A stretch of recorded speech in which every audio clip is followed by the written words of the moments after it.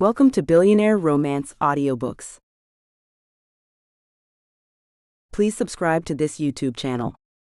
It helps more than you know and is the best way to stay up to date on our latest releases. When you subscribe, you'll also get notified when we release new videos.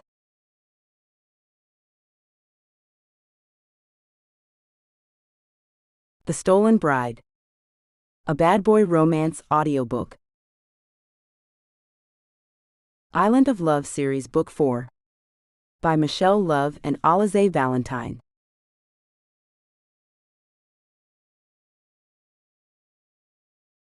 Chapter 1. Kara. The sunset really is prettier over the ocean, I think, as I wash the drying blood from my face. My skin hurts all over.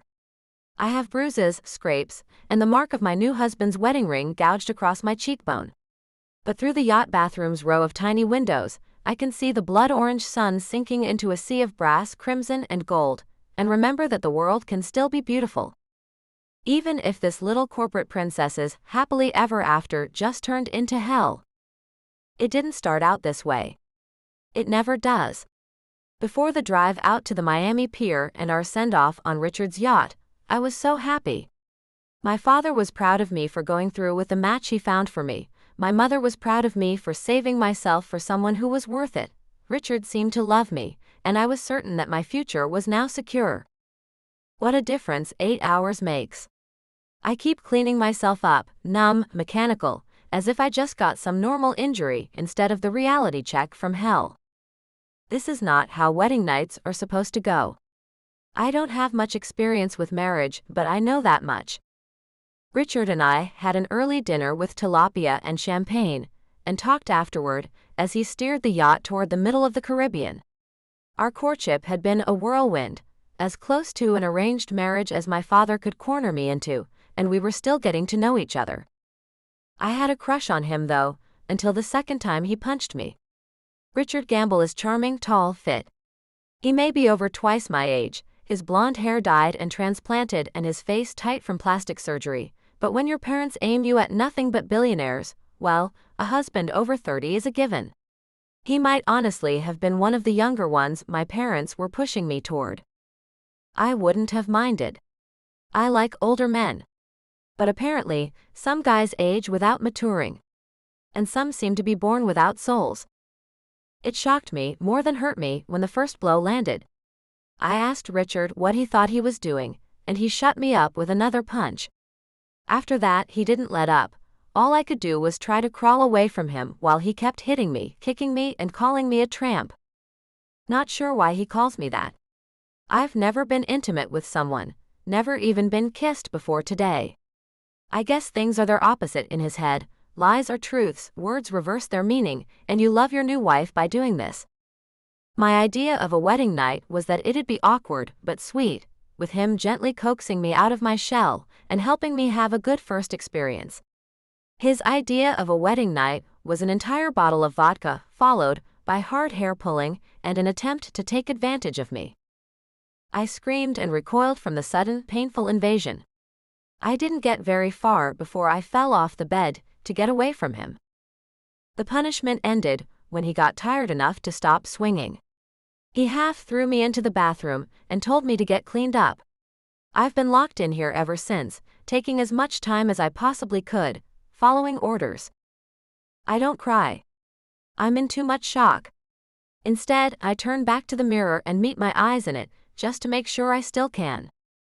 Their bright green clashes with the developing bruises, which stand out red and purple against my pale skin. I'm small and delicate-looking with pale blonde ringlets and an ingenuous look that right now is tainted by fear and disgust. But I'm not disgusted with myself. It's tempting to blame myself.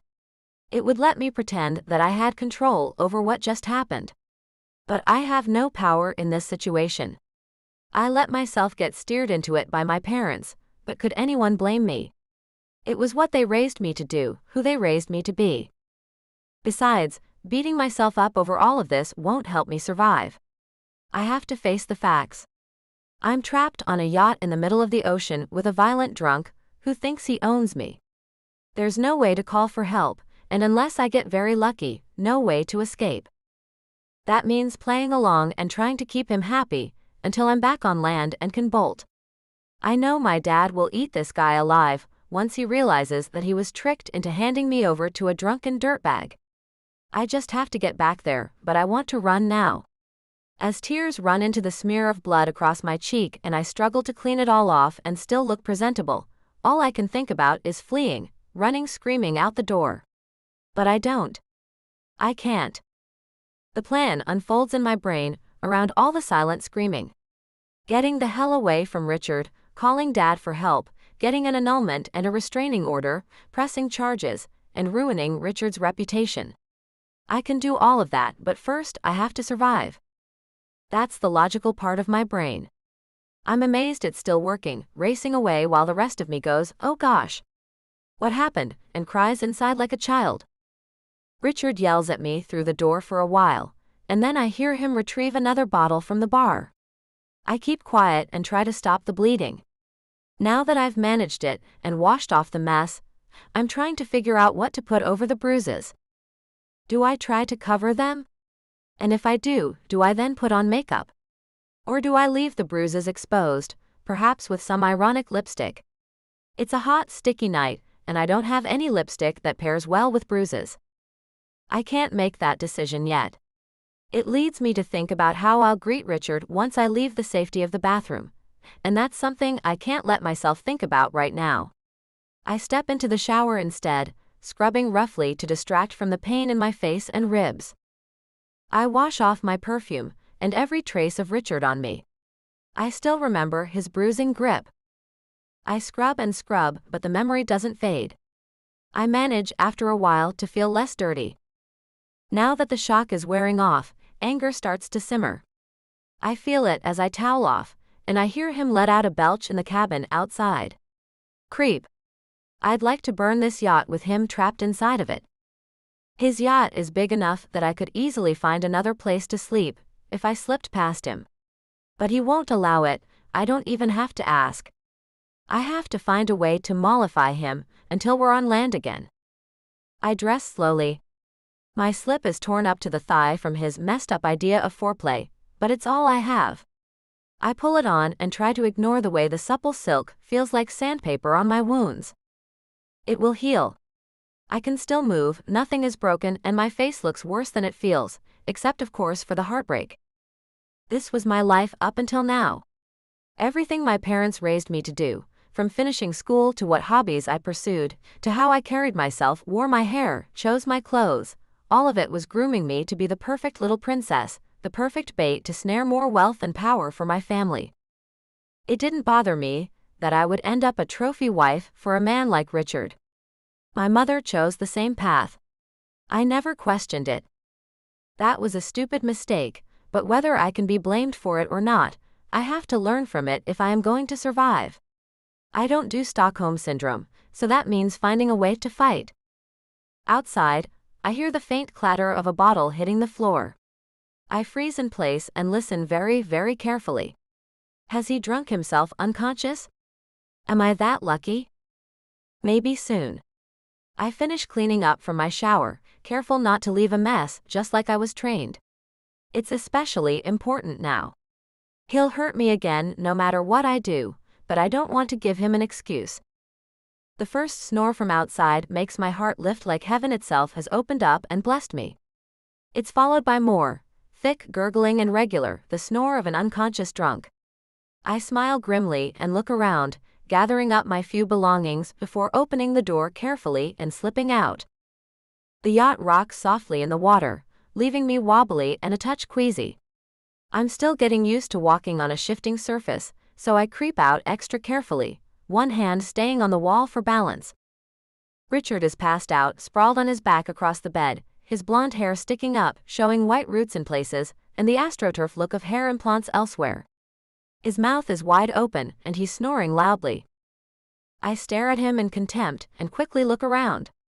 If I had a weapon, I would take his life without even thinking about it, and dump his body over the side. It's all that he deserves after what he did to me. But instead, I look around, trying to sort out what valuables I should take with me. I have no idea where the nearest island is, but I doubt it's U.S. territory. I might have to bribe my way back home. The sun is almost down. I leave the lights off, looking around solely at the dull red-orange glow from the windows. I change into a pair of safari shorts, a cream tank top, and my hiking sandals. I stuff my pockets with my wedding jewelry, looking up at him every few seconds. He doesn't move except to draw air and occasionally belch. Finishing up, I glance his way one last time and think of grabbing one of the fluffy down pillows and clamping it over his face. I think of smashing the booze bottles over his head one at a time until he's knocked out and helpless, and then setting the bed on fire. I think of a million violent horrors that up until now have only existed in movies for me, just like having the crap kicked out of me by a man who was supposed to love me. It feels good to admit that I want him dead, but I don't act on it. I guess I'm just not that kind of girl. Instead, I grab his wallet and fancy diamond-studded watch, stuff them in my purse and head for the deck. The yacht has to have some kind of emergency life raft or something I can use to get the hell out of here. And once I do, I'm calling Dad, getting back to the States and going public with what happened. I'm not just going to leave Richard, I'm going to ruin him.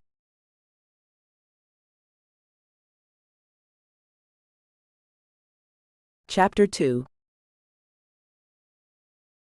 Jean. Renault, I'm telling you, it's too hot for the stealth motor. All the sound insulation will make it overheat. You'll have to cut it off every 45 seconds. Anton Acosta, mechanical genius and master of Cuban-style tech kludges, shakes his head worriedly as I stand on the dock next to him, double-checking my gear. The dock, like almost everything in Cuba, is old, the salt-bleached boards creaking under my feet as I go through my bag. Rope and grappling hook, check. Silk mask and gloves, check. Safe-cracking gear, check. Chloroform rags, taser, and a nylon backpack to hold the contents of Richard Gamble's yacht safe, check.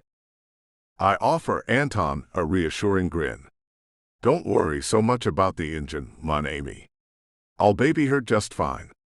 Besides, I always use the damn oars once I get within a certain range. Just make sure this time.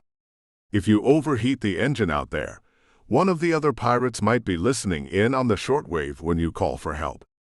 I do not want to end up towing you back home and patching bullet holes in the speedboat's hull again. Hey now, that was not my fault. You were the one who checked the boat. Why didn't you notice the LoJack those Bahamas dirtbags attached to the hull? Yes, well, I learned from my mistakes. I just want to make certain that you do as well. Anton frowns and fiddles with my speedboat's engine housing a bit, then sighs, shaking a head full of wavy coffee-colored hair as he closes the panel. Jean, are you even listening? Jean. I look up, meeting his big soft brown eyes with my sharp black ones, and turn serious a moment. I scratch at my spiky brown hair in irritation, then smooth it back with my palm.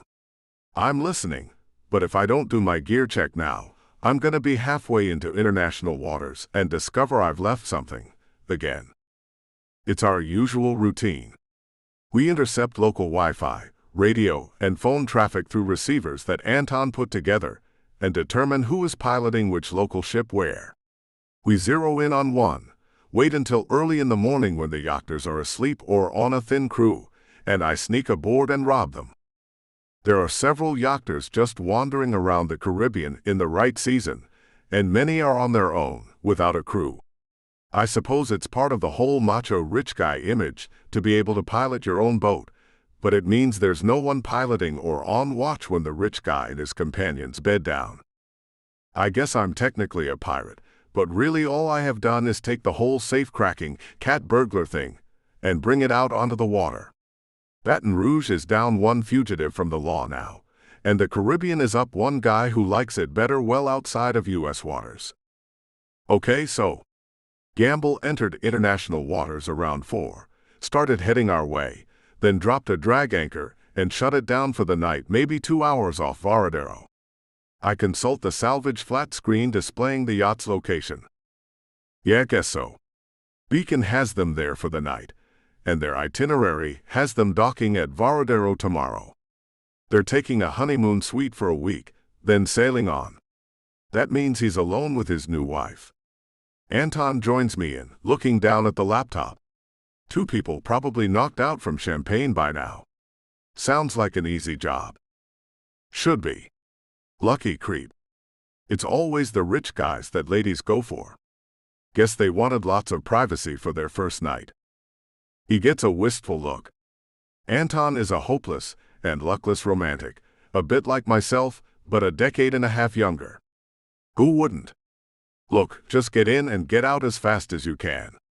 I have an engine to rebuild in the morning. Will do. I'll be done in time for you, me and your brother to have a late-night beer when he picks up the stuff to sell it.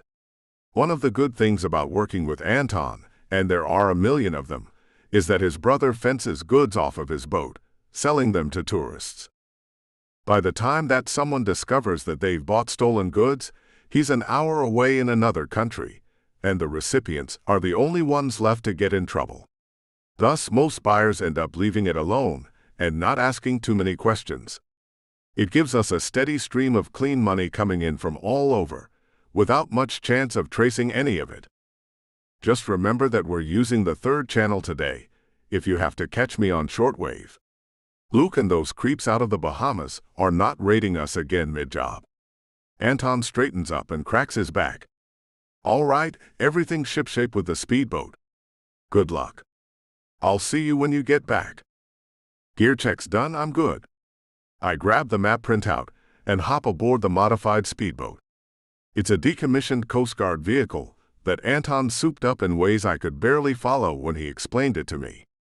All I know is it's fast, quiet, light enough to row once I get near the yacht, and has a small arsenal hidden inside of it in case things get crazy. Adios, he calls after me and I snort. Neither one of us particularly believes in God, but we believe in each other's skill and trustworthiness, and right now that's all we need. It's a quiet ride out to sea for about an hour and a half. The water is calm, the breeze is just strong enough to cool things down, and there are a billion stars overhead competing with the silver moon. Nights like this, I wish I had someone to share it all with, someone besides my beer buddy and partner in crime anyway. I miss having a nice lady in my life. I'm not into self-pity, but enjoying the night by yourself gets lonely after a while. At least if you're a guy like me. Anton and I have commiserated over many a beer about the sorry state of our romantic lives. There have been women, just not the right women. I never have a problem getting laid, but when it comes to having someone I really look forward to seeing day in and day out, I haven't had any luck beyond friends with benefits in almost 10 years. There was Shayla in New Orleans, who was saving herself for marriage until one of my then friends had gotten her drunk on absinthe and raw dogged her in my apartment living room. There was Margaret in Baton Rouge, a sweet, gentle married woman who told me about her actual status the day she went back to her husband. There was Carol Ann in Miami, whose husband tried to come back after abandoning her for 4 years and who chose him over me. There was Andrea, whom I would have married had she not cheated on me twice. There were tons of others that I had tried with, but I just did not feel that spark. Fortunately, finding hot women in the Caribbean was ridiculously easy. It was finding ones who wanted more than a vacation boyfriend that was tough. Not that I should be complaining. In spite of being able to get a woman pretty much whenever I want to, at times like this, I look up at the sky and wonder if I'll ever have anyone waiting for me when I get home. I wonder if I'll ever have the whole wife and kids thing. I wonder if I'll settle down and give up my career of larceny on the high seas. The engine is whisper quiet for an outboard. I baby it as much as I can, running it long enough to get good forward momentum, then cut the engine and let it cool down while the boat glides through the water. In the quiet between running it, I can hear the night, the soft splash of water, the whisper of the wind, the faint sounds of other boat engines running somewhere in the dark. It's a soft, warm night, relaxing and full of promise. I smile a little as I turn the engine back on and start forward again. It won't be long until I'm there. Finally, the dark hull of the yacht appears ahead, floating in the water without so much as its deck lights on. Someone could run into it out here. Either Gamble has no sense, or he's gotten so wrapped up in his new wife that he's forgotten things like making sure his yacht is visible to passing ships. It makes things easier for me, though. It guarantees they won't see me coming. I cut the engine and put the oars in the water, rowing forward with my eyes on the yacht the whole time. I pull the boat through the water with long strokes, my eyes locked on the deck, where nothing moves. But then I notice something in the water beside the yacht, and slow down. It's yellow rubber, a life raft. It's floating a few inches below the water's surface, and now and again, a fresh froth of tiny bubbles escape from it, and it rides a little lower in the water. It looks like someone was trying to deploy it when they discovered the holes in it. Did they then go to bed, or are they up there still in the dark? My heart starts beating fast, and I peer at the deck again for signs of a flashlight being used. Nothing. If someone's on deck, they're likely sleeping too. I hate the unknowns in this business. They're the thing most likely to get you killed or make you fail your job. And unlike in most areas of employment, messing up when you're burgling places can get you jailed or worse. I stare at the darkened yacht for a few more moments, then row forward, pulling up to its side not far from the swamped life raft. The first part, of course, is tying my boat. Anton has supplied me with ropes tipped with small bolos. I grab one and sling it around a few times, then release it toward the deck railing. The bolo flies true, wrapping its weighted ends around the railing, and I give it a yank to tighten it up. I tie off the boat, then grab my rope and grapnel. The rope has knots tied in it every foot, so I can use it for climbing more easily. I don't want to fire the grapnel using a grapnel gun. Instead, I swing it over my head around and around in a circle, until it's pulling hard at its own tether and I know it will fly true.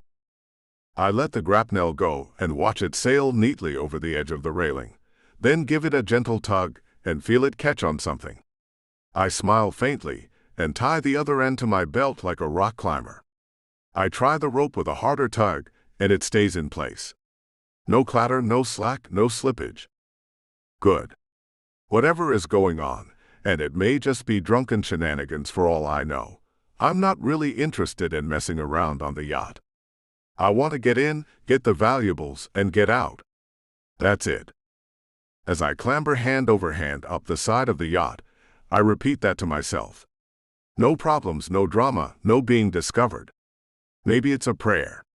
Maybe it's a mantra to help me focus, or maybe it's a superstition, like burning the hand of glory before a job. I'm a thief. Ultimately, no matter what skill, tools, or help I have, part of my job always hinges on luck. I always find some way of crossing my fingers on the way in. I swing over the railing once I get to the top, and land in a flexed crouch on the other side. My eyes scan across the deck as I stand still, ears pricked. I don't seem to have any company. But then I hear weeping, and I feel something seize up inside me. Crying women get to me, whether or not I'm the idiot that made them cry. The despair in that weeping female voice reminds me so much of my mother that my chest tightens. I shouldn't investigate, soft heart or not, for women suffering.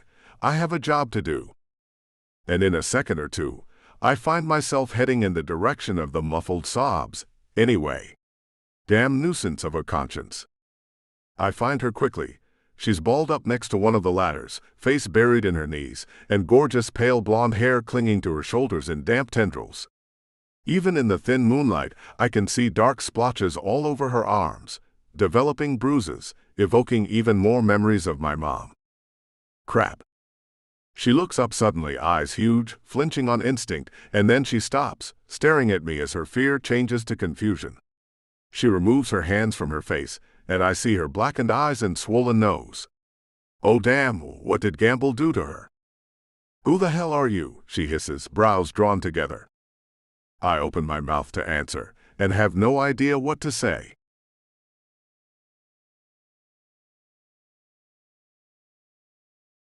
Chapter 3. Kara. I just found out what absolute despair feels like, and I never want to feel that way again.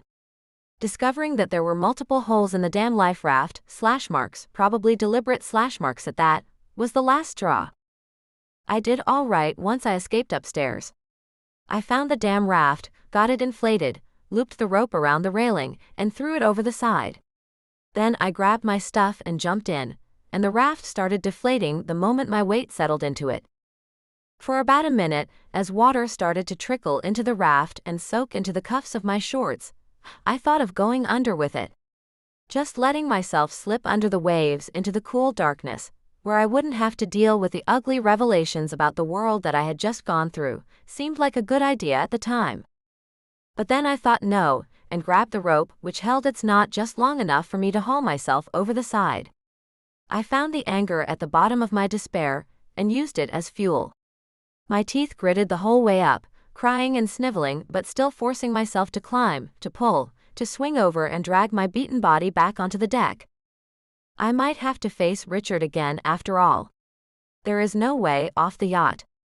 And unless I find some way of killing him, I'll have to go through the hell of playing nice with him until I can get away. I cried with frustration when I discovered that the slashed-up mess slowly sinking into the water was the only life raft on board, but I didn't let myself give up hope. I hate the idea of even looking at Richard's face again unless I am watching him be arrested, but I also know that letting myself die is not an option. I will survive. I will find a way. And then I will find a way to get revenge on Richard for his lies, his cruelty, and his thinking that he can treat me any damn way he wants. My tears are catharsis, not a sign of weakness. I'm getting rid of some emotional poison, so I can move on and start putting my plans in motion. I'm still sitting there when I become aware that someone else is on the deck. A complete stranger, quietly standing there watching me. I look up and see a lean, muscular form, lithe and tall and dressed in a loose black tank top and pants, staring back at me curiously. His eyes look black in the moonlight, and his spiky hair reflects glints from the tips of each strand like the pelt of a wolf.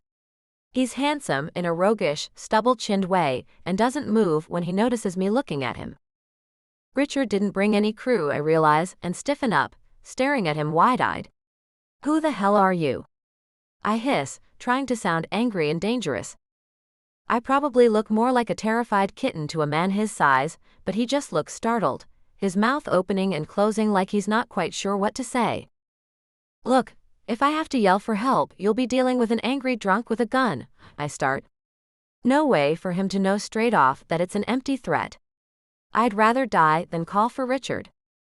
"No," he says in a hushed voice that is deep and has a faint French-sounding accent. Cajun, maybe? I can't tell. "No, don't." He holds up a placating hand. "I don't mean any harm. I just was out doing some stargazing, and I saw that, completely dark boat in the middle of the water and that deflated lifeboat. It's very likely crap, and I feel myself bristle inside. I'm getting sick of men lying to me, especially older ones who should know better. And I wanted to make sure that everything's all right here." His eyes search my face and take a detour into my cleavage. He's nervous, but not so nervous that he isn't acting like a typical dude. I look at him, take a deep breath and decide on something crazy. Do I really look like everything's all right? I growl, flaunting my face at him. He flinches slightly, and I get right to the damn point. "You've got a boat?" He smirks a bit weakly. "Well, I didn't swim here." I nod. "Good enough. I'll give you $20,000 for a ride to Miami." He hesitates, but I can see from the way his eyes flick from my face to my engagement rock and my designer purse that I've caught his attention. What's the catch? I can't even access it until I've made a phone call and can visit a branch of a U.S. bank. It's crap, but not by much. My father is co-signed on all but one of my accounts, and he'll know if I draw out any money and where I was when I did it. Until I have had a chance to warn him about Richard might weasel that information out of him in the guise of a concerned husband with a missing wife. The hunk with a dubious backstory frowns, considering me. "How about a compromise? I'll get you to Cuba, and make sure you are able to get a plane back to Miami for $10,000, payable in advance. I feel my heart sink, and then remember the contents of my purse. What form will you take it in? I pull out Richard's wallet and open it. He's got a bankroll in there, but it can't be more than $1,000. But his cards, his watch, the ring he gave me, which I want to unload as fast as I can, those have to be worth something. Cash or jewelry? His eyes flick over the contents of the wallet. Can't use those cards, they track 'em. What about this? I pull out the platinum and diamond blinged out watch that he wore for our wedding. It looks like something a pimp might wear, and I can only guess how much it costs. His eyes widen and he licks his lips. Holy cow. Yeah, I would say that just its materials would cover it. Then he looks at me again. You want to tell me what happened? I want to ask him why the hell he would care, but I can see the concern in those deep black eyes, and it stops me short. I wasn't expecting it and feel a lump forming in my throat. I swallow it down, irritated with myself. But before I can say anything further, I hear a clatter in the cabin below decks. Kara, Richard calls in a thick voice, and I feel my blood run cold. The stranger sees the look on my face and his eyes widen. He did this. I nod mutely and barely manage to mouth the words, "We have to go." I hold out the watch, and after a moment's hesitation, he takes it. Deal, he mutters. Kara. You little tramp, where the hell are you? I want my wedding night. My stomach boils at the sound of Richard's voice. I get up and look over the railing, and see a very plain-looking black speedboat tied up alongside the yacht. A knotted rope hangs down to it from a grappling hook. Can you climb? The stranger starts, but I'm already throwing my aching body over the railing and forcing myself to clamber down the rope. It seems to take forever, knot by careful knot, my arms trembling by the time I lower myself to the rocking deck of the speedboat. A second later, I see him cut the ropes, grab the grappling hook, and leap down to me. He lands as easy as a cat just a few feet from me, rocking the boat a little. I sit down hurriedly, and he throws himself into the cockpit and starts up the engine. Kara? Kara. The sleepy demand turns into a shout of outrage as I hear Richard come clattering up the stairs. Terror washes through me like icy water. I gasp for air, tears starting in my eyes. But then I look at the man at the helm and freeze in shock. The man pulls out a heavy caliber pistol, a grim look on his face. For a moment, as Richard's yelling gets closer, I almost think that he's going to shoot the man that hurt me as soon as he shows his face, but he doesn't aim up past the railing. Richard reaches the edge and leans on the railing, looking down at us, his face a slowly darkening oval in the faint moonlight. You little tramp. Where do you think you are going? The stranger fires. Richard lets out a yelp and ducks back away from the railing. I clap my hands over my ears, which ring from the shot. The pistol fires twice more, putting 2 more bullets in the hull just below the waterline. The 4th goes into the engine. Don't think he'll be following anytime soon, the stranger says with a naughty glee in his tone as he swings the powerful, surprisingly quiet boat away from the yacht and off into the night. Staring at him in amazement, I feel a sense of hope start to trickle back, along with baffled curiosity. Who is this man? And what have I bought into by trusting him?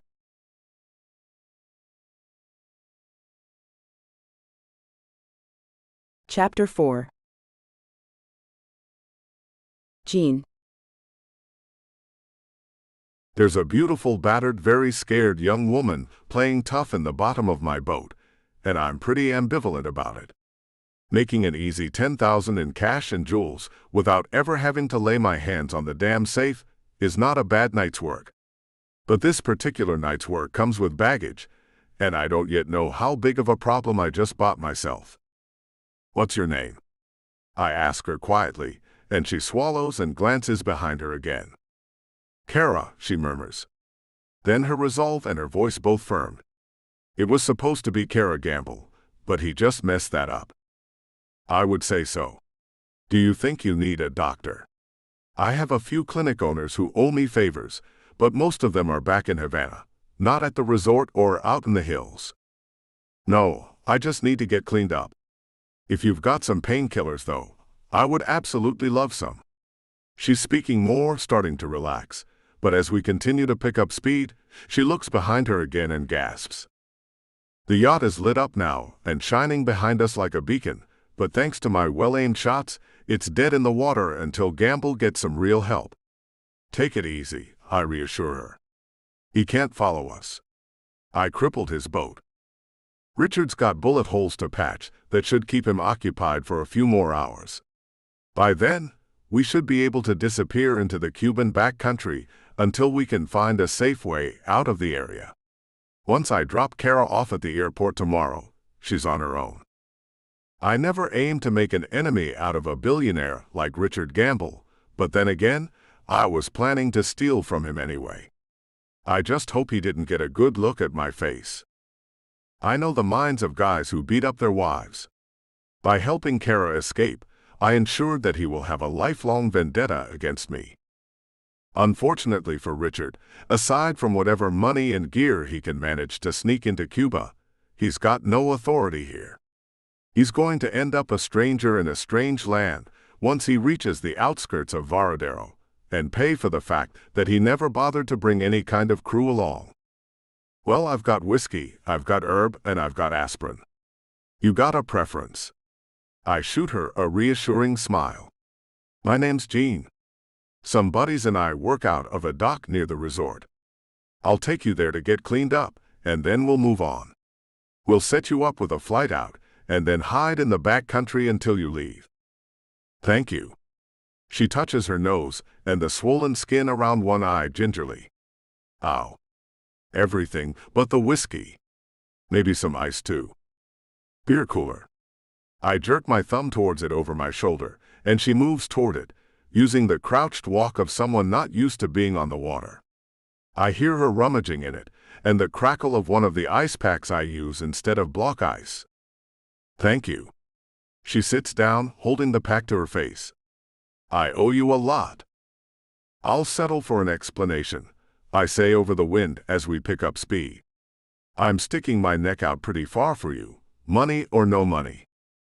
My father's worth $4 billion, and my trust from my grandfather is about 1/10 of that.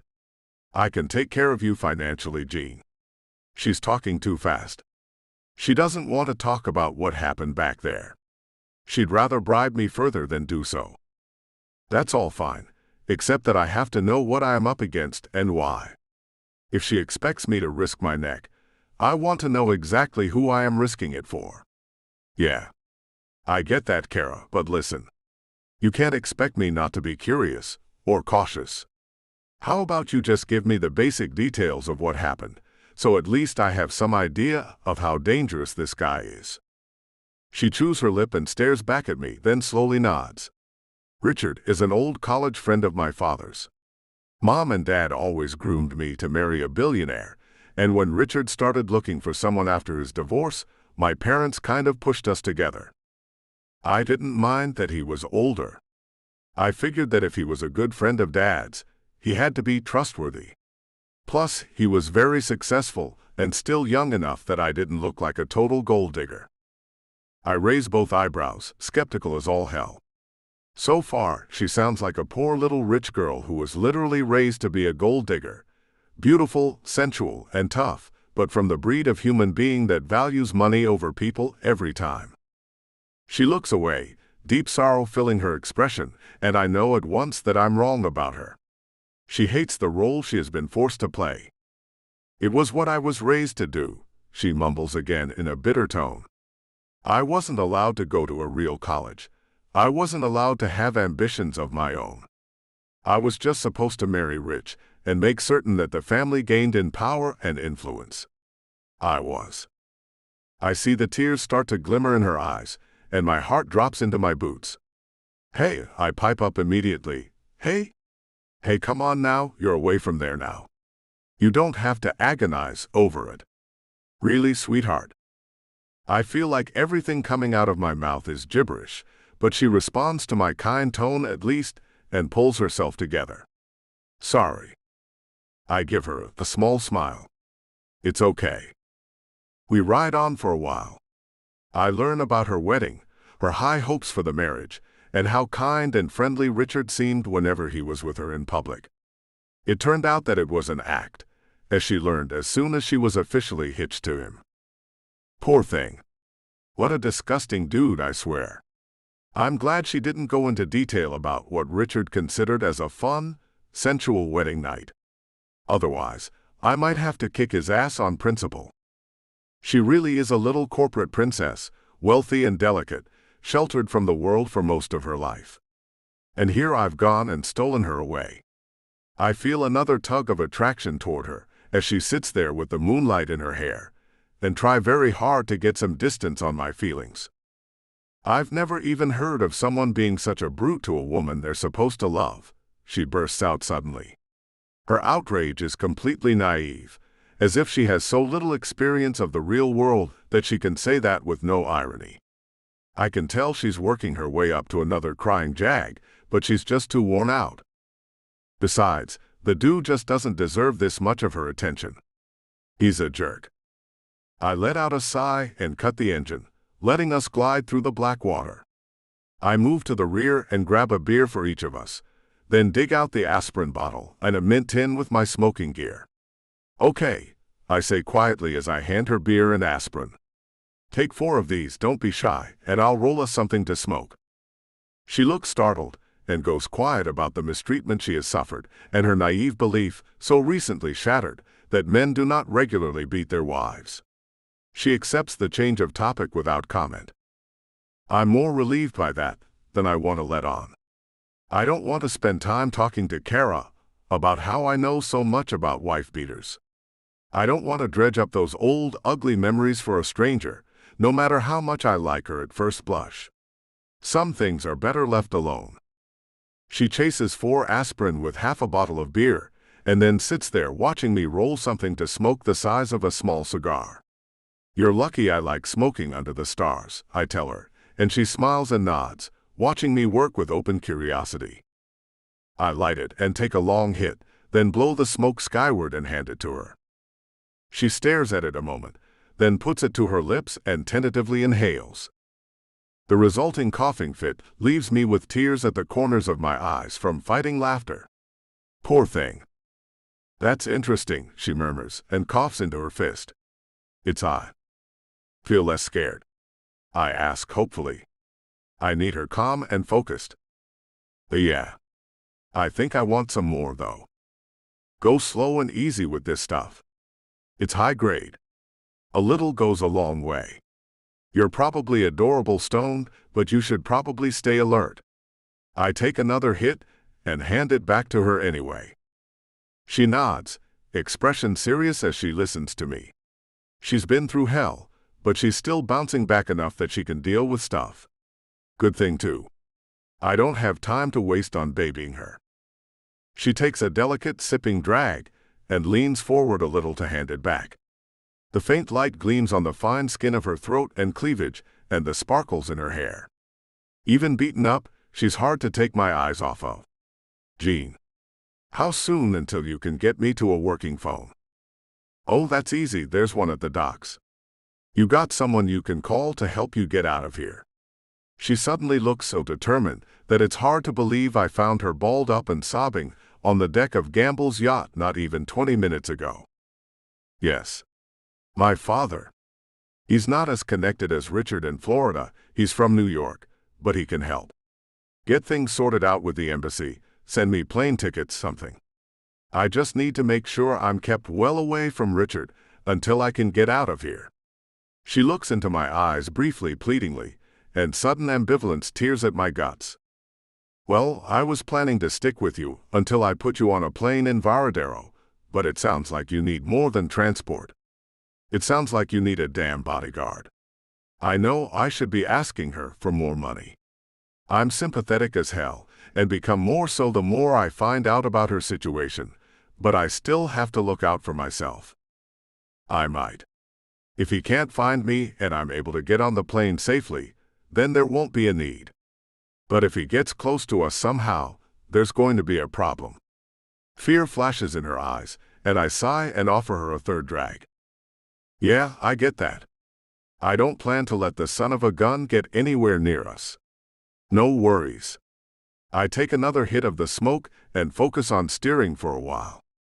The cannabis is helping my mood and her nerves, so I don't actually mind if we both get a little stoned. We sit quietly for a while as I steer, and the herb creeps up on us both. Finally, she breaks the silence. "There's just one more thing I need from you to seal the deal here," she says.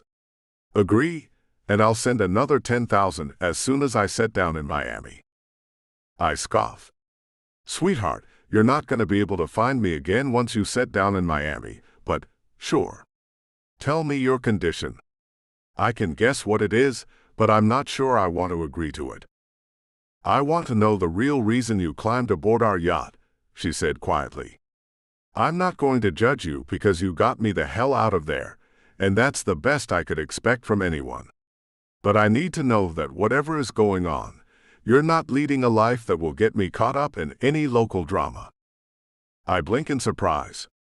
She's got an apologetic look on her face, like she knows she's had to drag me into some of her drama, but she's still trying to feel out whether to trust me, and I know it, so I don't take her nosiness too personally. I asked her to forgive mine, after all. Damn. I kinda hoped I could just use the stargazing excuse, and you wouldn't ask too many questions. I give her a slightly sheepish grin that I hope charms her a little. It fades when I notice her continuing to stare seriously at me. "Okay, fine," I sigh. "Look. I hope you weren't expecting me to be some kind of vigilante hero or something. Because really, I'm anything but." She nods slowly, watching me. I turn back around, give the engine another 45 seconds, and check the instruments, trying to figure out what in the hell to even say to her. It's not that I'm ashamed of the truth, but I'm a common thief. Just knowing about my line of work has the risk of dragging her into my drama. "Crap," I mutter. "Well, anyway, truth is, I thought she was abandoned and I was going for salvage. Didn't expect to end up salvaging a person. But I figure it's time well spent, especially since you're paying me." "A salvager?" Her eyes peer into mine curiously, and I keep my smile firm. It is as close to a straight answer as I'm willing to give someone I don't know all that well. "Yeah." I see the lights of the pier off in the distance and smile to myself. "Okay," she finally says with a shrug and a smile. I look back at her and breathe a little sigh of relief. I don't know how to explain to her that I'm a professional thief.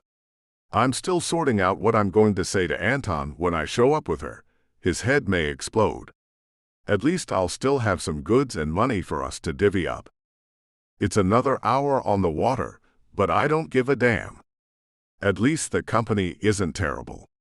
In fact, she's damn attractive, even all messed up in the face.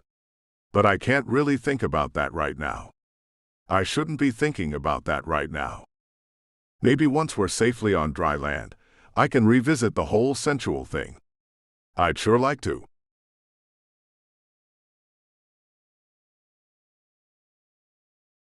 Chapter 5. Kara. The smoke forces the terror to take its claws out of my heart, and I sigh as my whole body starts to relax. I've never been a drug person. My parents watched me too closely. But this is nice. Gene says he's a salvager.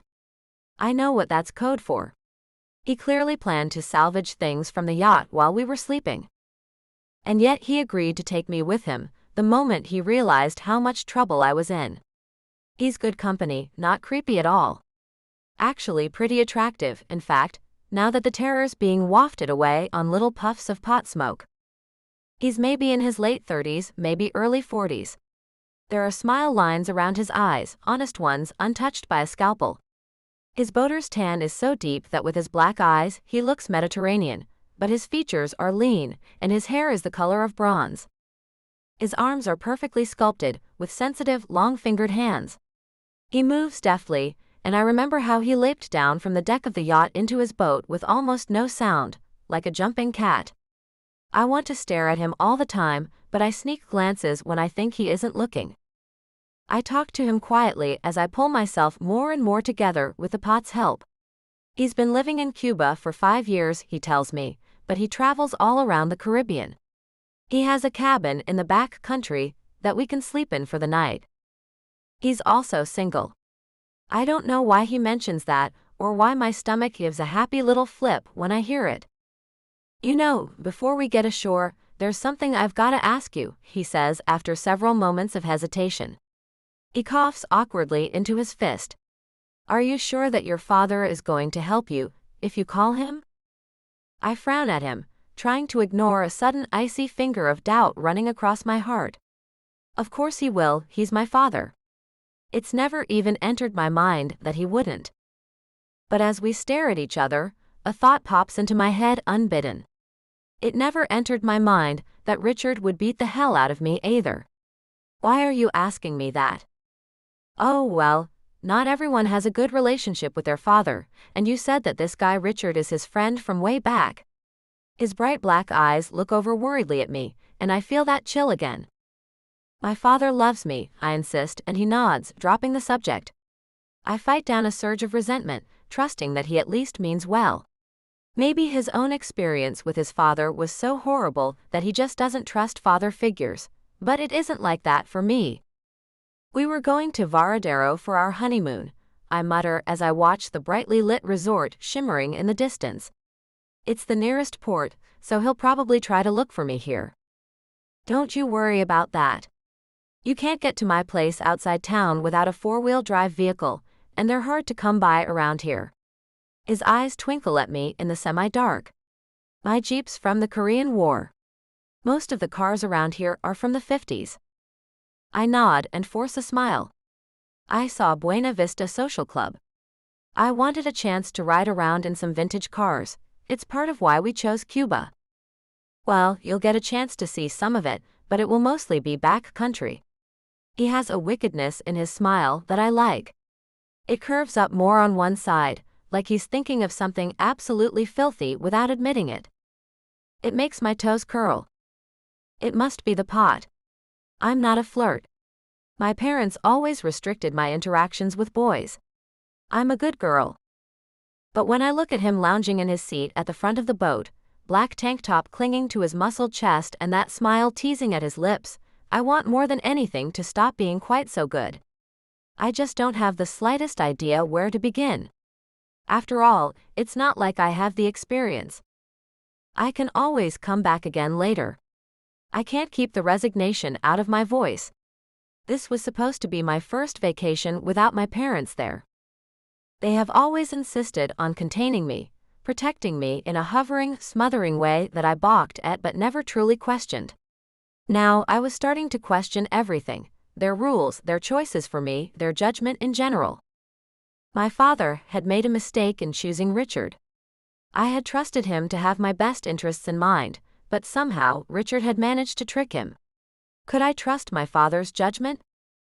I do wish I could have had some fun here before the roof fell in on my life, I sigh, maybe whining a little, but I'm tired and don't care. But he never even let me see the shore. Jean's face falls. Now, that's a little depressing. I can at least make sure you get a nice Cuban meal before you go. I blink at him as he fires the engine again. He keeps doing so at intervals, under a minute each time, and the surprisingly quiet rumble of the motor undercuts our conversation. Is it safe for us to go to a restaurant? I ask dubiously, and he laughs. No need to go out. I've got a good buddy who cooks a mean sopa vieja and owes me a favor. He grins and winks, and I wonder what kind of dish is named after old clothes. By the time that we get to the old, dimly lit dock about a quarter mile down the coast from the resort, I'm so exhausted and sleepy from pot that my eyes have trouble staying open. He watches me, chuckles a little, and reaches into the cooler to fetch me a cold coffee drink. Here you go. Thank you. I hastily swallow the bittersweet liquid as he steers us almost gingerly toward the pier. I look over the pier as he pulls up to it, and then leaps out to tie off. It's old, the boards and pilings are white and cracked, and at the far end a single small portable building from decades ago squats on stilts above the sand. There is a light on in the building. As he shuts the engine down and then offers me a handout, the door of the portable opens, and a slim young Cuban man with a stressed look on his face hurries out toward us. He's wearing a pale striped t-shirt, ragged cutoffs, and old leather sandals that he has repaired with thick stitches more than once. His hair is a wavy deep brown mop, and his face is youthful. He looks maybe the same age I am.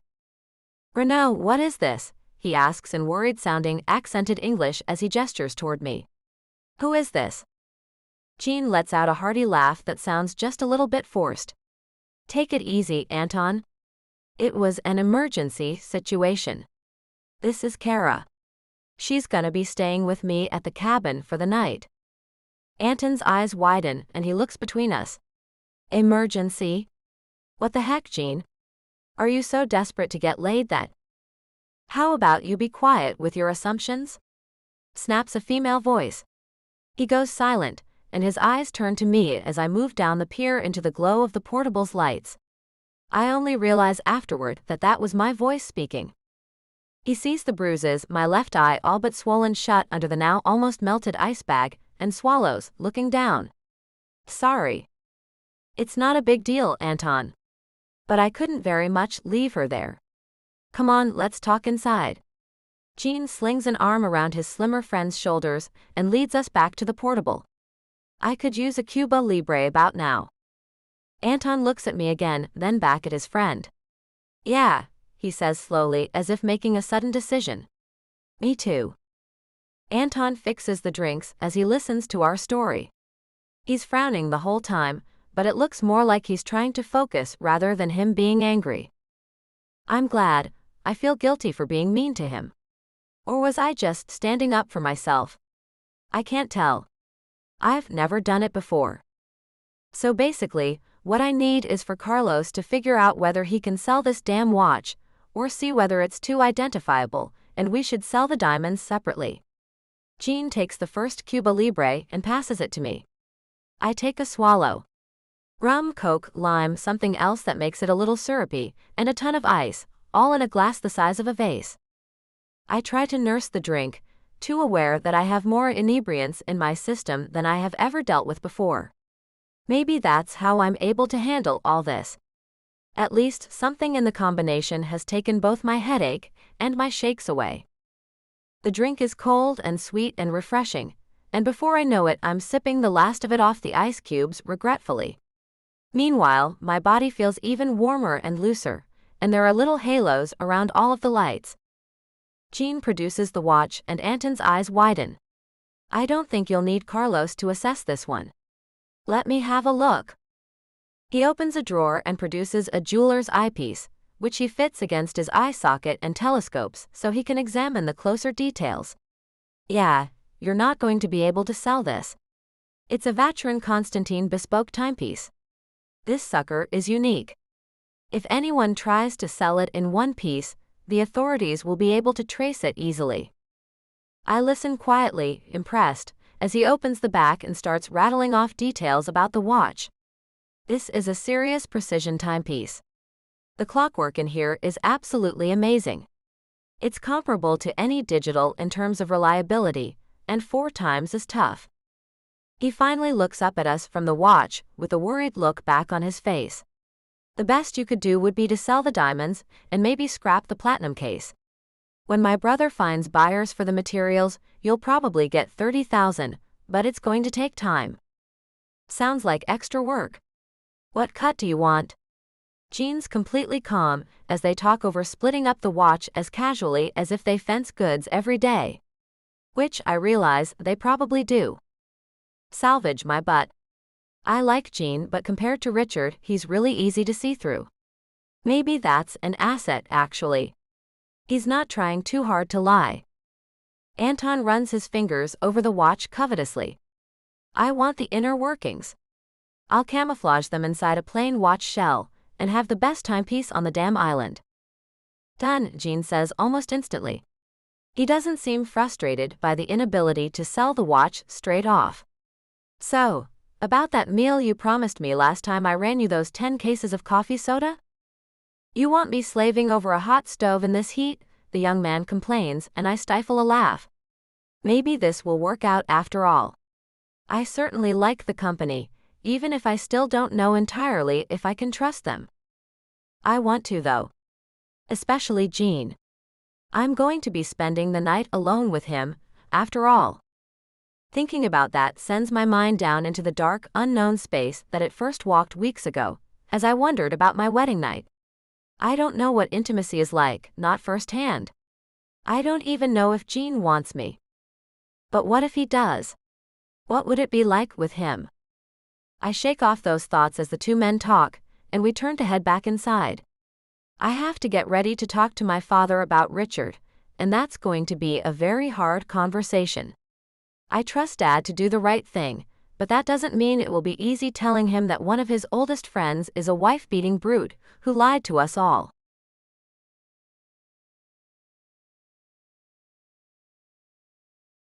Chapter 6. Jean. Are you completely out of your mind, Renaud? Anton asks me in a low voice as soon as we are alone.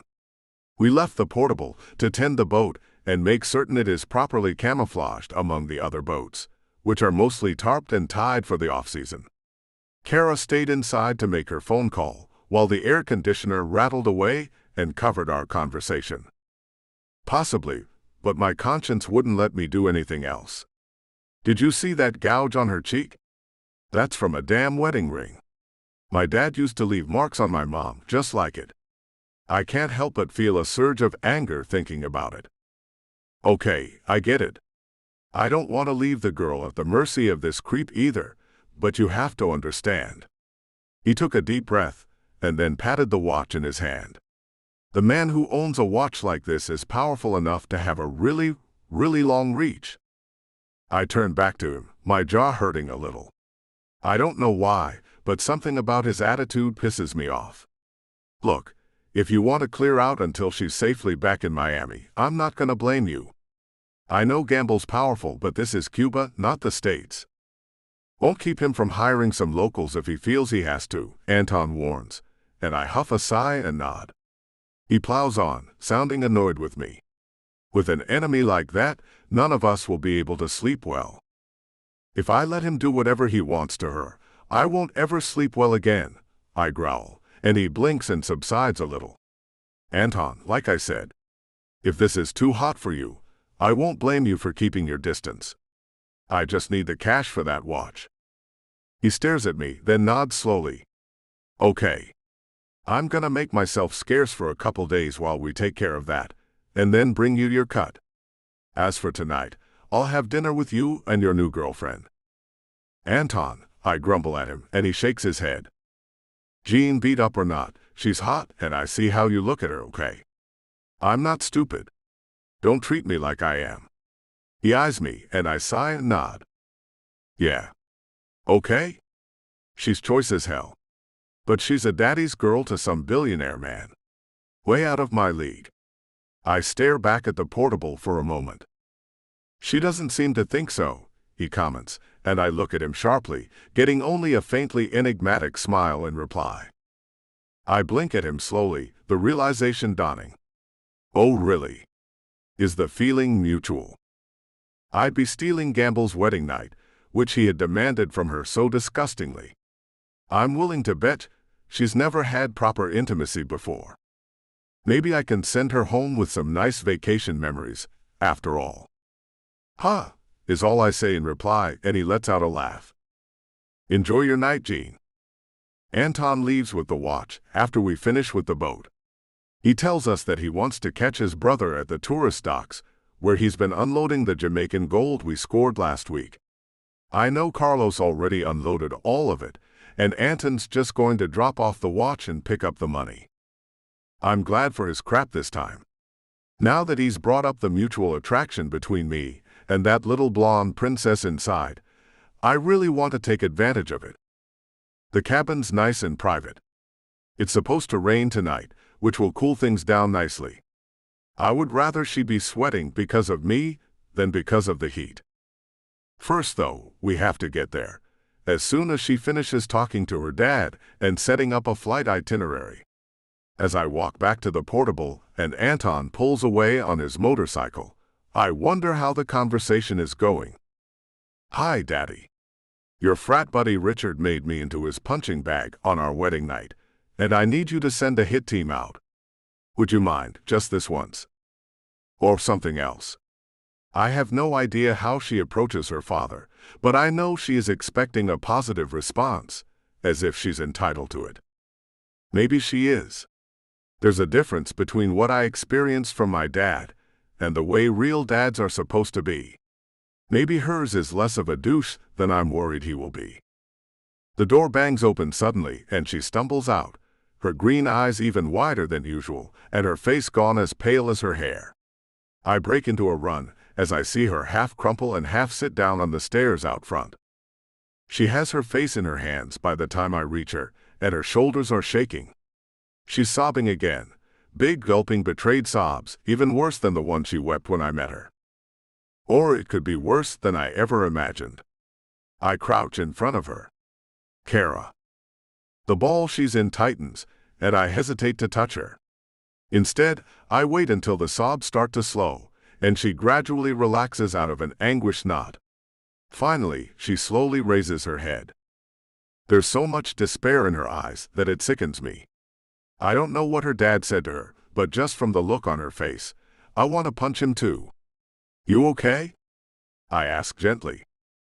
Her lips tremble, and she makes small, tormented whimpers and sniffles as she struggles to keep from bursting into tears again. She looks so completely crushed that after a moment, I can't help but reach over and put my hand on her shoulder. She lets out a little cry and throws herself forward into my arms. I catch her and stand there a little awkwardly while she trembles against me, her heart beating fast and hard. She clings to me, digging her fingers into my shirt so that the tips press hard against my back. I don't mind. I hold her as firmly as I can, eyes closed, determined to comfort her now that I know she'll accept it. I can enjoy the warm curves of her body pressing against me when she's not hanging on to me, as if to a ship's mast in a storm. I wrap my arms around her, and it's a nice fit. She's so small and light that I have to be careful how I squeeze her, but she still feels good nestled against my chest. But she's sobbing still, and I stroke her hair and look down at her worriedly, wondering how the hell to fix this. Clinging to a guy she's just met like I'm her only friend in the world. Geez, what did her dad say to her? I've never seen anyone look so lost before now. Aside from myself in the mirror when I was a kid, anyway. Crouching down a little, I scoop her up and carry her inside as she trembles and hides her face against me. There's a ratty couch in the corner with an army blanket over it. I settle onto it with her and let her ball up sideways in my arms. Finally, she calms down and sits there catching her breath, and I watch and wait. She turns her head to look at me, the last of her mascara running across bruised flesh, and I put all the sympathy I've got into my expression. What is it? My father, he got mad at me. He acted like it was my fault that Richard attacked me, and he's angry that this has probably blown the business deal he had brewing with Richard. That was all he cared about. Tears spill down her cheeks as she goes on. So I begged to talk to Mom, but she just gave me one of her concerned-sounding lectures about working things out. I told her I'm covered in bruises, and she acted like it was normal. Her voice breaks at the end in complete horror, and I shudder and hug her tighter. Maybe it is normal for her mother. Maybe she's from a long line of bruised princesses, bred to satisfy soulless old rich men, and blaming themselves for their husband's every act of cruelty. So there will be no help from them then, I conclude, while restraining myself almost bodily from calling her father a useless creep. No. They think they're madder that I kicked up a fuss about being beaten and ran away from him. My dad's freezing my accounts to try and force the issue. He won't release Grandma's money until I go back to Richard. What the heck? I stare at her. So, I'm pretty sure none of that is legal. My quiet statement breaks through her despair. She blinks up at me, brows drawing together slightly. What do you mean? He can't block your inheritance, and he's not allowed to log you out of an account unless you co-sign on the change. He can report your card stolen and change your PIN, but that's it. I took a deep breath. When you get home, You can retain a lawyer and give him your story. I'm sure he'll take your case." I tried to give her some hope. "There's more to it," she breathed, her expression going almost contrite. "I told them where I needed the tickets and money sent before I knew they wouldn't help me." Crap. I heave a deep sigh. "That means they'll send Richard right to the local airport to wait for you. We have to get you to Havana instead." "I'm sorry," she starts, and I shake my head and start stroking her hair again. It seems to do the trick for quieting her down. "No. No need. You didn't do this to yourself. You trusted your parents and you trusted Richard, and it sounds like they all screwed you over. It's pretty typical of rich people, in my experience, which is why I had always targeted them exclusively." She doesn't need to hear that opinion out of my mouth. She'll think I apply it to her too, but I can't. The more I get to know her, the more I realize that one of the reasons she's so hurt right now is that she's such an idealist. An idealist from a family of rich predators is bound to suffer, especially if she's naive and sheltered, which she clearly is. I can tell she's not just hurt by what her parents have done, she's horrified. Her tears aren't just about physical and emotional pain. She just realized what I had discovered back when I was 7, way too young in my case, not young enough in hers. She's learned that even people close to her can be hard, cold, and manipulative, and will hurt her even if she never did a thing to deserve it. "This just isn't right," I growl, still cradling her. I feel her stiffen slightly at my angry tone, and then relax against me again as I bury my nose in her hair. She takes a deep, shuddering breath, strangely calmed by my angry outburst, and her shivering gradually winds down. "What do we do now?" Her voice is still breathless, but no longer filled with despair. "Tonight we sleep in the cabin, and tomorrow morning, we start out overland to Havana. And you, my dear, are gonna go home, get your money, get a lawyer, and get your revenge. I don't think I can do this alone." Her eyes pled up at me, and I feel a shiver go through me. I can't go back to the States. I've got a federal warrant on me for stealing the jewel collection that bought my boats, jeep, and cabin. "That's why you get a lawyer as soon as you go back. Because you're right, you're going to need an expert to take out both Richard and your father."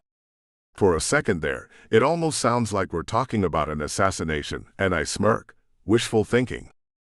She nods mutely up at me. "Okay. I think I can do that. Do you have any friends back in the States that you can stay with?" I shouldn't care. I shouldn't even be asking, but I can't help it. She's gotten that far under my skin. "I have a few. Most of my friends are friends of the family, but not all. I made a few connections in finishing school." She looks a little embarrassed. "Finishing school? Holy crap. I don't think I have ever met anyone who has actually gone to finishing school." I try not to laugh. She's going through a rough patch and probably can't handle more than gentle teasing. The one I was sent to was very old school." She glances up at me, then away again. I can't say I learned much of anything there, besides how to smile my way through uncomfortable situations. And I'm terrible at that. "Maybe you can tell me about it on the way to Havana," I comment, as I finger-comb her hair back from her tear-stained face. Her smile goes even more awkward. "Oh, it's pretty boring. I'm sure that you have plenty of stories that are a lot more interesting." "Yeah, maybe. But how much should I tell her?" My stomach twists a little. I'm not sure which ones to tell you. Some of them might scare you off.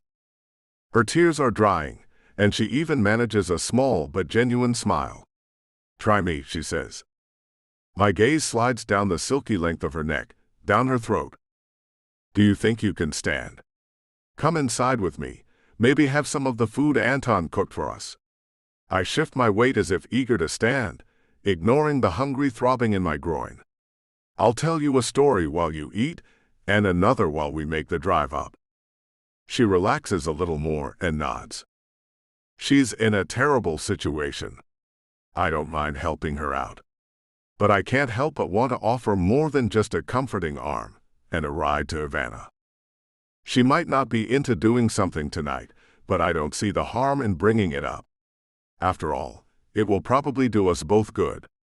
I've never met a woman whose mood wasn't improved by some intimacy and a good night's sleep.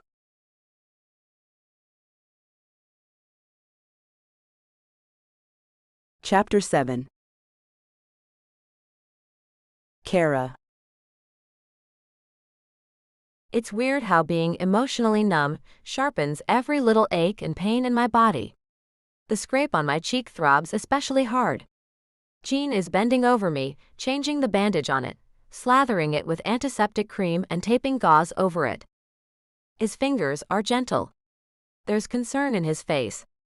I still want to hide from him. I'm a mess, I sigh. You're beautiful, he insists, and I feel a catch in my throat and shiver. You just got beat up. You'll heal, and meanwhile, only an idiot would expect you to be photo-ready.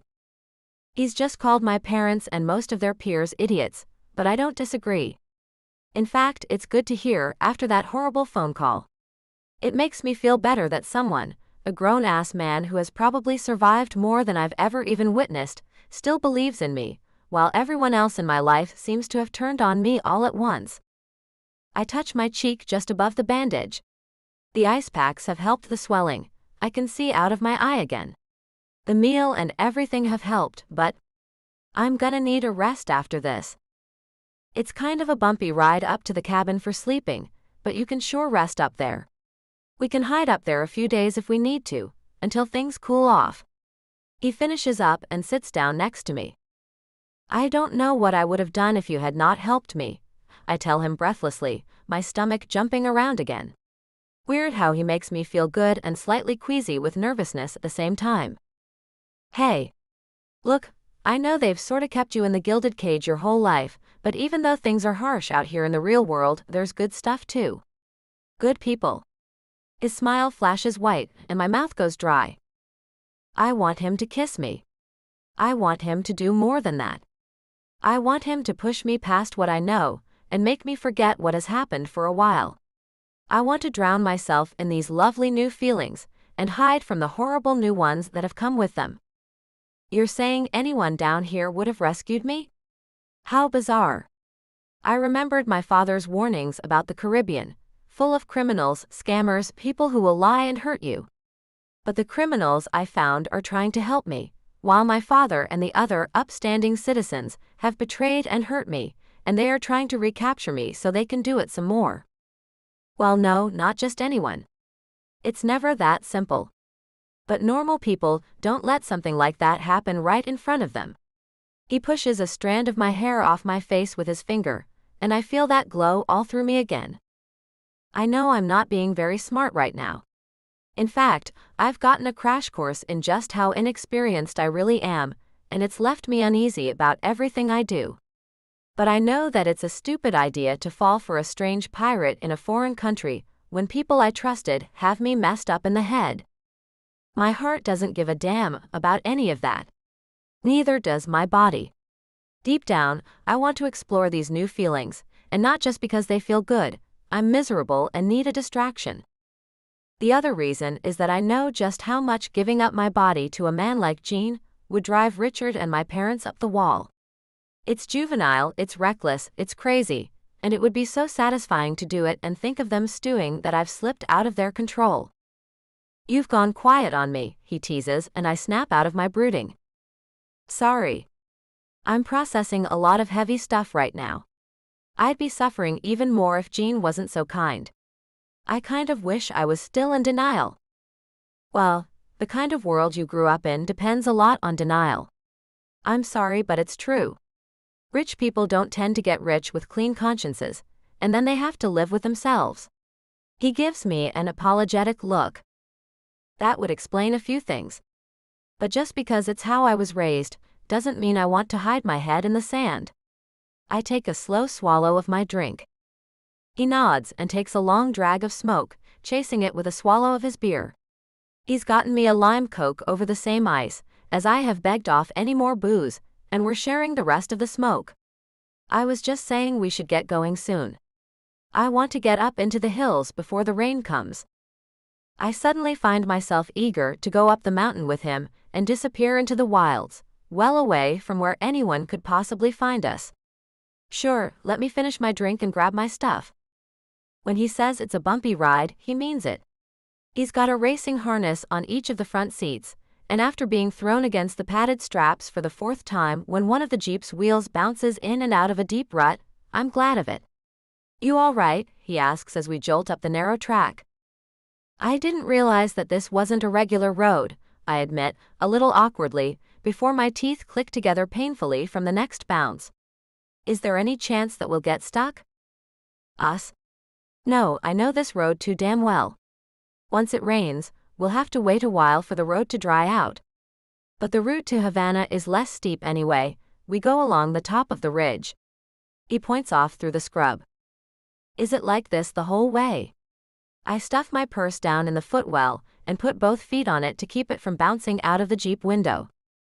Oh no, there's a great modern highway, I just don't want to connect to it in Varadero. More likely that someone will see us who shouldn't. He winks at me, and my toes curl a little inside my sandals. Okay. That's good. I guess you're right anyway. I don't want to give Richard any chance of finding either of us. I fiddle nervously with the wedding set on my finger as I talk to him. I want so much to get rid of them both, but until I know where my money is coming from, there's no way I am throwing away jewelry I could sell. He'll have a fine time getting up the mountain even if someone tells him right where to find us, he reassures me, and I nod and go back to looking around. The dark forest that covers the hills smells of wet earth, tree resin, and flowers, with the occasional musk from some animal mixing with it. It's a living thing, wet, dirty, smelly, huge, wild. I'm too used to tame gardens behind sedate walls. The jungle fascinates me. That is really good to know. I look behind us down the darkened track. The steep descent makes me a little queasy again, and I swallow and look back up the path. You said you had a story for me. He glances at me curiously, and then his face lights up. Oh yeah. Sorry. I have a few good ones. Most of them are funny. I could use funny right now, I admit and look over at him expectantly. He flashes that grin again and shrugs. Okay. Well, just to let you know, I grew up in Louisiana. Just outside of New Orleans, there's an awful lot of swamp and farm country. Kind of conservative. Pretty boring, actually, unless you like what drunk rednecks get up to when they have heavy equipment, lots of mud and farm animals in reach. He smirks at my baffled look. Never mind. Point is, we were poor, and I was always getting up to mischief so that I could feed my mom and brother. You were stealing food? Yeah. Watermelons. There was a farmer a 5-minute walk from our house who had so many melons in his patch that he was feeding the extra to his pigs while we were paying through the nose for them at the market. Well, that pissed me off. He goes quiet as he steers us across a creek bridge composed only of 2 very wide, flat-topped logs set parallel to each other. I hold my breath until we are across. Okay. Go on. He nods and smiles a little. Yeah, well anyway, so I had a cousin, Mark, who was kind of an idiot. We would go together to steal watermelons since they're so damn big and heavy. So this last time, I'm packing our big backpacks with watermelons while Mark goes to take a leak. He's taking a while to get back, but I don't think much of it because the guy drinks so much beer he could piss out a bonfire. I stifle a giggle. Oh gosh. Sorry. Probably true though. He smirks slightly and continues. So I'm done packing everything and slinging my backpack over my shoulders when Mark comes running around a corner of the barn, naked except for his boots and a terrified look on his face. My incredulous laughter is lost in engine revving as he powers us over a fallen log. He's chuckling as he gets us over to the other side. I don't know how he can handle this all so calmly, but I try to draw reassurance from it. So he's screaming, "Go! Go! Go!" and I turn and run with him toward the fence. Behind me, I hear the farmer yelling and running after us. Mark is still going like a bat out of hell, and we're coming up on the fence. He slows down as we near the top of the slope. I go, what the hell, man? Because now the old creep is starting to unload buckshot at us. Mark just says in one big run-together word as he runs, while sleeping with his daughter, and leaves it at that. I burst out laughing again, tears in my eyes. It feels incredibly good, and he laughs with me as he pulls to a stop at the top of the slope. Did you get away? I ask as he sets the brake. Sort of. We both got a few pieces of buckshot in our asses. His wry look is almost enough by itself to start me laughing again. We both step out for a breather. He leans on a ceiba tree and surveys the road ahead through a pair of fancy-looking binoculars, and I come to stand beside him. How much further? Maybe half an hour. He looks up at me. Think you'll hold out? Just keep me laughing, I ask seriously. I don't want to think about things outside our little journey together. Not Richard, not my parents, nothing but Jean, me, the Jeep, and the journey ahead. He smirks and nods. I think that I can do that. Good. He does his best. He has a ton of funny stories, and all of them jumbled together in my head as the road jolts on and my memories of that phone call come back to haunt me. So Anton's trying to explain to us that the boat's on fire, but we're all drunk as hell off that Jamaican moonshine. I don't think you understand your position here. Your duty is to go be a good wife to Richard and keep him happy. If you disobey and he punishes you, you have no business coming whining to me. He's pulling me out the door, and I'm freaking out because I left my pants back there. And Carlos is hauling ass out to the shed for the other extinguishers. I'm trying to convince these California frat boys to please just come outside and stop trying to roast marshmallows over the burning couch. Honey, be reasonable. You know that dominant men like Richard and your father have bad tempers. If you want a real alpha male, if you want a go-getter, you have to make him feel like he's the boss, or you bet he's gonna come down on you. Now how about we go back over what happened, and I'll tell you what you did wrong. So I'm hauling this dumb ass out over my shoulder, he's barfing moonshine all over my back, and I just say to hell with it and throw us both over the side. I hit the water, and that's exactly when the fuel tank goes. Help you get away from him.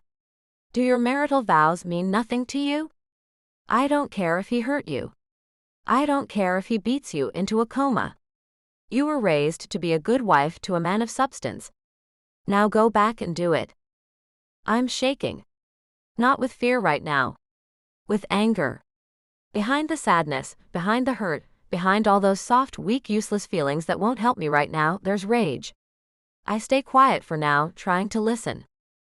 So we pop our heads back up, the boat's gone, the pier's in burning pieces, a chunk of the fuel tank is in the nearest tree, and there's shrapnel sticking out of the side of my damn truck like 36 feet away. But there isn't a scratch on any of us. I'm sure your father's just a little upset. Don't worry about it. You just worry about making Richard happy. You know, your father and I had a rocky start too. He almost put me in the hospital, until I learned my place. Stockholm Syndrome. That's the term. My mother has Stockholm Syndrome, and I was expected to have it too, but it doesn't seem to have taken well with me, so now they're all angry. The men because I have a will of my own. My mother because I didn't hide it. Carlos's wife is Haitian, and she does not play. She found out that some drunk friends of his blew up the pier, and he had to talk her out of coming down to kick our asses. He laughed. It was a while before any of us could come around his house or his kids, and I kinda don't blame her either. Don't call me back until you return to Richard, and believe me, I will check. Until that, no money, no account access, and I'm having your phone shut off. You will obey me on this, young lady, and go be the good wife that my friend deserves. You okay, sweetheart? There's concern in Jean's voice as he glances at me. Then we go over another bump, and he swears and goes back to fighting the wheel. I have to think about it, but at least focusing on the answer gets my head partway out of the bad memories. That's good. I need some distance. I was so shocked by what my parents were saying that all I did was cry in horror and plead with them. I wish I had told them both to go back to whatever hell they came from and take Richard with them. But maybe the best revenge I can have is just not letting myself be destroyed by this, that, and ruining all their reputations. My eyes brim over, and I wipe them calmly. No, I reply finally. But I'm getting there.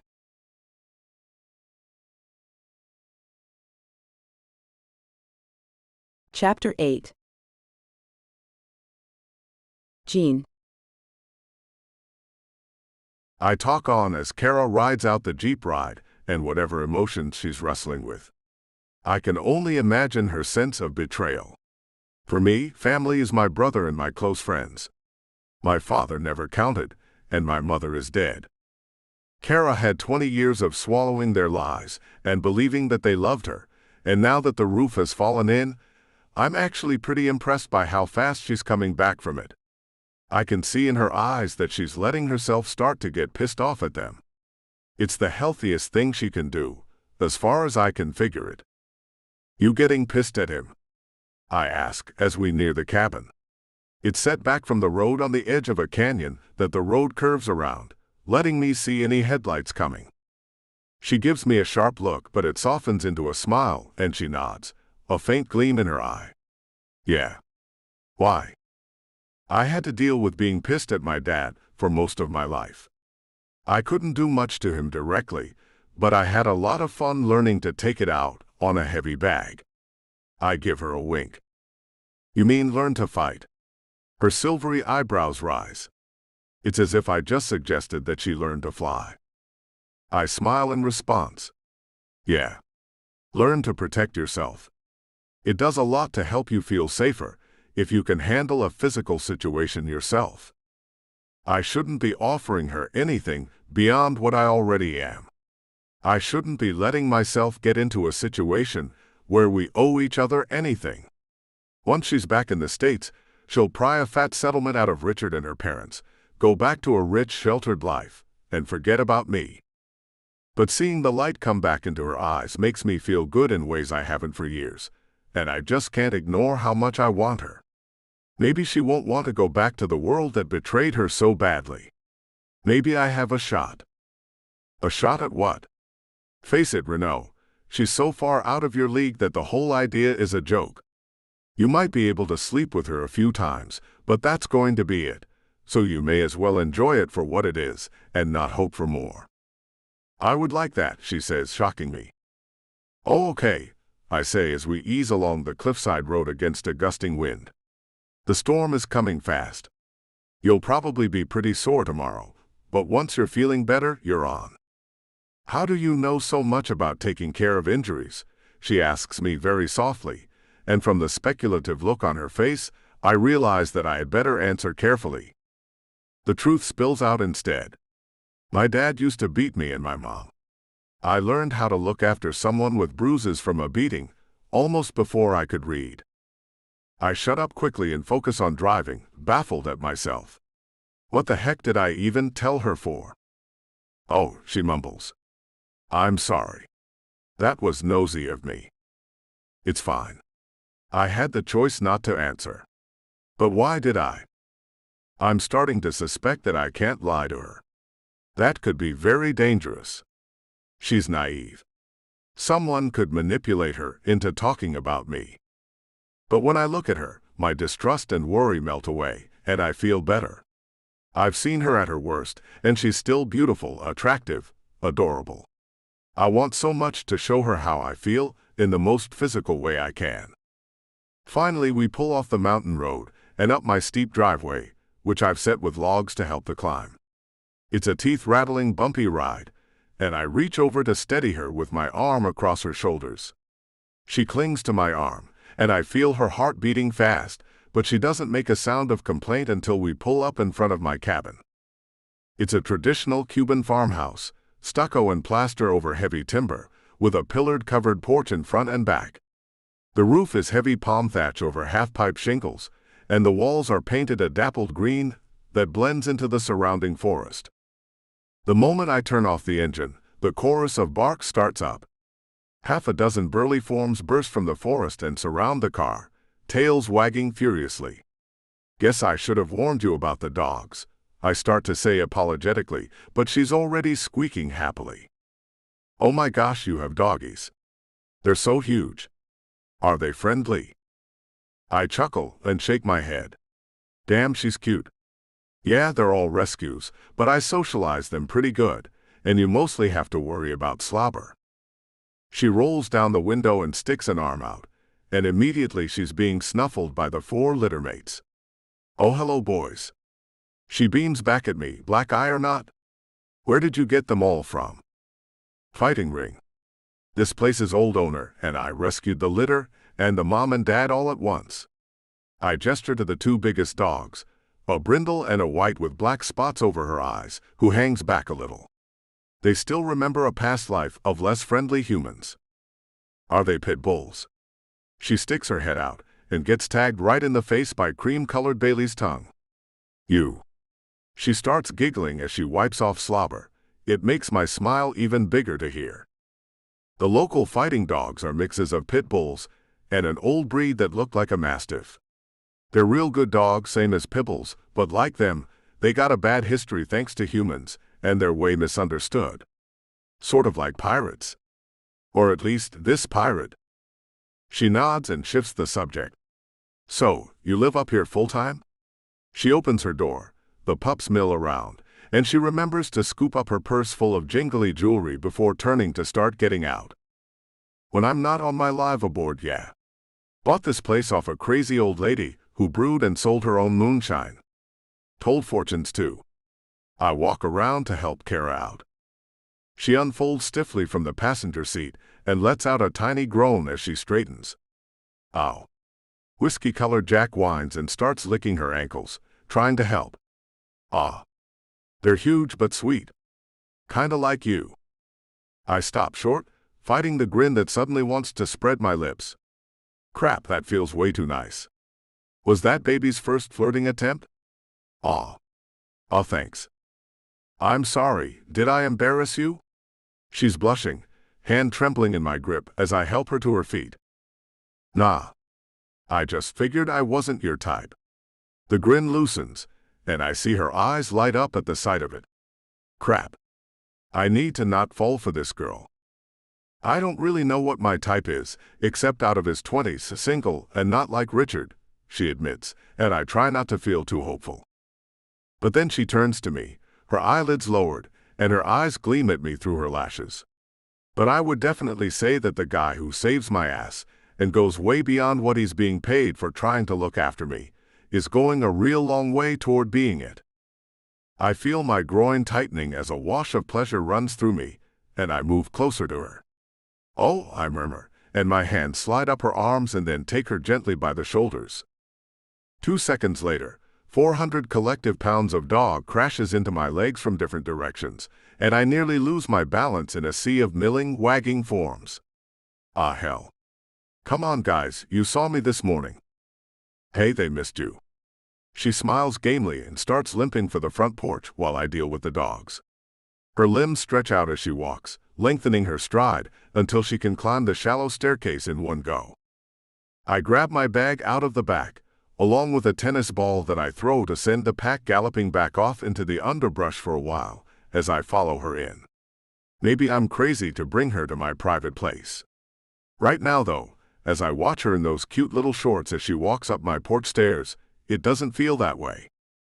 Inside are 3 rooms, walls all smooth white plaster, heavy beams exposed and floors tiled in white, maroon and blue thistle patterns. There's a gun safe on one side of the front door, and a chest cooler on the other. I grab each of us a cold long neck from the ladder, and follow her toward the low, broad wooden couch with its thick saddle leather seats. She sits as the dogs trot inside, claws clicking on the tiles. I leave the door and shuttered windows open to let out the stale, warm inside air, and turn on both of the floor fans. It'll cool down in here soon, I declare as I flop down on the other end of the couch and hand over one of the beers. Thank you. She struggles with twisting off the cap, and I lean over and do it for her, enjoying the tingle as our fingers brush. When I start to scoot back, I find Malibu quietly panting on the seat where my butt had been. Oops. Hey girl. Good dog. Staying where I am, I give her a tickle before retrieving my beer and joining Kara in a long, bottle-draining drink. I don't know if Kara moves in under my arm first, or whether I stretch it out and brush her shoulder with my fingertips. But my arm's around her now as we drink our beer and chat, and sometimes throw the ball out the door for the dogs. I look down at her and think to myself, she may be too sore and traumatized to do anything with tonight. It's not the most encouraging thought. I want so much to hold her through the night, feeling her tremble in my arms as I show her how good it can feel. But she's exhausted, has so much healing ahead, and I'm not that selfish. Still, this is nice. Her curled up beside me as the rain softly taps against the leaves outside, the dogs happily devouring their kibble before running out into the downpour, and that sweet ache that stretches from my throat to my core as I watch her eyelids grow heavy. She trusts me. Maybe she shouldn't, but I know I'm more trustworthy than the men she's been dealing with her whole life. Maybe I can actually live up to her expectations when it comes to protecting her and treating her right. You falling asleep, sweetheart? I murmur in her ear. She starts and makes a small, unhappy sound. Oh, I'm sorry. I'm just so tired. Damn. It's okay. She has her limits, and it's not yet time for me to push her past them. Not while she is hurting. I stand up, take the mostly empty beer from her hand, and scoop her into my arms. She wraps her arms around me limply, and I carry her into my bedroom, trailed by dogs. Inside, my bedroom is a huge timber four-poster draped with mosquito netting. I push it aside and lower her onto the mattress, then take her sandals off and tug the netting back into place. I stare down at her a few moments, my body throbbing almost painfully, then grit my teeth and hurry past the bed, out onto the back porch. All 6 of the dogs are already curled up in their places around the bedroom floor, watching me as I come back inside. What? I grumble at them quietly as I go to shower and change. When I come back in sleep shorts, yawning my head off, I have every intention of passing by on my way to the living room couch. But then I see her sleeping with her hair spread on my pillow, and I have to stop and look. She looks like a slightly broken angel, the bruises like shadowy fingerprints on her pale skin. The flash of her throat and softly moving bosom catch my eye. When she rolls over, I realize she's taken off her shorts for comfort's sake. I end up climbing in there with her, lying on the unoccupied side of the bed while she nestles next to me, breathing softly. I watch her sleep and wonder at the simple pleasure of doing so. Then, a little frustrated and weirdly happy, I drift off myself.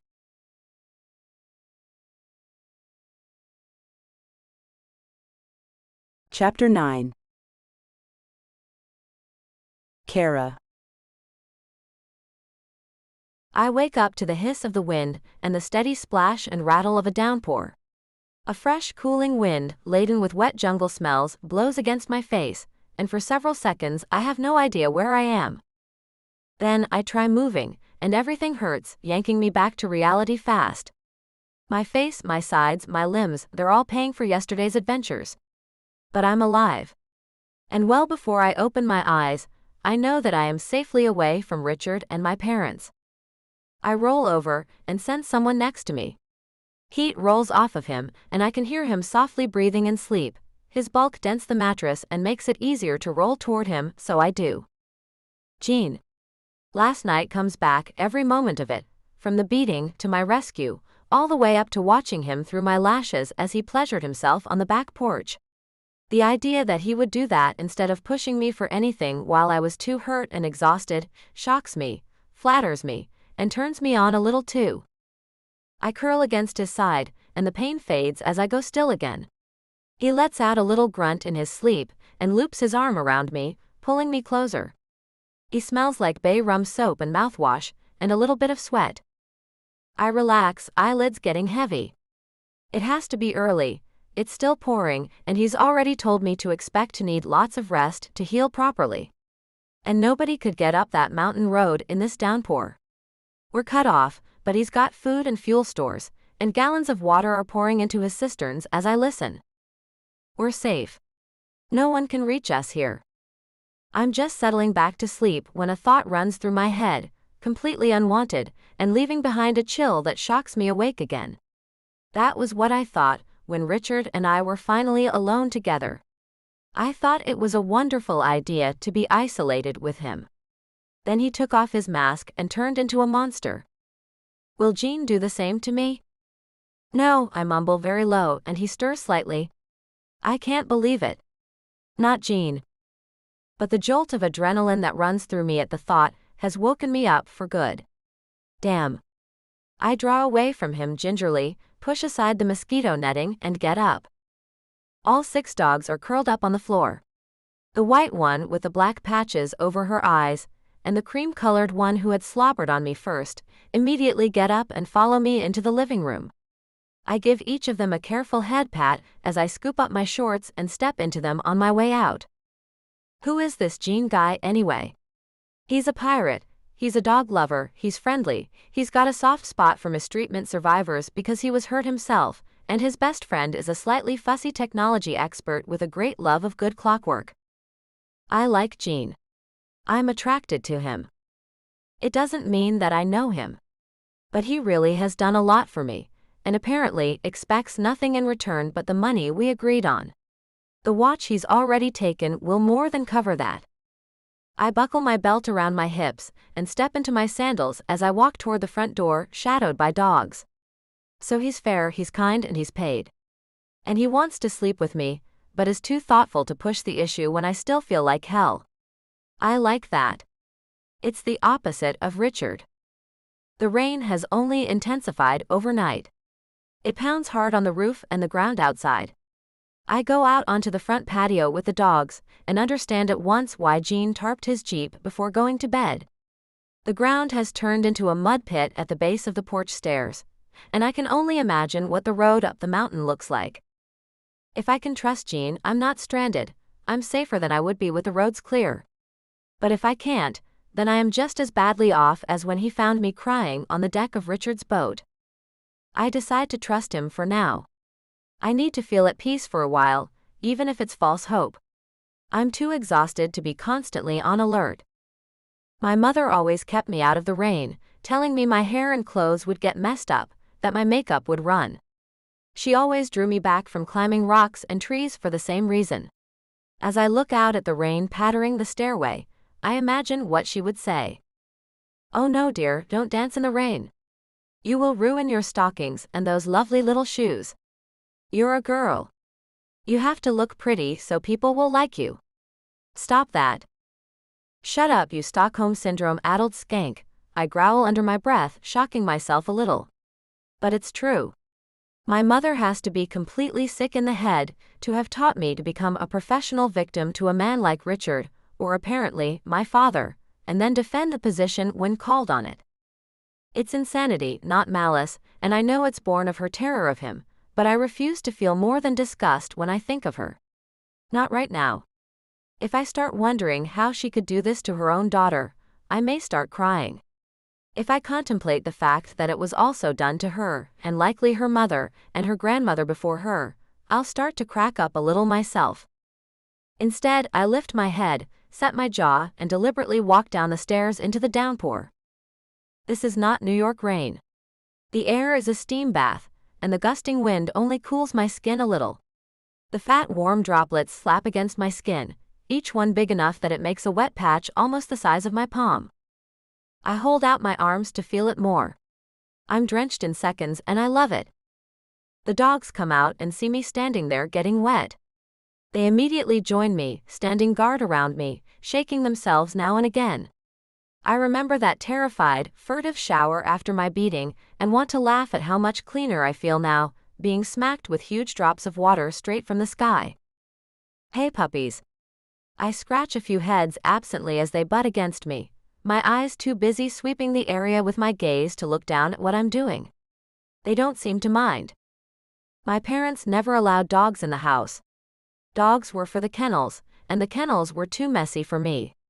I always dreamed of talking whoever I got for a husband into a dog or 5. Now here I am, surrounded by them. It feels nice. Everything here does. The cottage, the forest, the rain, the dogs, Jean sleeping in the bedroom behind me. The gun safe and the fact that he was a pirate are a little weird, but I am slowly realizing just how narrow my world has been up until now. Maybe a little weird, a little outlandish, a little unorthodox are exactly what I need right now. Gene is all three. I just met him last night, and I've only almost kissed him. But right now, even as my whole body is stiff and sore, all I can feel for the moment is happiness.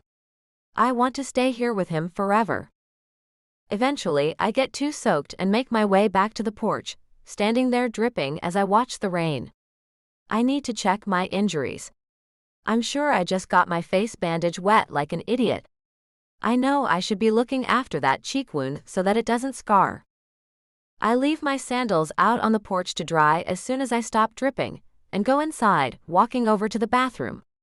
It's tiny, just a toilet, sink and shower stall, the walls, floor and ceiling covered by tile and a drain in the floor.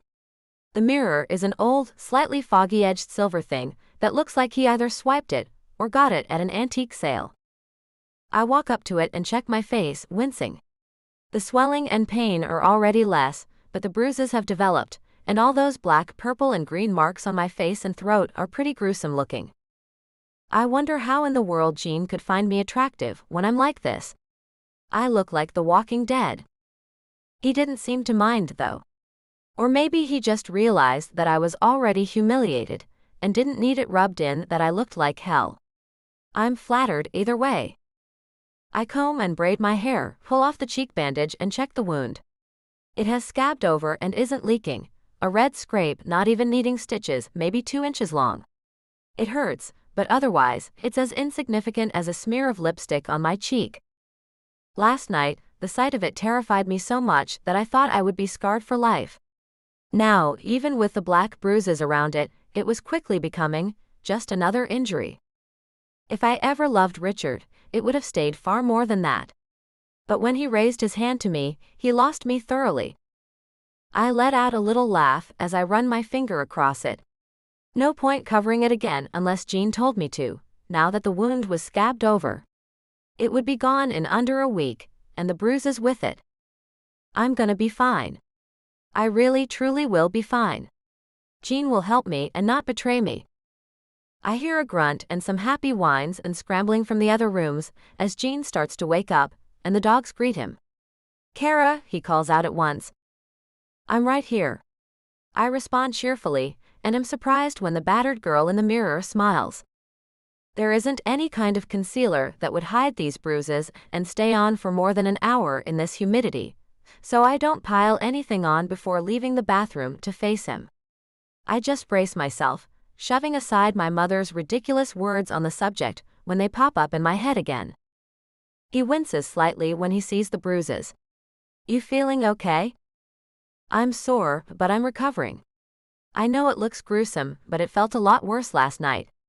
I give him a real smile, and the concern eases from his expression a little. "Okay. That's good. You up for breakfast?" He winks at me, and I do a quick personal inventory. My stomach feels a little tender, but compared to the stories I have read about hangovers, it's a lot gentler than I expected. I can eat. Maybe some fruit and toast. I look at him hopefully and he snorts. "Fruit and toast? No wonder you're so tiny, sweetie." "Yeah, I have some toast and mango, but trust me, we both need protein after yesterday." He winks at me. "Just bear with me on this one." Breakfast turns out to be a mess of beans and rice with eggs, mango slices, and fat slabs of toasted bread. He cooks on a charcoal grill on the front porch to keep from heating the cabin up anymore. 2 feet from the grill, rain falls in sheets from the tiles, making us watch the world from underneath a waterfall. The only ones who like the rain are the dogs, who are scrambling around wrestling each other in the mud, biting raindrops and then sneezing hugely when others get up their snouts. Now and again, one will run up the stairs and shake off in front of the door, spraying water everywhere. They are too far off to drench us, and I laugh as I watch them. Looks like we're not going anywhere today. On the upside, nobody has a chance in hell of getting to us either. He slices the mango with a huge utility knife, stripping the skin and cutting the flesh off in strips with almost surgical precision. I watch his big hands work, completely fascinated. The muscle in his forearms, gleaming with sweat from the mix of storm steam and charcoal heat, jumps as he flips eggs on the skillet. I'm okay with staying here and healing if you know for sure nobody can get to us. If I walk around with all these bruises, people will remember me. That's true, and it's too damp and steamy here to wear anything that would conceal it. He frowns as he looks at me. Well, we've got everything we need to shack up here for at least a week. Which is good, because nobody's getting in or out of this mud pit until the roads have a day or so to dry.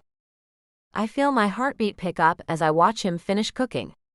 Trapped indoors by a storm with him, while the man who thinks he owns me looks fruitlessly for us somewhere in the rain. I think of how furious Richard would be if he knew that I have not only escaped him, but almost immediately run to someone else's arms. The idea of Richard slogging through the mud as he searches the resort town for me, getting soaked and more powerlessly angry, does me some good. The idea of his throwing a tantrum when he discovers that I threw him over for a better man in the time it took me to meet one, makes me smile. But better than either is the knowledge that he can't stop me. I'm okay with that, I say brightly as he starts filling our plates. The realization is setting in. If Richard ever sees me again, he will be in shackles and wearing a prison jumpsuit. I'm free of him. And the guy who got most of the credit for it is cooking me breakfast, half naked, while I wear one of his silly beer slogan shirts while my own top dries under the porch eaves. You're smiling a lot more today, he says, and I feel my cheeks warm a bit more. I'm glad. I was concerned that everything might hit this morning, and you'd end up freaking out. Wouldn't have blamed you if you did. It's common for not all the trauma of something to hit at once. I chew my lip, thinking about it. He intrigues me. He gave a damn when no one else would, he broke the law and risked getting shot to rescue and shelter me, and all I want right now as I look at him is to feel this safe with someone forever. I think I'm done freaking out. I mean, some of it hasn't sunk in yet. Maybe I'll freak out later. On the plane back, whatever. I don't care. Right now, I just want to recover. I'll wrestle with the whole my parents turned out to be monsters, and have lied to me my whole life thing later. I toy with my hair nervously. I left it down across my shoulders to dry, but the wind is starting to make the wet strands slap me in the face, so I finally give up and pull out my comb to straighten and braid it. Yeah, I get it. He finishes putting the plates together and sets them down on the tiny round table, then cleans up, tossing a few scraps to the dogs. I have had my share of nasty run-ins with people, and after a while all you can do is lick your wounds and move on. Well, I'm not quite at the moving on stage. I think I'll be done with that once I find a way to ruin them. I smile at him as I tie off my braid with the one hairband I had with me. Meanwhile, I'm thinking of revenge. It's starting to become an obsession. Now that I have realized that the father I idolized and trusted and the mother I loved have been grooming me as a commodity the entire time with little care for my feelings or needs, I want blood. Hating Richard is a given. I would shoot him myself if I could get away with it. But I wouldn't spare my family either, now that they had betrayed me. I want to humiliate them and sue them into the poorhouse. I will have to settle for doing the same to Richard, but it's not what I want. When I think about what he did to me, and what they said, I say slowly as I work hard to finish my French braid, I feel like they have stolen my life away from me. I was raised to be this thing they traded to Richard literally as part of a business deal. The press calls you a princess, he says thoughtfully as he banks the coals on the grill. And that is what happens to princesses. But I guess being oblivious to that was part of what they taught you. His tone is very gentle, and I don't bristle. It was. Then Richard hit me hard enough to knock my blinders off. I finish up and sit down at the table to wait for him. Even talking about these dark things, however reluctantly, hasn't ruined my mood or my appetite. The big, messy, very non-white bread plate of breakfast tempts me, and I lick my lips and fold my hands to keep from picking. Finally, he sits down and gives me a wink. You don't have to wait for me, sweetheart. Dig in, you need it to heal. Thank you. I start eating, chewing on one side of my mouth thanks to my sore jaw. This is good. Yeah, when you live alone on a boat for a long time, rations get boring as hell. I learned to cook to try and fix that. First just gussying up what came in the MREs, then doing my own stuff from scratch. I can even bake. He pulls a smoke out of his pocket and sets it on the table with a lighter. Speaking of which, you smoke pot all the time? I don't know how to feel about that. It certainly helped with my pain and trauma last night, and it felt pretty good, but I have heard too many stories of irresponsible stoners on perpetual vacation from my parents and their friends, and so it makes me a little uneasy. Then again, if it's coming from my parents' mouth, it can't be all that true. When I'm not driving or piloting a boat, and depending on where I am, yeah. I don't get super drunk anymore after that whole blow up the pier incident, and since I smoke and don't use edibles, if I want to sober up some, all I have to do is eat something. I look at him thoughtfully, remembering how my parents huffed and got pissed off about the increasing legality of cannabis back home. Does it mess with your concentration? Only if I overdo it, or let myself use some when I need to be cold sober. But I've laid off being stupid with illicit substances since I was in my 20s. Not just the whole explosion incident either. Had a couple people overdose on some of the more dangerous stuff, and one idiot was being sought by the police and decided to drive really stoned. He leaves the roll alone, focusing on eating. Did they crash? I mix my beans and rice and salsa with the eggs and chopped vegetables, only leaving out the mango to be eaten separately. It's a big, greasy, protein-rich mess, and I'm quickly growing to love it. No. He actually drove down the highway to Havana going at about 15 miles an hour, and when he got pulled over, he asked the officer's forgiveness for speeding. Jean winces theatrically, and I barely manage to stifle a laugh. Laughing feels good after the craziness, but I'm trying to spare my ribs. It's strange that he can just look me in the eye, smile at me, even be flirty, let alone want me so badly that he has to go pleasure himself, while I look this messed up. It's beyond not being camera ready. Even I flinch when I pass a mirror, but he looks me straight in the eye when his gaze doesn't sweep flatteringly down my body, and he smiles like he still likes what he sees. That's got to be the dumbest reason to get caught ever. I laugh awkwardly. Not that I know anything about being chased by the police. He goes quiet for a moment, his eyes searching mine. Then slowly he ventures, "You ever think about maybe taking a less legal route to get back at your parents?" I stare at him in shock. No. Not just because it's probably wrong, but because I just don't have the skills. Ruining a guy like Richard Gamble wouldn't be wrong at all. That guy has blood on his hands and not just yours. Did you know that he's been married twice before? He nods gravely when he sees my shocked face. Anton did some research. I didn't know there was good net connectivity here. Is it the resort? I understand so little about the outside world that I feel foolish, childlike, not at all prepared for the battle I want to wage. Yeah. They have Wi-Fi all over the complex, some of the yachts have satellite uplinks, and Anton knows how to grab bandwidth from both. He grabs a slice of mango and munches it, throat working as he swallows. I should be telling him to put a shirt on so I can concentrate, but I'm enjoying the view. So, what did he find out?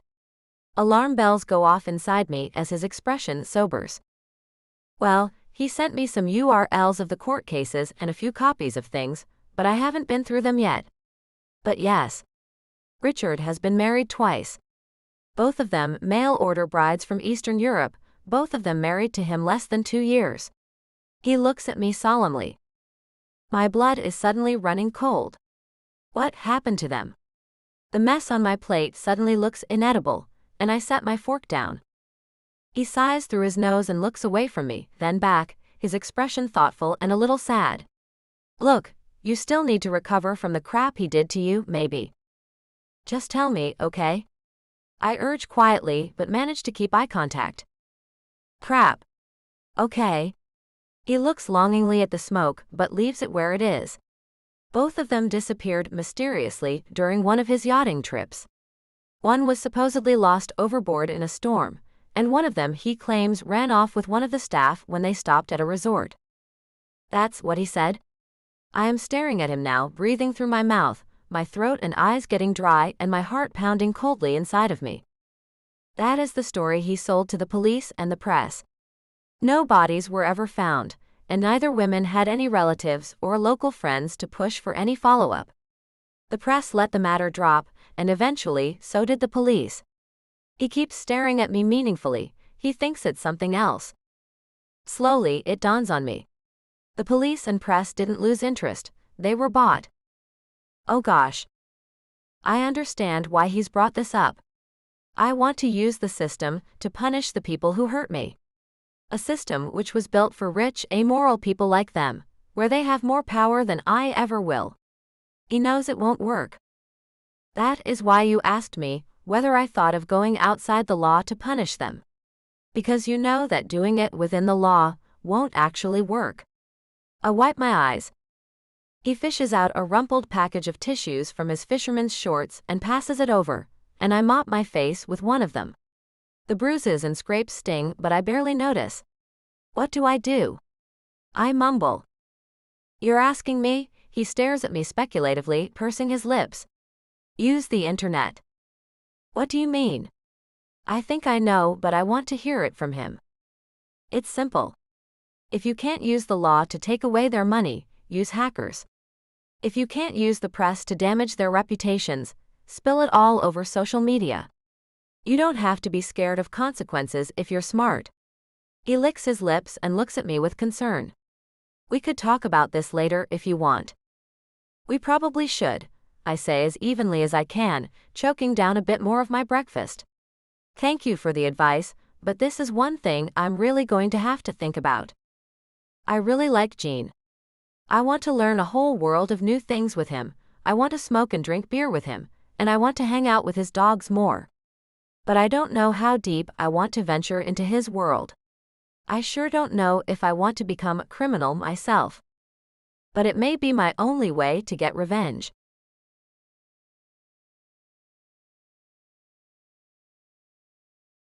Chapter 10. Gene.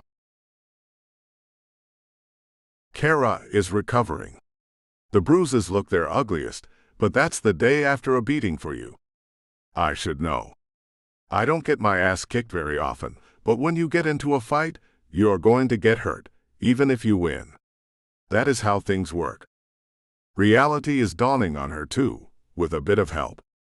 I really wish it didn't have to, but there's no helping it now. Before I found out that Richard disappeared 2 girls, I thought she had a prayer of using the courts and the press, but if he can pull enough strings to get away with murder twice, it's really time to stop playing by the rules.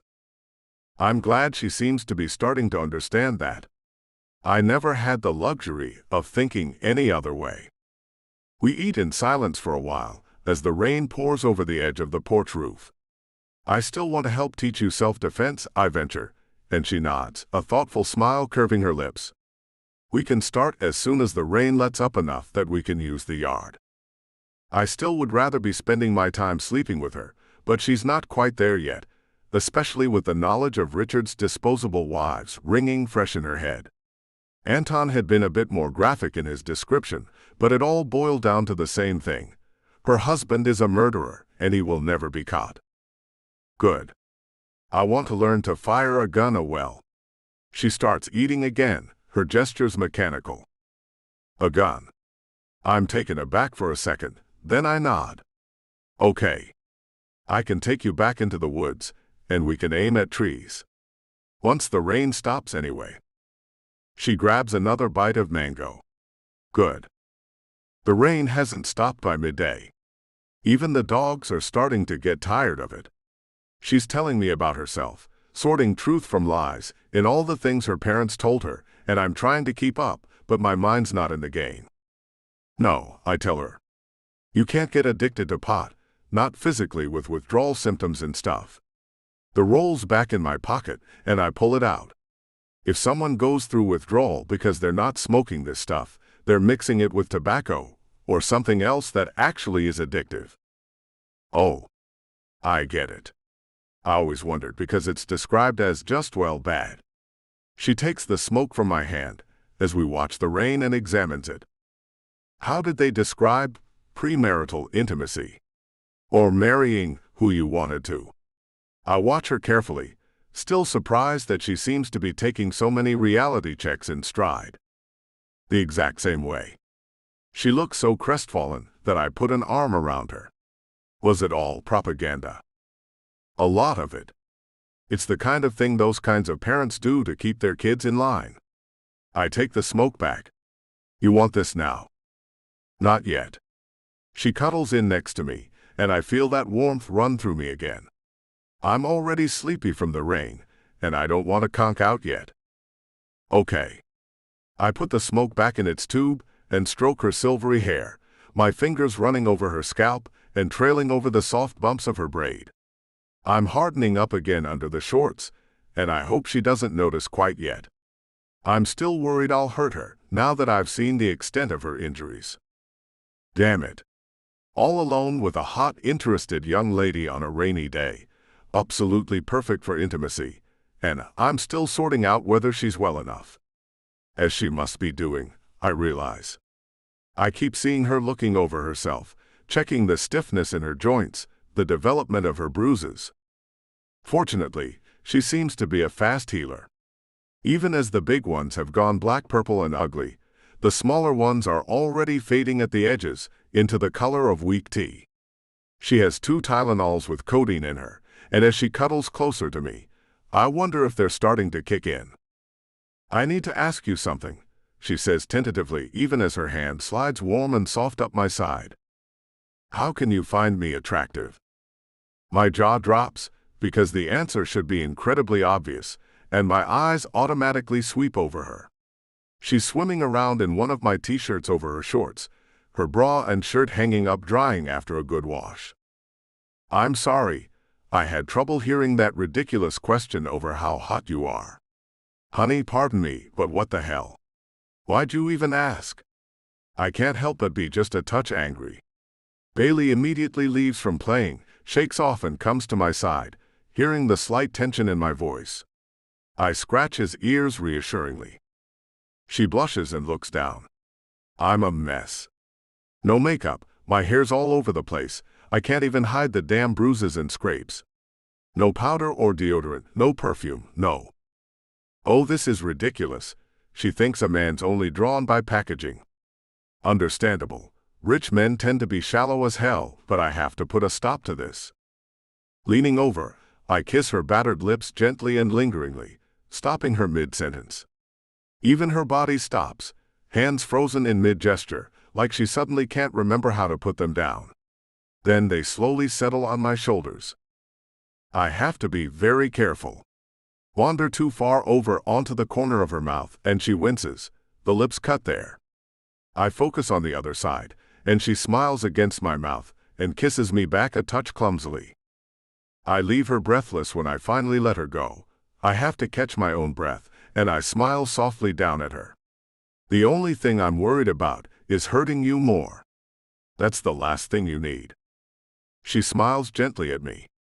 I close my eyes and caress her back, palms stroking up and down, avoiding the spots where I glimpse bruises as she slept. She relaxes against me, and her fingertips start exploring my skin again, running over my shoulders and down my arms. You're careful though, she murmurs coaxingly, her eyes innocent but her hand sending sparks of pleasure down my spine. And I want to.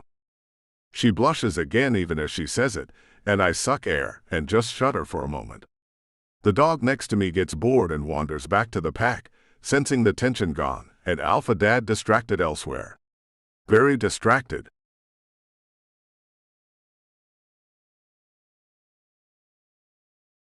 Chapter 11. Kara. Kissing Jean is just as intoxicating as the pot and booze from last night, but both better and scarier at the same time. 3 days ago, I would never have dreamed of something like this happening.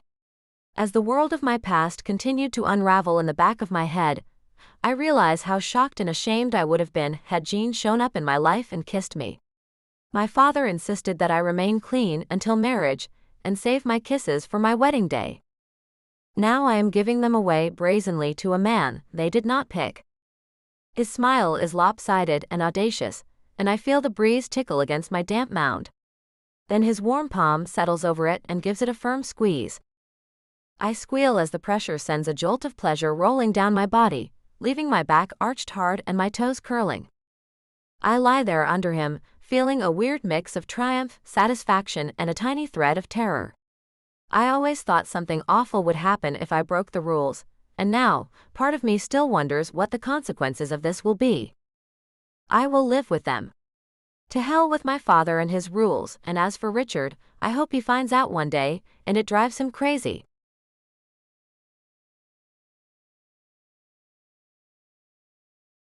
Chapter 12. Jean. I wake up with Kara curled in my arms, and immediately I'm all smiles. And then the smile fades, because waking up this rosy with a new girl is dangerous. But damn still. That was even better than I had hoped. I lost control of my strength at the end, and I heard myself shout her name. Thinking of it now, I wince. Yeah, risky. Risky to get too into her, or any other girl who could end up turning on me and giving me up to the man.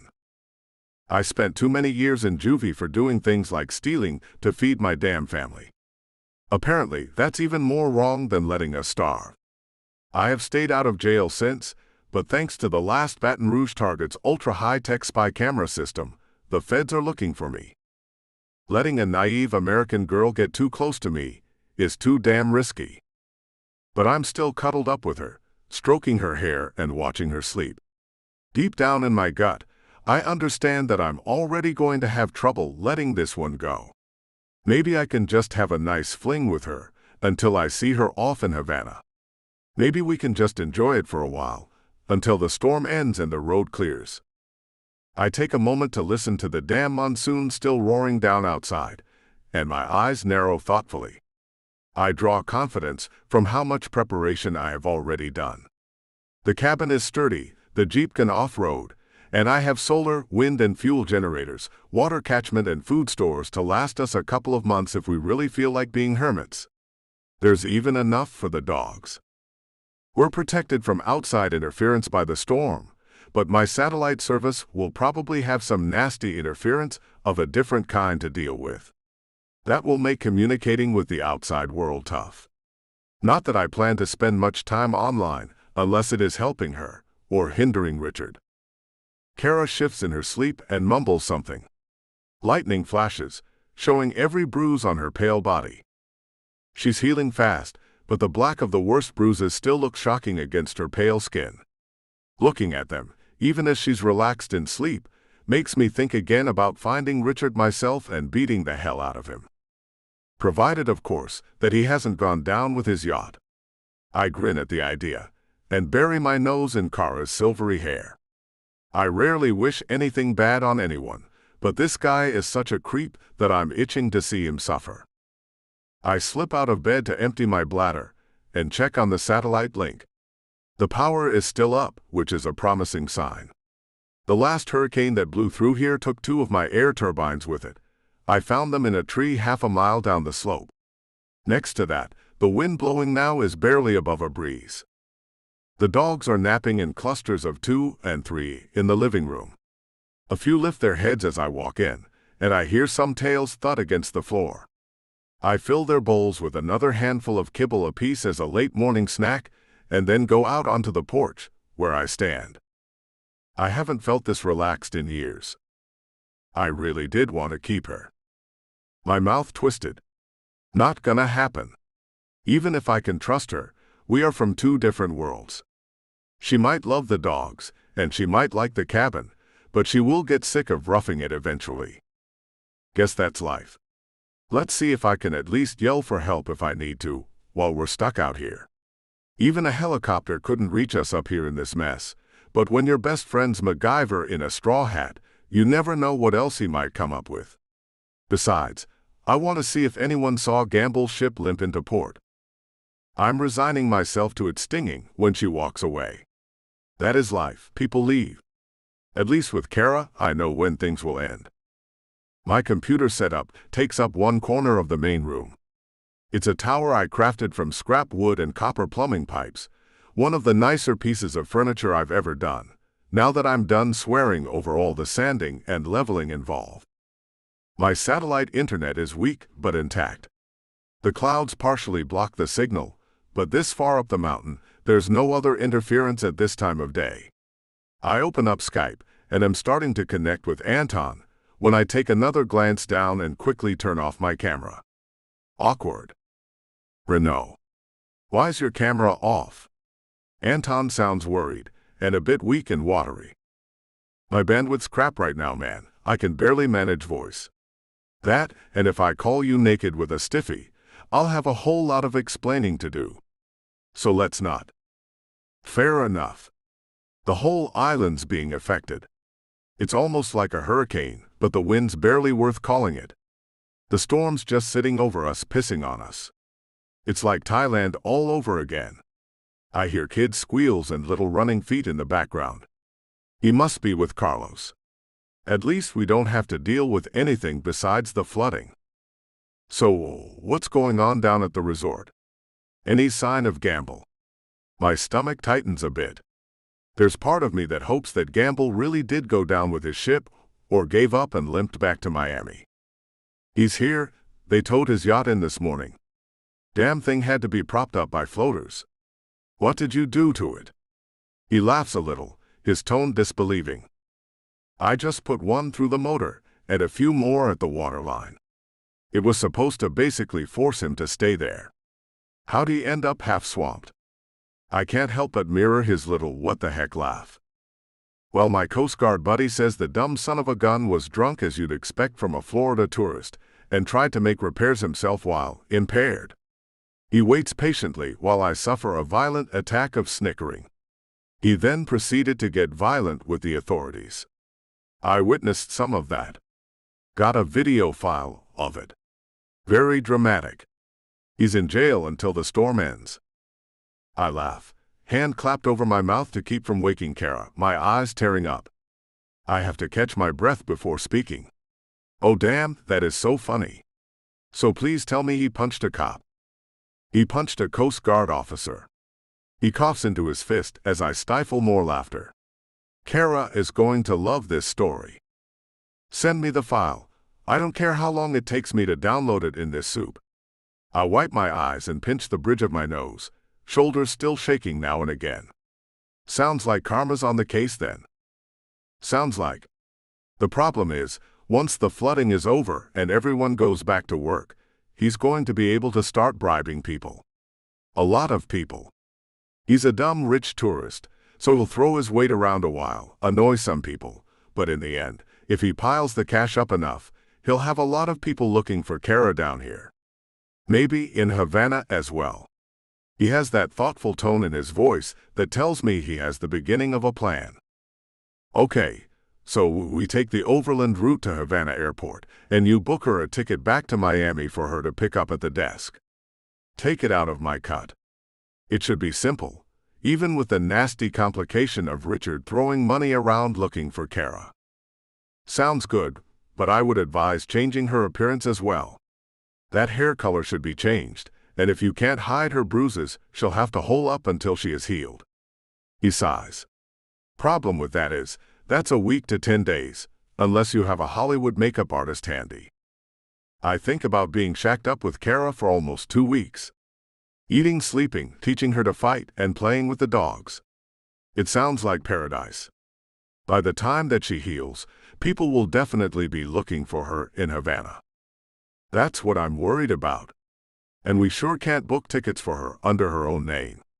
He mutters thoughtfully to himself in Spanish about the identification involved in buying plane tickets, then speaks up. She'll need a new identity, a passport. Oh. Wow, so, how long until your contact in Havana could manage that? This is starting to get complicated.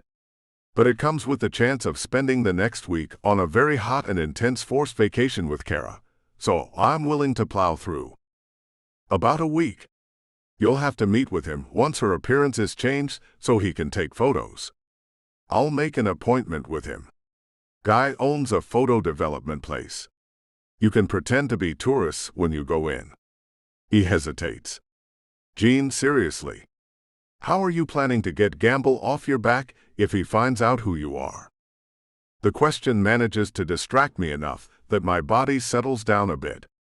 Do you think I should change my appearance too?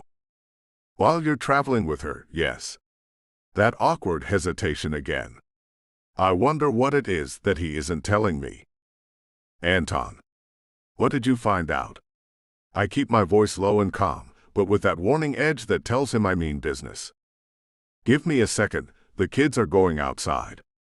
He waits a moment. Okay, look.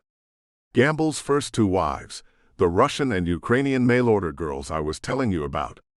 Their parents have written letters to the American embassy for years, asking for an investigation into the disappearance of their girls. They have lawsuits filed against Gamble, and word on the street is those girls are at the bottom of the Caribbean. He waits to let this sink in. My heartbeat thrums all the way up my neck as adrenaline shoots through me, and I realize. I say it before he has to, then it's true. He killed both of them and had it covered up.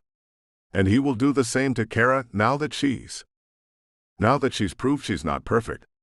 It comes out in a grim sigh, and I let my head fall back, squinting against a sudden stabbing headache. He won't let her get away. He means to kill her like he did the others. I think that's a fair assumption. His voice has gone grave. So yes, change her looks, hide her bruises and get to Havana. Call me when you leave where you are, and I'll meet you there. Anger runs through me, and a protectiveness grows inside of me. I can't let him get her. I'll kill him first. Sounds like I should make sure to go well armed as well. He grunts agreement. Yeah, you definitely should. He's still powerful, even away from home. Back in the States, this guy would crush you. I feel a cold finger run down my spine and smile mirthlessly as I answer. There are reasons I left the States besides the feds. Corruption in Cuba is a matter of survival. In the States, it is strictly a matter of the rich preying on everyone else. It's why I target wealthy Americans. Hey, you don't have to tell me. My cousin's at Rikers because his fat cat landlord planted illicit substances in his unit to get rid of him. Paid off the cops to help make the case. He's coming straight back here as soon as he gets out. He drops his voice again. In the background of the call, I hear a door bang and children's voices again. I get it. But pull whatever strings you need to, and keep what you want out of my cut. I can't let this guy win. My voice comes out full of strength and determination, even as my doubts chew at me inside. Am I really willing to go this far and risking my neck for a strange girl, just because she's amazingly beautiful, and I feel bad for her?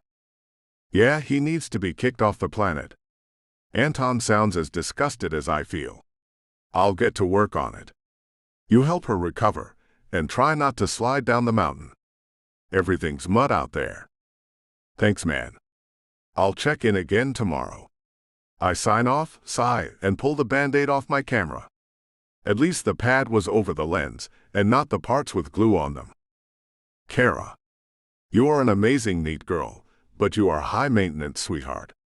My anger starts to fade just thinking about her, and after a moment, I get up to walk back into the bedroom.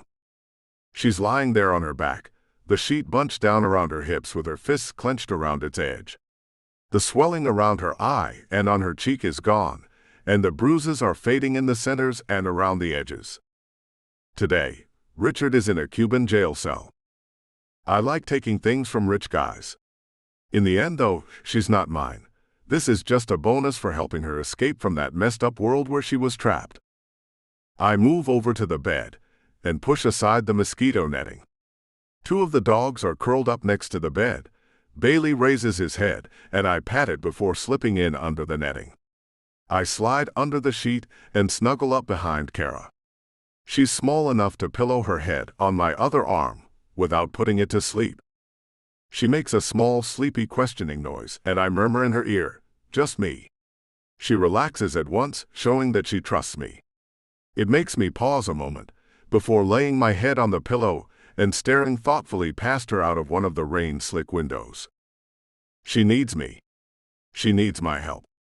She's paying me for that, and even if I wasn't sleeping with her, I'm liking the job a lot more than I have any of my thefts. There are no gray areas to saving someone's life, but this is getting personal very fast. That sense of risk comes back to me again, and I reassure myself again that even if it will hurt me to let her go, I'm tough enough to handle it. I brush her hair aside and kiss the back of her neck. She shivers and stirs, starting to wake up. I've had a lot of women.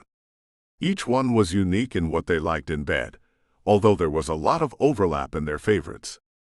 There was some learning and practice involved with each partner, but done right, it was the most fun sort of education possible. With a new partner, I explore and take things slow, trying the most popular bedroom activities. Had she tensed when I touched her, I would have backed off at once. But apparently, as she arches and then rolls over to nuzzle my neck, she isn't against my giving her some attention. I'm starting to caress her back and sides, working around the dark bruises, when she lets out a small whimper, and I stop. She twitches and snuggles closer to me, hiding her face against my chest. Damn. I have to keep in mind that what she has been through is going to have some lingering effects. Trauma leaves its mark, and hers is very, very fresh. I pet her hair and make comforting noises, and she relaxes slightly. That's better. I'm a thief, not a jerk. I don't want to do any harm here. Suddenly the wind picks up, rising to a scream before I can move. Rain gets pushed in under the eaves and slaps against the windows. Thunder rumbles underneath the din, and Kara stirs again, making soft sounds of discomfort. Poor thing. She still needs her rest. I wonder how the noise of the storm is working its way into her nightmare. Please don't give me up to him, she sobs suddenly. I wrap an arm around her almost reflexively, and she clings to me. I close my eyes briefly, stroking her hair slowly before opening them again and squinting against a lightning flash. She's crying silently, and I keep comforting her gently. Jean, please don't sell me back to him. Her voice is full of agony as she elaborates, and I freeze. Damn. Shish, baby, you're dreaming, I say, deliberately raising my voice and shaking her slightly. She stops whimpering, and her breath hitches, her eyelids flutter. What kind of nightmare is she having? I don't sell people. But then I realize she doesn't know that. I've earned a lot of trust from her, and we're doing pretty well together so far. But the last time she trusted someone, he beat her up. And the time before that with her parents. They pretty much did sell her to a man with a questionable reputation and a dubious marriage history. What nice people. If she's getting attached at all, of course she's going to fear betrayal. Same as me. This is risky for her too. I've been oblivious to that. After what has happened to her, opening up to anyone is inviting pain. I cuddle her very carefully while her shivers die down. The tears dry and her breathing evens out. I'm ready to wake her up if she starts crying again. But meanwhile, I'm not that frustrated, surprising myself. Curling up with her like this is actually really nice, once she stops having bad dreams anyway. What am I going to do with you? I think as I hold her. I was looking forward to a fling with her while we're stuck up on the mountain. But now I'm reminded that she has bruises on her heart right now as well, and I'm going to have to be careful of those too. Funny how right now, in this quiet moment, that doesn't bother me at all.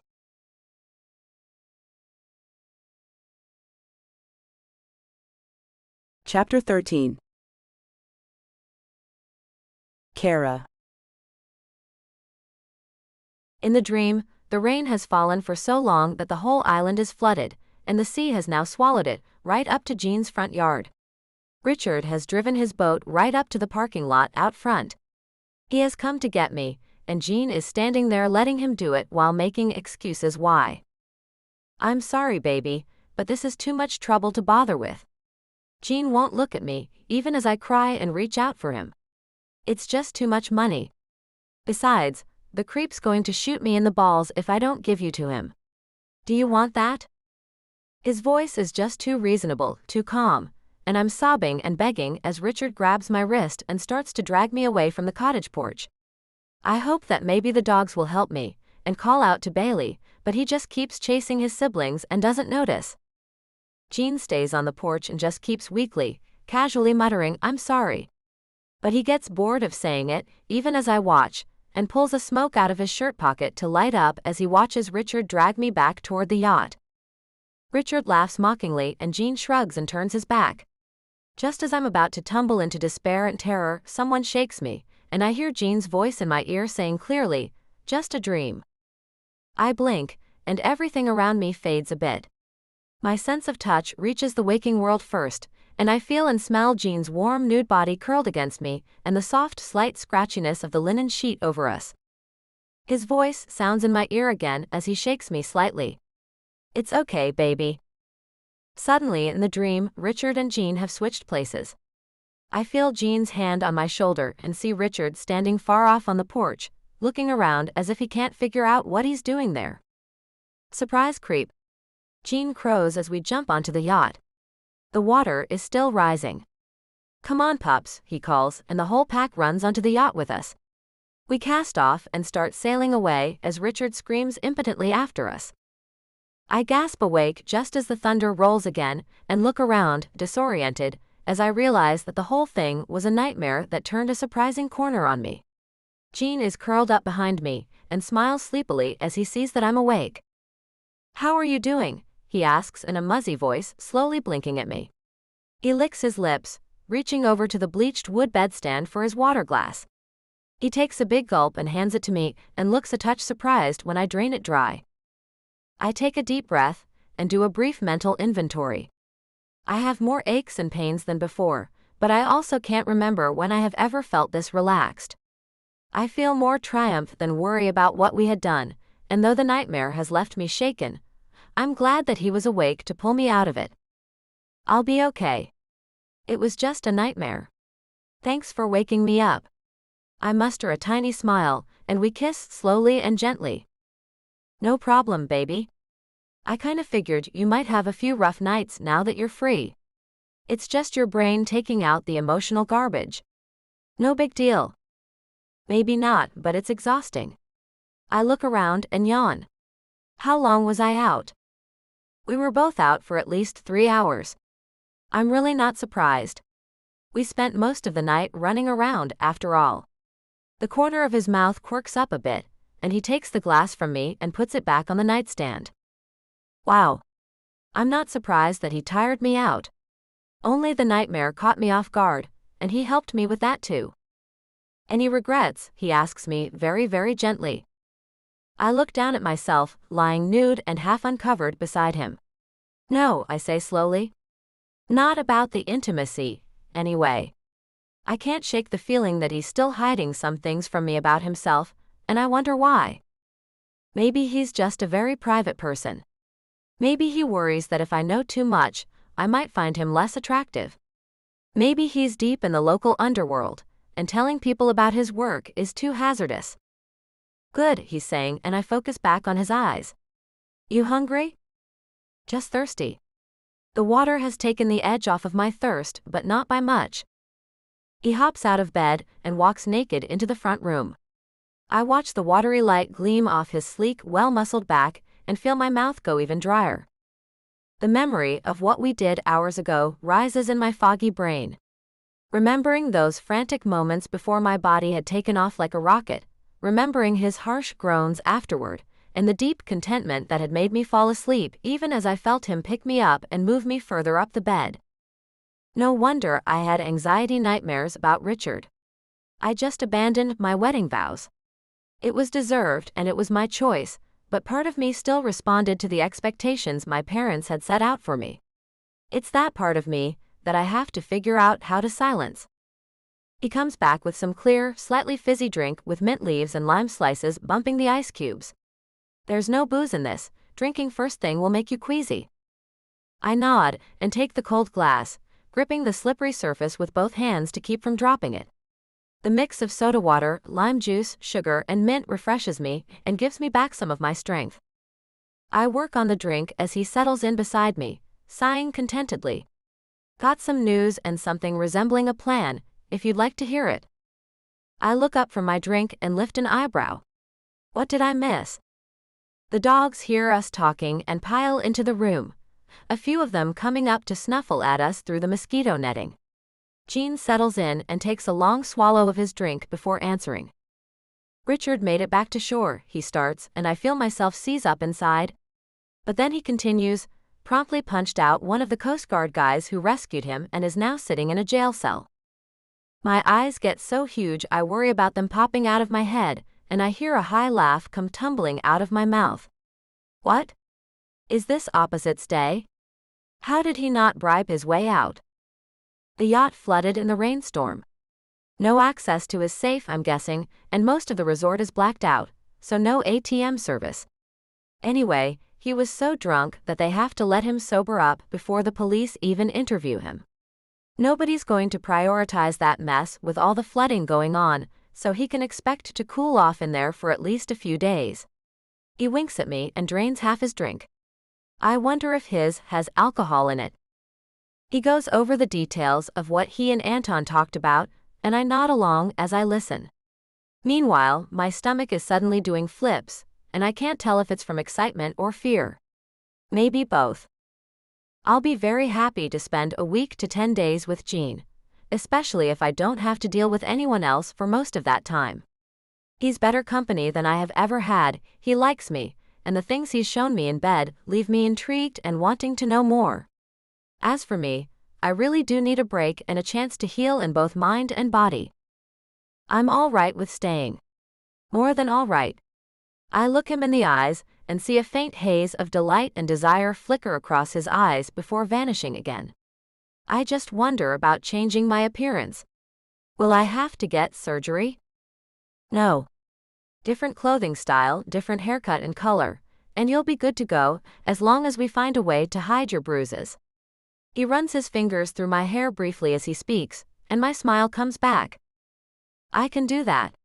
So once the storm dies down, things dry out and my bruises fade some, we change our appearances and leave for Havana. You've got it, he confirms with a small smile. Anton will handle your tickets, and we'll pick up your new identity in Havana. New identity? Wow. You don't want Richard or your parents to be able to track you, not at the airport or when you get back home. As long as he is alive, you really don't want to deal with Richard finding you, I promise. Seriously. His expression is so sincere that I wonder what he has discovered about Richard. I sit back against the pillows, sighing in frustration. I will find a way to stay free while making sure that my parents and Richard can never hurt me again, but that's not satisfying enough for me. I want to hurt them. I want to watch them bleed. Maybe we should just kill them all. He blinks at me in surprise, but beyond that seems to take it in his stride. Well, I do know a guy who knows a guy, but by the time we're doing that, I should probably just teach you to use a gun. You mentioned stuff like that before. I'd actually really like it if you did. I try to stay calm, but deep inside of me, thinking of having and using a gun puts a match to the anger inside of me. I feel a wild sort of glee as I think about killing Richard. Before now, I have wished him dead a million times. Drowned on his yacht, struck by lightning, brutally beat up by my enraged parents, back when I thought they were on my side anyway. It makes me sick to think that I might in any way be becoming like Richard. I notice a slightly worried look from Gene as well, and hastily say, there's a difference between wanting to do something and doing it though. Oh, I'd enjoy killing that creep too. I just hate killing. I'm a cat burglar at sea, honey. We avoid confrontations as much as possible and just take stuff. He seems a little surprised at himself for sharing this, but recovers after a moment and puts his smile back on. I just don't want to get used to it, I say weakly. I feel like I'll start to become like them if I keep doing stuff like that. Like if I seek revenge that's too gory, I'll start losing my soul too. Yeah, I get it.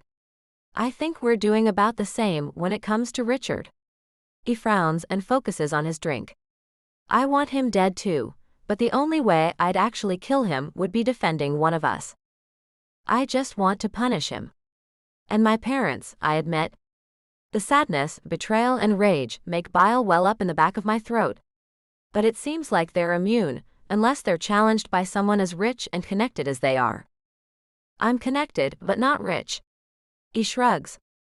I can live comfortably and keep trouble off my back and yours if I'm clever and willing to play it safe a lot.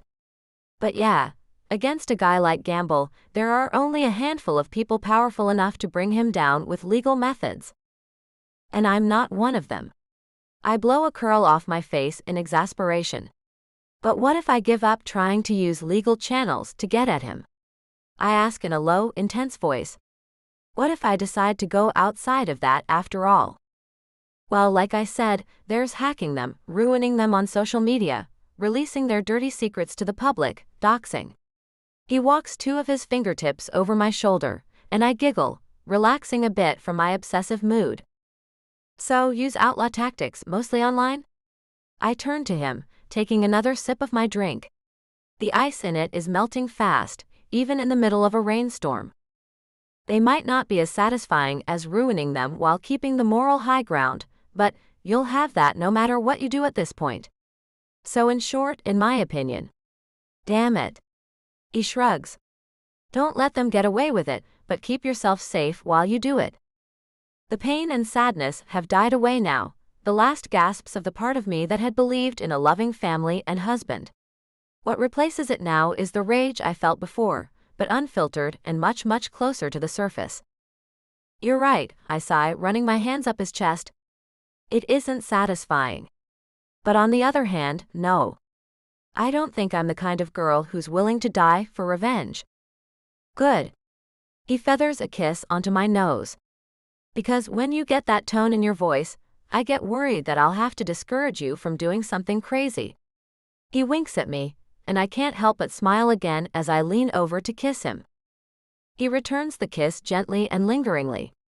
His rough, smooth palm is so warm and cradles my sensitive flesh gently. My head lolls back against the pillow, and he leans toward me to kiss me more. His hand glances off a bruise on my shoulder, and I slightly stiffen. He backs off, wincing. Oh crap, sorry. It's okay. Though the grinding pain reminds me that I'm due to take more painkillers. I think I need my next dose. He gets up to bring me the small white pills, and I swallow them with a chilly meltwater cocktail my drink has turned into. Tiny slivers of ice crunch between my teeth with the bits of key lime pulp and mint leaf. I lick my lips and nestle against him again, as he settles in. Thanks. No problem, baby. The sooner you're feeling better, the sooner we can play around some more. He kisses me more deeply, and I almost drop my drink. But when the kiss breaks, he notices my thoughtful look. What is it? I keep thinking about how different things were just a week ago, I murmur and turn toward him more fully, setting my glass aside for a moment. I nuzzle him under his slightly scratchy chin, and he lets out a chuckle. Well, being rich and protected enough to be oblivious must have had some benefits. But now isn't all bad, is it? I don't know how to answer that. A week ago, I was happy, anticipating my wedding, believing in my parents, in Richard, in the system that they had succeeded within, but I was also living a lie, and headed off a cliff that I couldn't even see. Now my eyes are open, and I have more freedom than I ever did back in my old life, but I also have to live not only with the physical and emotional scars, but with the knowledge that the justice and order I thought existed in the world is a damn lie. Right now, with my wounds still healing, the one part of my new life that makes up for a lot of this is lying here beside me now. In the peace of the cabin, in his arms, things don't seem so nightmarish. I wish that it didn't have to happen like this, I say slowly, and I don't know how I'm supposed to survive all this once I get back to the States and I'm alone again. But I'd rather know how the world really is and learn to live in it, without any more of this gilded cage crap. His smile becomes a grin. Wow. You come back strong, baby. I like it. I'm really glad I met you. I don't know how else to express how I'm feeling. I love you would be coming on too strong, even though I can tell how close I am to falling for him. Likewise. He leans down to kiss me again and then lies back with me. Let me know when those pills kick in, okay? He opens an eye, and the corner of his mouth curls up. The rain creates a constant white noise now. The wind has died again and the thunder no longer rolls. I watch him doze off in the semi-dark and can't wait for the damn painkillers to do their thing so that I can do Gene. He must have put white rum in his drink because he dozes off while we're cuddled up together. I watch him sleeping, his face relaxed, his long lashes innocent against his cheek and his broad chest rising and falling. I'm jealous of his peaceful sleep and am starting to feel better, so I think about interrupting his snooze. Of course, I really like him, so I figure I'll do it in the nicest way I can come up with.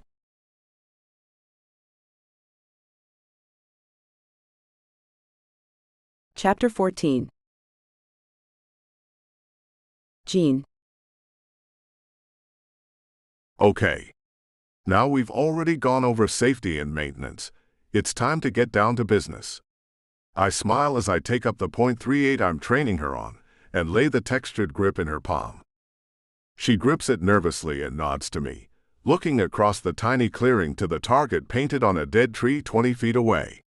It's a small triangle, maybe 4 inches across. Why are we shooting from so close up? She asks. Because distance shooting is for rifles. Self-defense shooting generally happens within 20 feet. We'll practice at certain distance intervals. 20 feet, 15, 10, 5, and 2. Once we are done with a few clips, we'll move inward. Good thing, I have an awful lot of ammunition. The rain stopped yesterday afternoon, leaving the ground so soggy we sank into it up to the ankle. Overnight and this morning, it continued drying up. I feel confident now that we can make it out on the road toward the highway, if we are careful and avoid any mud pits. Neither of us is eager to go. We've been spending the last 2 days getting to know each other, relaxing, eating, sleeping, playing with the dogs, practicing survival skills, and having a lot of intimate moments. Why leave yet? Especially when both the forger in Havana and Kara's healing body will take 4 more days to be ready. She turns to the target and holds the gun out in front of her in a not bad weaver stance, feet slightly spread, both hands around the grip. I have to remind her again not to hold her breath as she pulls the trigger. The crack of the pistol startles me even when I expect it. Kara jumps slightly too, but her aim stays steady. A chunk of wood flies from the middle of the target. Good. I pat her on the back as she lowers the gun. What do you load in this thing? She asks me. She only knows the basics about firearms, but I've told her there are different kinds of bullets. Those are standard rounds, but I'm planning to get you hollow points once we get to Havana. I point at the target. Do 3 more. She fires obligingly, taking the time to aim between shots. All 3 bullets bite into the tree inside of the triangle, and I feel a swell of pride in her. But there's a problem, and I shake my head gently when she turns to look at me. You're going to have to learn to repeat faster than that. I know it hurts your hands, but you'll get used to it. My tone is gentle and a touch apologetic. What's so important about firing fast? She asks, inspecting the bullet marks inside the triangle. I thought I did pretty well. Look, hollow points are usually a one-shot stop, and you're really good at hitting your target, but a person can easily get to you with a knife from 20 feet away in the time you're giving them before your second shot. I give her an apologetic smile as she stares at me in shock. I feel bad having to explain to her that a gun isn't a magical protection talisman, just another tool which has to be used properly. A knife versus a gun, and the knife wins. She sounds horrified, and that's no surprise. How? All they have to do is close the distance and get inside the reach of your gun arm. You'll extend it out from your body to keep recoil from smacking you with your own weapon. All they have to do is get past that and go to town on you, starting with your arms. I draw the side of my hand down the inside of my elbow illustratively, and she swallows and nods, looking a bit sick. My hands go numb if I fire too fast, she starts, and I nod and give her another apologetic look. Fire by 2s then. I point at the triangle. Just know you're better off firing more than once, in case you miss with the first one. Her brows draw together, and then she nods and tries it, raising the pistol to fire the last few bullets. Once the clip was empty, she lowered the pistol and shook out her hands one at a time. Is that better? Yeah. Of the bullets in the clip, all but one struck inside the triangle. I'm feeling even prouder of her as I lead her forward 5 feet.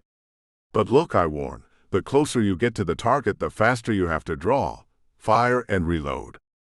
Because the closer I am, the sooner he can reach me. Her voice has gone a little tense and resigned, and I put a hand on her shoulder before passing her a new clip. Exactly. She does well for the rest of the lesson, and after she fires her 100th round into the tree from various ranges, cleans her gun, and gathers her brass, we go inside for a cool drink. I'm relaxed, well-fed, and enjoying her company more and more. I'm thinking a mojito, some music, and a nice long nap. Then I get inside, and I notice that my computer screen has turned back on, and a message icon is blinking at me. My heart sinks slightly, and I'm so annoyed at the interruption that I almost don't go to check it. Finally, I give up and go over, thinking, Anton, this had better be good news. I open up the messenger and read a flashing block of all caps text that startles me a bit. I push aside my confusion and read it. Gamble's coming up the mountain. ETA 1 hour. He has a Humvee and has hired some men. I do not know how he found you. Set the dogs loose and run for ID. Take your guns, your money, and your computer. I will meet you in Havana. The timestamp is from 48 minutes ago. What? I gasp at my screen as if Anton just popped up to say it to me in person. No. No way. I quickly send a confirmation back to him and then shut down and close up my laptop, unplugging it and shoving it into its case. Kara has no color in her face as she stares at me. What is it? Someone tipped Richard off. He's on his way here. I'm grabbing the few things I don't keep in my bug-out bag, some extra clothes, the contents of my safe, a backup pistol for me, and a third for Kara. What? No.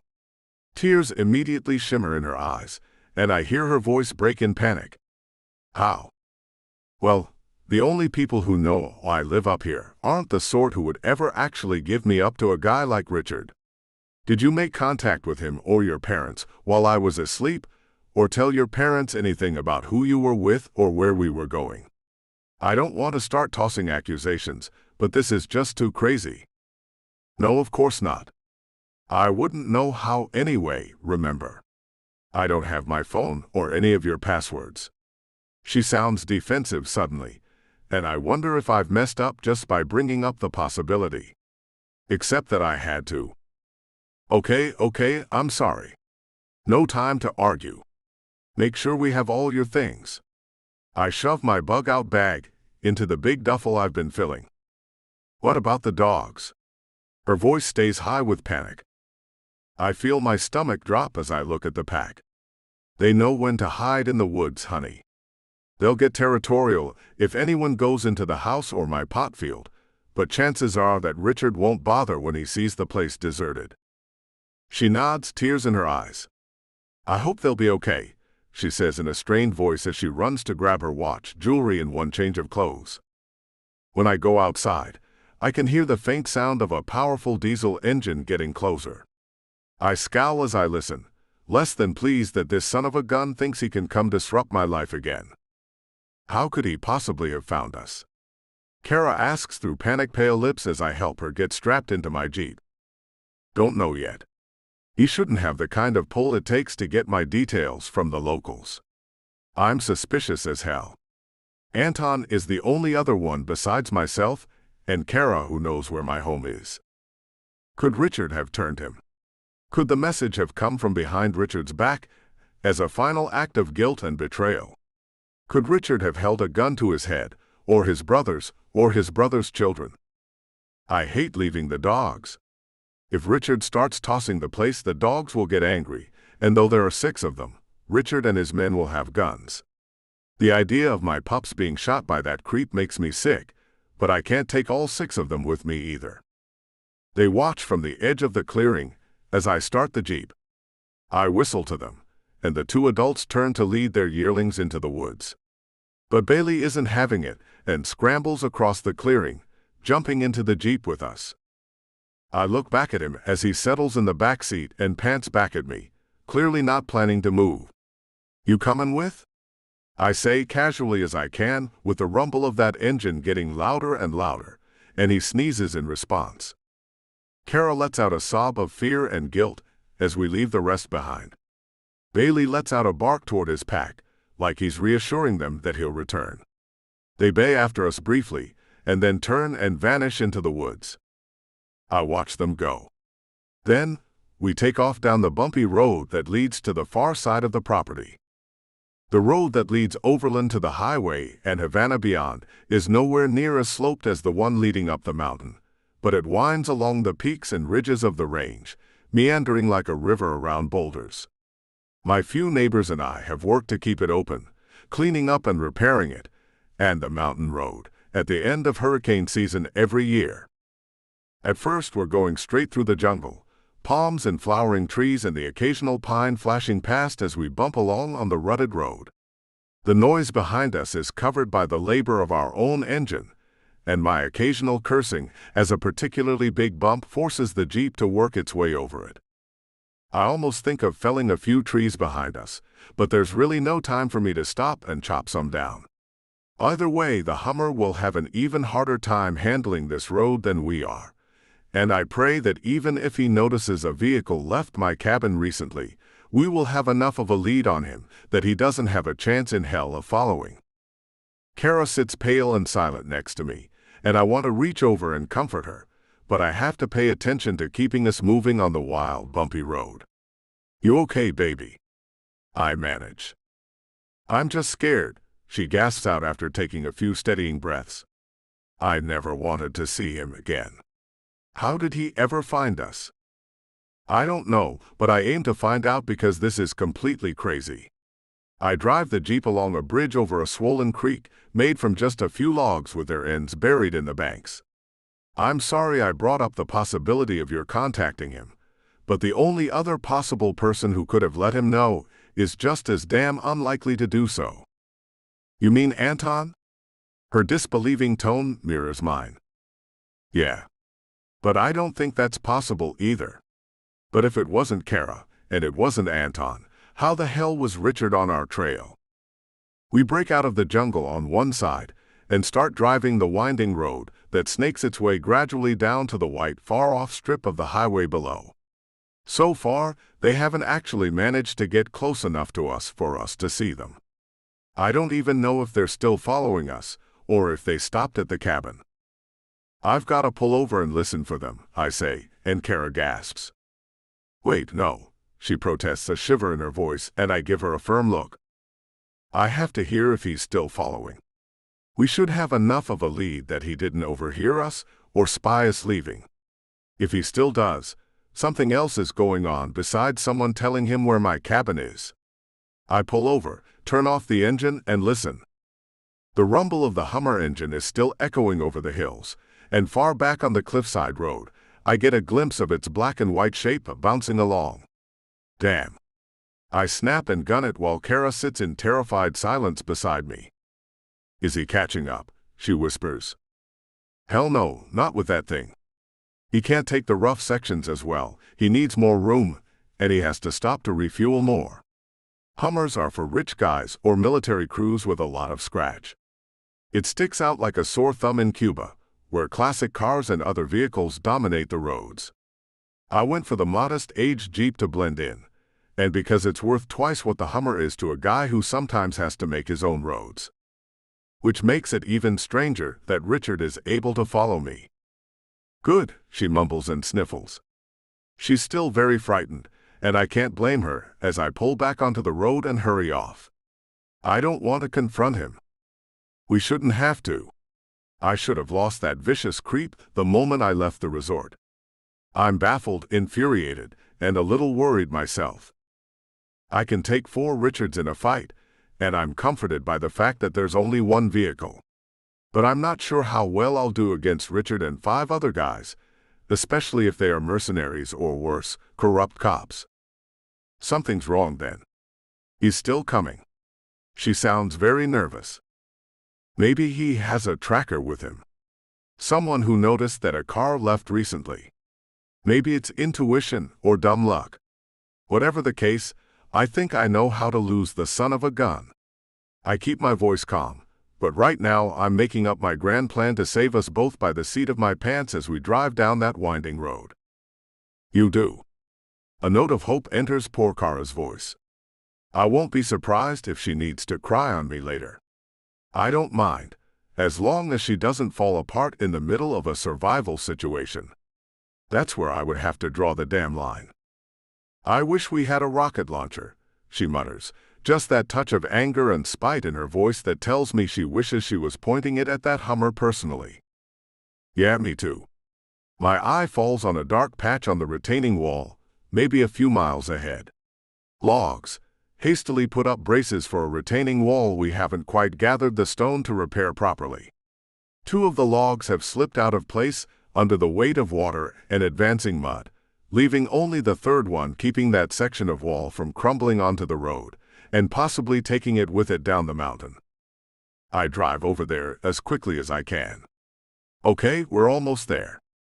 I point out the section as I pull over just beyond it. Stay here. I gotta pull that log out of place. It's going to take a solid month of work to fix the mess I'm about to make, but I'd rather do that than let the creep get his hands on Kara again. I throw my tow cable around the base of the log. All I have to do is pull its feet out from under it, and the whole thing will slide out of place with gravity's help. I make sure to cut a shallow notch in the tow cable, so that it will break if I gun the engine too hard. I don't want to waste time cutting through the cable all the way when it's time for us to go. Bailey has hopped out to pee and jumps back in with Kara's help as I finish up and hop back in the driver's seat. We close the doors. I start the engine and take a deep breath before pressing the button to lock the tow winch in place and start forward. The engine strains, and the wheels skid on the concrete as the Jeep drags at the base of the huge log. I hear the grinding sound of it starting to give way, its grip on the hillside weakened by all the water as well. We start pulling forward slowly, and then jolt forward as the log yanks free on the bottom and topples sideways. A tremendous din of crashing wood, cracking asphalt, and falling stone erupts behind us. Kara screams despite my warning and claps her hands over her ears as she curls in her seat. The dog is barking frantically. I fight to keep control of the Jeep as it jolts forward again. I gun the engine, but the cable isn't snapping. In my rearview mirror, I catch sight of a worst-case scenario unfolding. The log brought down half the hillside with it and has been pushed to the crumbling edge of the road by the ruins of the fallen retaining wall. Released from behind the fallen stones, a river of waterlogged soil swells forward almost silently, retained only by the failing roots of the palm trees littering the slope. Wood cracks, sod rips open, the wall of earth spits out a few stones, and then rushes downward, carrying the log with it like a twig in a stream. Suddenly we are being yanked backwards by the damn too sturdy cord, and dragged closer and closer to the landslide in progress. I slam the button to release the winch, and hear it start whirring as I gun the Jeep forward. Kara is beyond screaming now, silent and wide-eyed in the seat as I fight to save our lives. I glimpse the taut line of the steel cable stretching back into the mess behind us, and pray the damn thing will snap if stretched hard enough. The notch in the cable has failed its purpose. I fight forward, the poor Jeep's engine straining and its tires screaming on the cracked asphalt. Suddenly we're free, the cable gives and the Jeep roars forward. I manage to regain control of it before it slams into the retaining wall, and we speed down the road. I quickly reel in the remains of the cable, not wanting it to catch on or damage anything as it lashes around like a tail behind us. I look behind us before we round a turn in the road. The Hummer is still headed our way, but there's now a landslide in progress between him and us. The Jeep is still in one piece, no one is injured or dead, and there's no damn way that Richard can follow us without backtracking to the resort. I did it, baby, you're safe. He's off our tail. My chest feels like it's swelling with pride and relief. As we slow down, I look over at her, smiling. My smile falls off my face at the sight of her, limp, head lolling as she hangs from her safety harness. I check her pulse, steady, but her skin is a bit cool. Not injured, scared so bad by my nearly botched plan to block the road that she fainted dead away. Damn, I mutter, focusing back on driving. The tips of my ears burn. I'm mortified. When she wakes up, I'll probably have a bit of hell to pay. I'm not looking forward to it. But at least we're alive, and for the moment we've shaken Richard.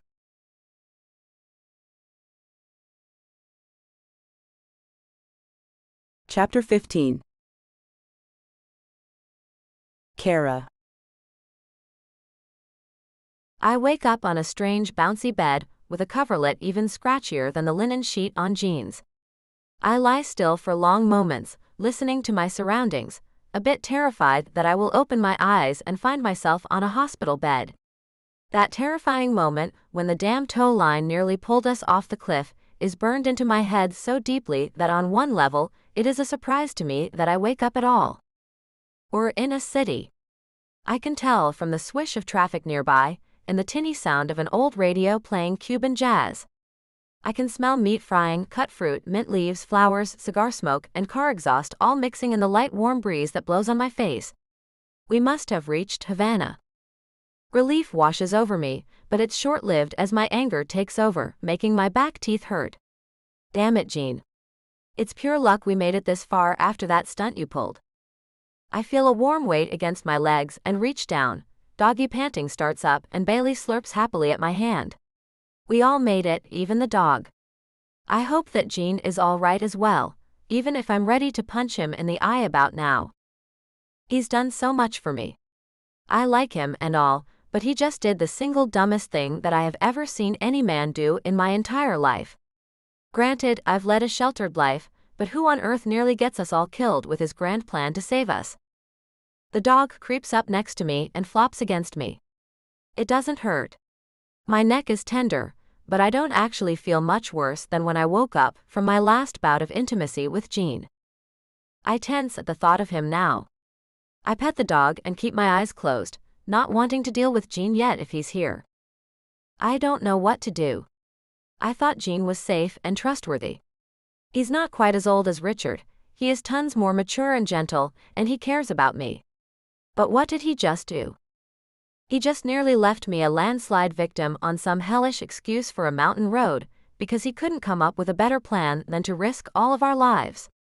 I didn't want to be an evil shrew about it, but I was really, really pissed, so angry that it was getting harder for me to pretend to be asleep.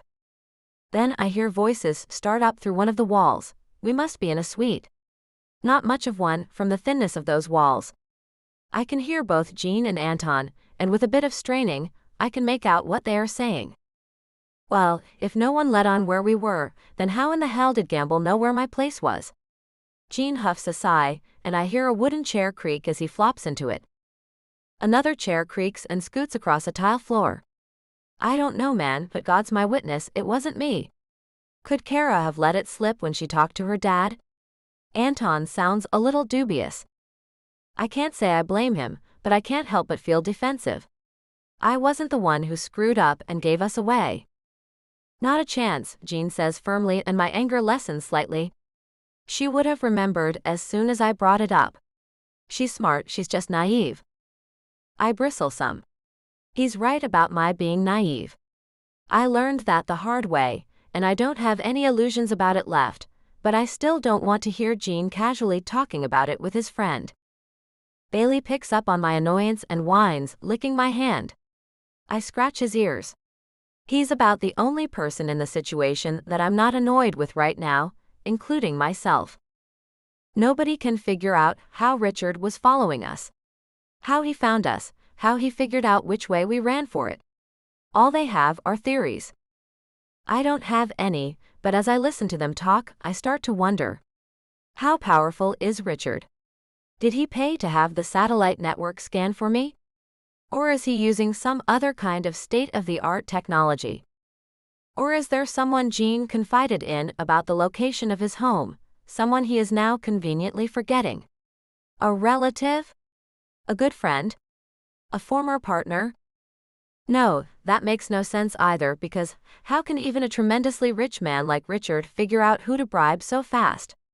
If he didn't pay someone off, how did he find us? I hate that I can't even theorize an answer to these questions. Richard is a good liar, but he isn't even that smart. I should be able to figure out any plan that he's come up with, shouldn't I? Apparently not. I really am naive. That sense of being hopelessly out of my depth comes back to haunt me full strength, mixing despair and self-blame with my anger.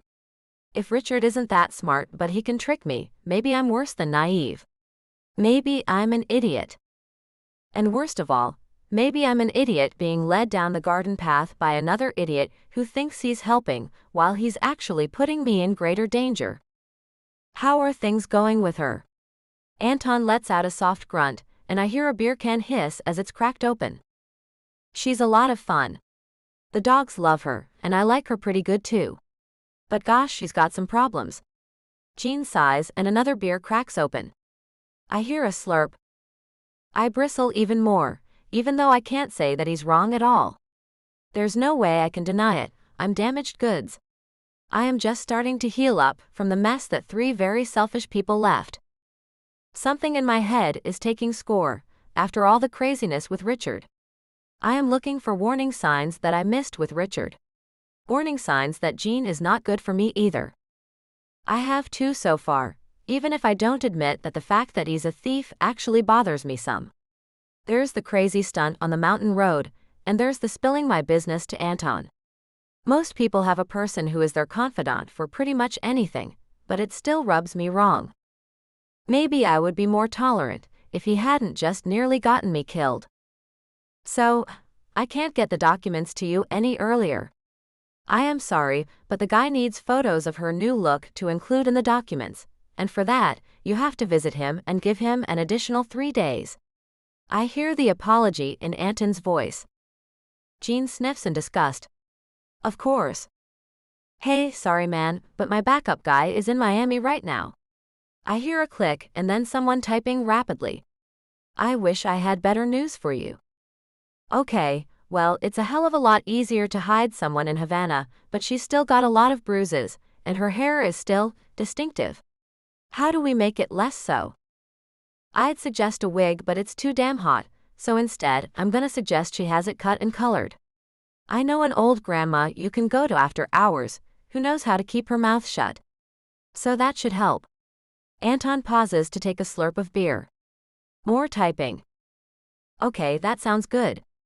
Dark brown? He sounds disinterested, and I frown more deeply. They're talking about deciding for me what I do with my hair. It's just a disguise, but that is a conversation that I should be in on. Yet here I was listening to them have it without me instead. No, with her complexion that will be an obvious dye job. I would do auburn. Maybe red. No one is gonna look twice at a redhead who wears a scarf and big sunglasses. After all, they burn faster than anyone else in the sun. My frown lessens. A redhead? My parents definitely would not approve. Which is absolutely a reason to go through with it. I don't really like the idea of having to cut my hair, but the men in the other room are right about one thing. If Richard will be looking for me in Havana, I'd better not look anything like myself. Best for her to change her wardrobe too. I know the cute princess on safari look is fetching, but it's also distinctive. Anton coughs into his fist. A pause, then more typing. You think she's hot too, huh? Jean chuckles, disappointing me afresh. I'm gonna hold off on answering that, 'cause unless I miss my guess, you and she have a thing brewing. Anton, apparently, is embarrassingly observant. Jean laughs. Yeah, I know it won't last any longer than it takes her to get on a plane, but I hope she'll have fun talking about our fling for years to come. My cheeks prickle with a mixture of anger, arousal, and embarrassment. That's a nice sentiment, but come on, I think. We just started as partners. How much of my personal stuff are you going to spill to this guy? It's a small mistake next to the mess with the winch and the landslide, but I'm already on edge from that, and it feels like every time Jean opens his mouth right now, he's pissing me off more. I could tune him out, understanding that I'm not in the best mood, and would probably be taking a lot of things wrong right now no matter who they came from. But then, I would miss an opportunity to know more about what's going on. My friends and the guys who work with my brother are keeping an eye out for Gamble. He's called in some mercenaries from out of town to help him. Apparently, that was his one phone call at the prison. Anton sounds deadly serious, and I'm suddenly glad I decided to quietly listen in. Not his lawyer. Jean lets out a beer belch, and I hear the sound of a can bouncing off one of the walls. Damn, miss the trash. No. But within 12 hours, these guys show up on a fresh yacht from Miami with briefcases of cash, concealed weapons, and the damn Hummer. They bailed him out in cash and went around paying people off. But no one knows where your place up on the mountain is, so we still don't know how Gamble was able to find you. More typing. Has Gamble accessed any of his accounts since he got onto the island? Contacted anyone? Jean is falling into business mode as well, beers or not. It's easier for me to calm down and listen now that he's not talking about my personal life, or how I should wear my hair to someone I did not invite into those conversations. Just these mercs, and I have a copy of his phone records indicating he's been in touch with Kara's parents. I don't know how much detail he's giving them. Do they have any interest in her welfare? Disbelief and sympathy mix in Anton's voice. My cheeks burn in response. Think you can cause some problems for him online? Jean sounds casually mischievous this time, and I listen hard, starting to go from pissed off to intrigued.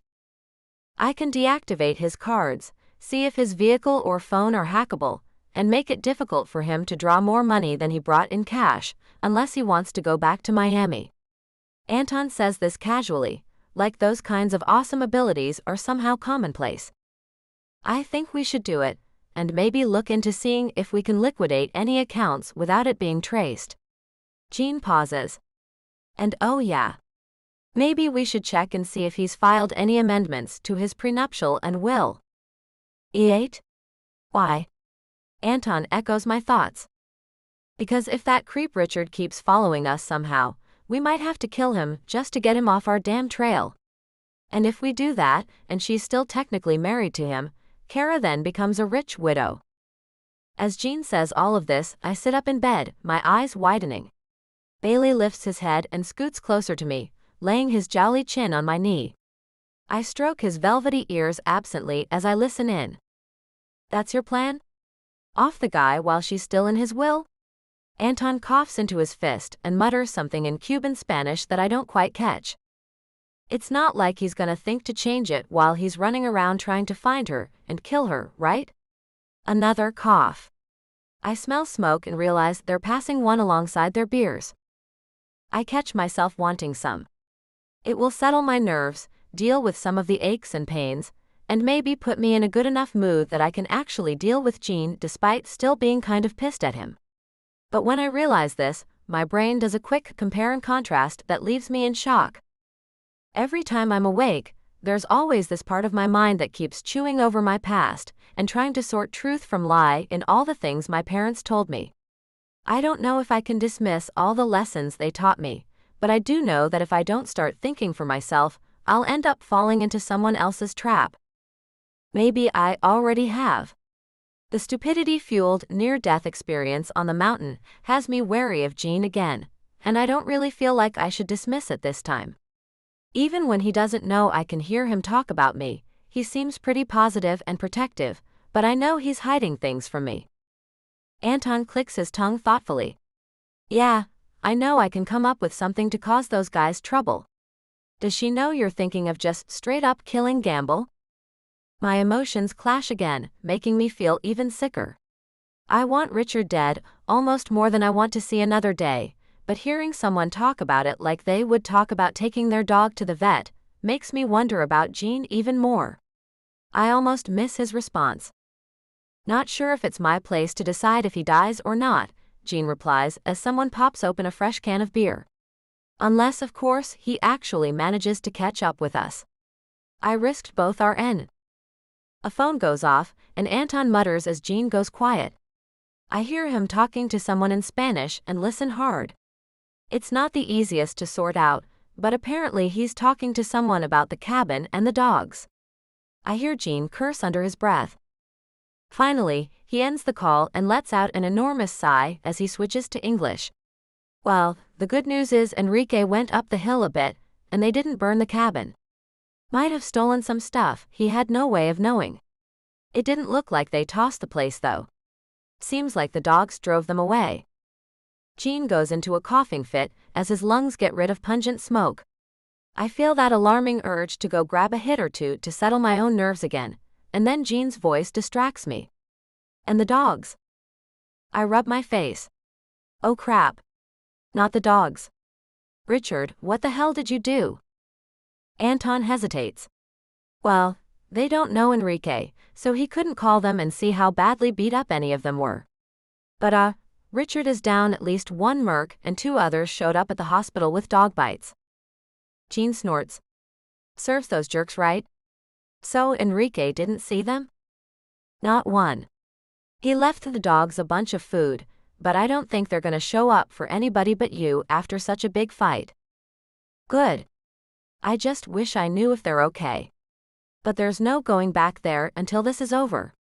Gene's voice is dull with resignation, and my mood roller coaster takes a turn into a mixture of guilt, worry, and sympathy. I find it amazing how he can put me through changes like this without even talking to me directly. I hope your dogs are okay, man, I do. But I'm a little more worried about what Enrique told me next. Anton's voice has an edge on it, and Gene grunts and falls silent. Anton coughs a few times before saying, Richard put a bounty out on Kara. 2 million cash for information that leads to her live capture. 2 million? That's it. Cheap creep. Gene's flippant tone confuses me. But that's not good news. I still don't know if he got a good look at me, but if he did, he can ask about me as well. You know, some of those barflies around the resort and town will spill their guts about me and everybody close to me. Yeah. Kinda been thinking about spending the weekend out fishing. I'll still be reachable, but I don't want to deal with this guy showing up on my doorstep. I flinch slightly at the sound of an empty can being crushed as Anton's voice turns angry. Maybe take Carlos and his family out on the boat as well, huh? I would go with you, but I really need to see things through with Kara. Gene sounds sympathetic and a bit apologetic. I'm sorry I dragged you into this. Yeah, well, you should be. I know you like this girl and feel bad for her, and she's even paying us, which I admit is one hell of a plus, especially with that watch sweetening the deal. But you know the town gossips will connect me to you, and Carlos to me, and Richard will play connect the dots all the way over to my nephews. There's even more anger in his voice now. I shiver, guilt warring with worry. What if they abandon me? What if they just decide I'm too much work and risk and just dump me?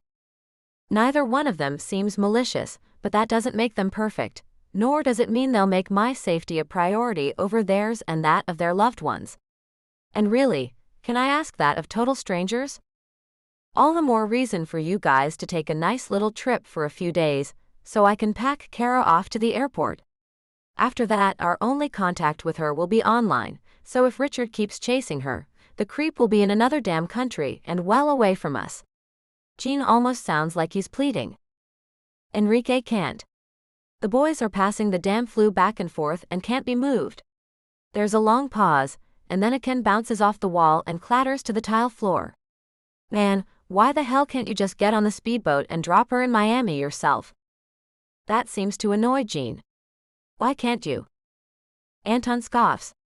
Coast Guard would have me in cuffs by the time I was a mile from shore. Oh damn. I swallow. I already knew these guys were shady, but the idea that Anton is a wanted felon really brings it home for me, just how dangerously out of my depth I am. Yeah, well man, I'd be in the exact same boat in the exact same cuffs, for the exact same damn reason. His bitter words leave me trembling as I finally realize who I have been dealing with. He admitted to going around robbing yachts, but his running from some sort of US-based felony charge makes me go from queasy and nervous to horrified and disappointed. If he can never go back to New York with me, we can't be together no matter if we sort everything else out. I feel my eyes start to prickle and sting, and I wipe beneath them impatiently. I have to be tougher, warier, and more decisive. Gene and his friends are problematic. Right now though, they are the only allies I have. It's just a few days after meeting Jean, and here I am, wanting herb, thinking about ending Richard's life, and considering hacking my parents. Jean is corrupting me, and I'm coming to realize that I'm not all right with all of it.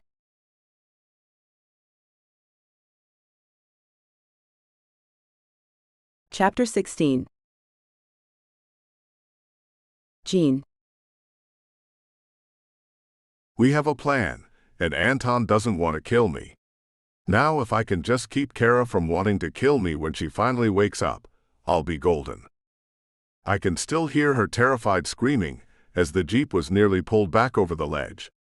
It feels like it's going to echo in my head forever. I feel so bad about it that I almost want to jump on a boat with her and drop her back in Miami just to make up for that screw-up. But I know that if I get caught in United States waters, they'll put me away so fast and for so long that I'll be an old man before I see the light of day again. It's what happens when you rob the rich stateside. Eventually, one of them gets pissed and sends his pet prosecutors after you. At least Kara is getting a lot of sleep. She hasn't had enough of a chance to rest. I know some of that was because of me. Intimacy just gets better with her the further we go on. Part of it is because she's healing, but some of it is because we're learning each other, inch by breathless inch. Now though, it's the next afternoon and she's still sleeping.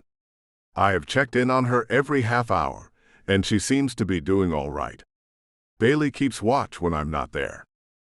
I'm kind of glad that the dog came along. He could have been killed on that mountain road, but right now he's my backup in the unfamiliar task of looking after an injured woman. An injured woman that I've come to really like and care about. One I also almost got killed. Just through dumb luck really, but I still feel bad about it. After Anton leaves for his fishing trip, I fortify myself with the rest of my can of beer and a few more hits of my smoke before looking in on Kara again. As I walk in, I hold the door very carefully, lifting it on its hinges so they don't creak, and move in my socks toward the bed. Bailey lifts his head and Doggy grins at me, flopping his tail against the side of the bed. Kara is lying there limp, a strangely tired look on her face, her eyes still a little sunken but her black eye reduced to a ring of purple around a tea-colored blotch. The scab on her cheek looks more like a scratch than anything serious. I'm almost pathetically glad she's getting better, and have to wonder at myself. She's changing me, and I don't actually like it all that much. She's a nice, sweet girl who needs love, attention, and protection, as well as someone to be honest and kind with her. I keep rising to the occasion, but I don't know how much of that I have left in me. Maybe it's not fair of me to want to keep her. I've always played the field, but Kara needs someone who can be there full-time. She doesn't need a playboy. It's been over 14 hours since she ate anything, and I tear my thoughts away from my misgivings as I remember that, and bend over her gently. Kara. She opens her eyes slowly with no flutter, and I realize belatedly that she was just pretending to be asleep. I'm confused, but decide to play along like I didn't notice. "How are you doing?" I ask her in my kindest voice. She blinks at me and hesitates, then says in a flat, forced tone, "Fine." She's on her guard. I can't say I didn't expect it. I thought maybe you'd like something to eat.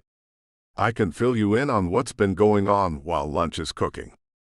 I give her my best smile and see her expression soften a little, but she stays tense, her eyes guarded. My heart sinks a little.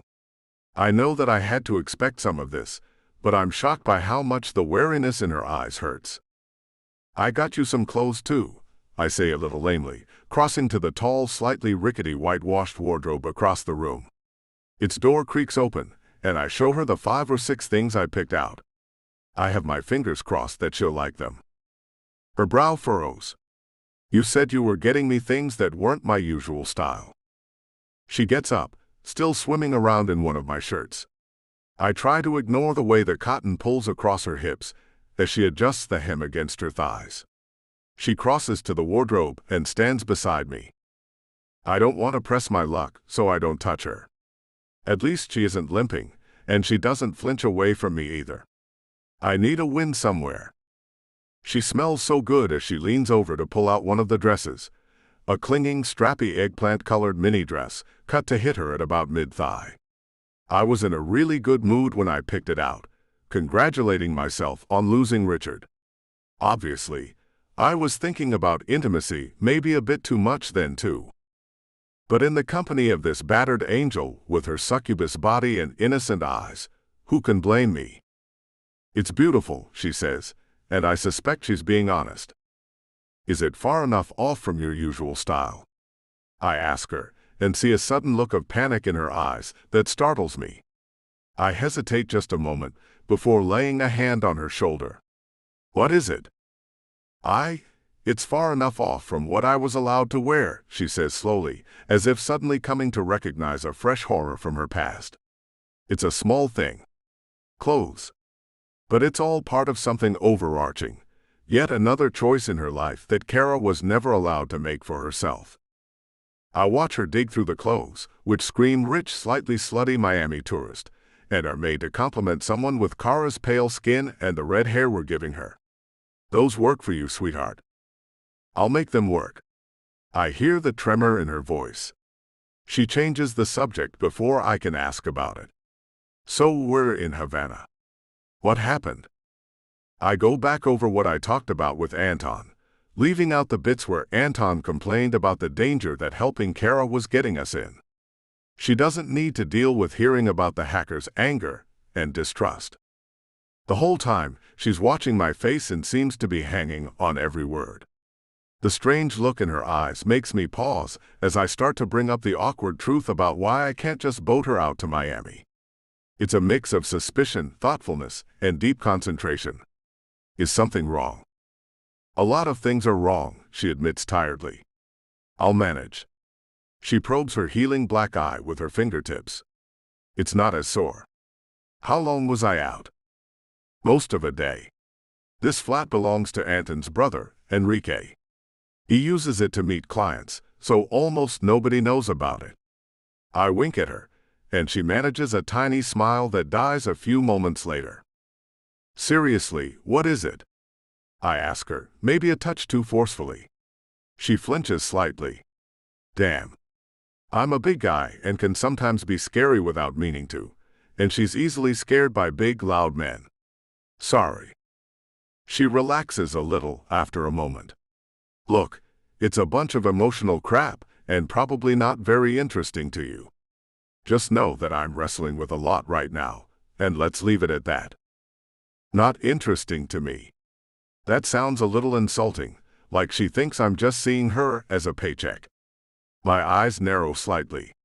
"Try me." That surprises her, and she relaxes a little more.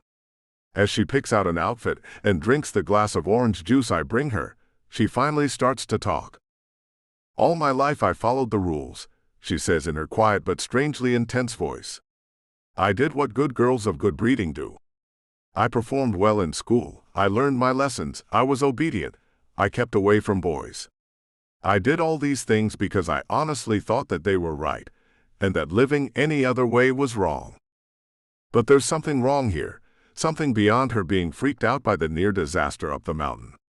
I need to find out what it is so we can sort it, and I don't have to worry about her getting overly wary or rebellious when I need her cooperation. The longer this goes on with you, the more I think about how I was lied to in order to control me.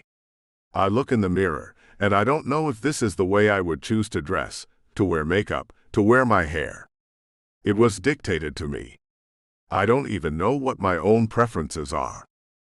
It's a surprisingly articulate explanation from someone who looks and sounds so tired. I nod and gesture for her to go on. She hasn't brought up the scare up on the mountain yet, but I know I have some reparations to make no matter when she does. I don't want to go from following my parents, to following Richard, to following you. I just feel like it's another situation where I'm caving in to someone else and hoping they know better than I do. It hasn't worked before now. She swallows and looks up at me, half earnest and half angry. I can't help it. I reach out and run my hand back through her pale, soft, slightly tangled hair, trying to soothe her. She stiffens slightly, then relaxes under my touch. I can't think straight around you, she complains, or maybe it's a confession. Baby, look, I purr at her as soothingly as I can. The difference with me is, I'm only asking you to follow my lead until I can get you back home safely. And it's only because I'm better at these survival situations and have more experience in Cuba. I figure it's a pretty good explanation, but she glares at me with that touch of sullen distrust again, and my hand pauses in her hair. Finally, though, the sullenness leaves, and she sighs. It's not just that I don't know if I can trust you. It's that I don't know if I can trust myself either. I'm still figuring all of that out. I keep petting her. She relaxes bit by bit, but she's fighting it. She wants to stay in control. I can't think straight, she starts again, and I lay a finger over her lips softly. I can't think straight around you either, I admit, a little hoarsely.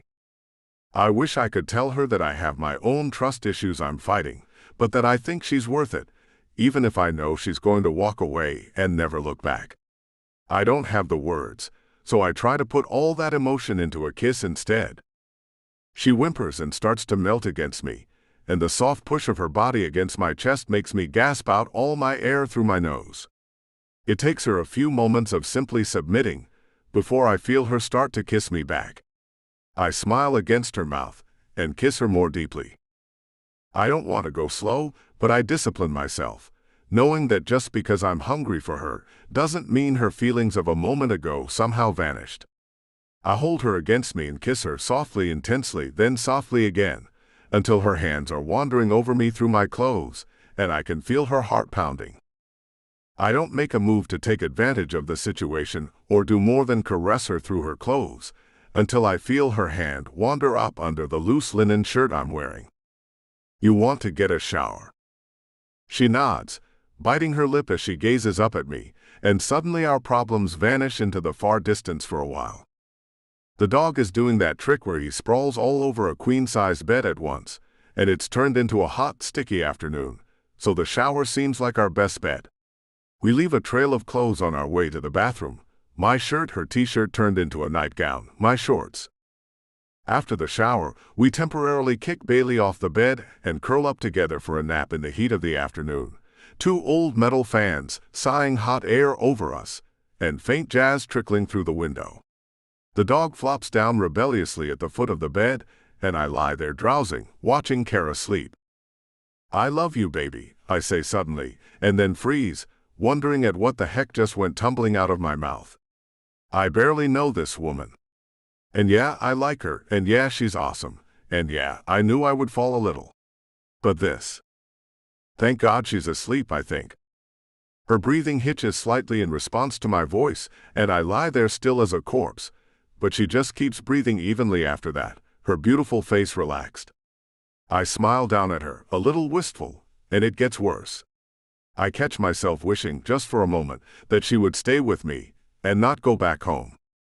That's dangerous thinking, I remind myself, but that wistful feeling stays, no matter how I try to distract myself. Finally, I slip off into sleep, an arm thrown around her, glad to have this reprieve after all the crazy stuff that has been happening.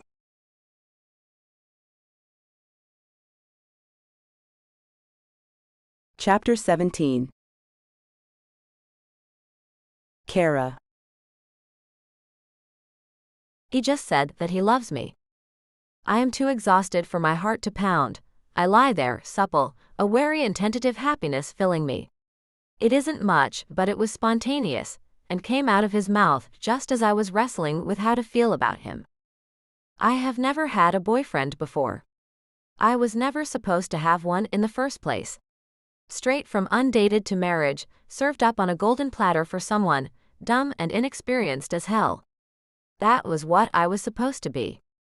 But now I'm something else again, and as I lie sated with his sleepy voice echoing in my ears, I wonder if I'll ever trust him enough to try and make this last. There's something else knocking around in my head as I doze next to Jean, his words to Anton about what happens if Richard dies while I'm still married to him. Oh yeah. I'm thinking about that good and hard. I'm thinking dark, angry, satisfying thoughts about the look of shock in Richard's eyes as I drive a knife into him, and then throw him over the side of his own yacht. Violence isn't very ladylike, but Richard is no gentleman, and he deserves anything I decide to do to him. Kill him and sink the body in the Caribbean, like he did to his wives before me. Then walk away with all his money and holdings. I could compete with my parents. Richard certainly shattered my ideals. And Jean keeps pulling me deeper and deeper into his corrupt, hedonistic world of outlaws. The criminals I keep meeting aren't all that bad as people, but that just makes it worse. It's easier to identify with them if they're just people, and easier as well to go along with whatever they think is right. I'm adapting. It's all I can do in these circumstances. But is it good for me? Or am I adapting my way into yet another terrible situation?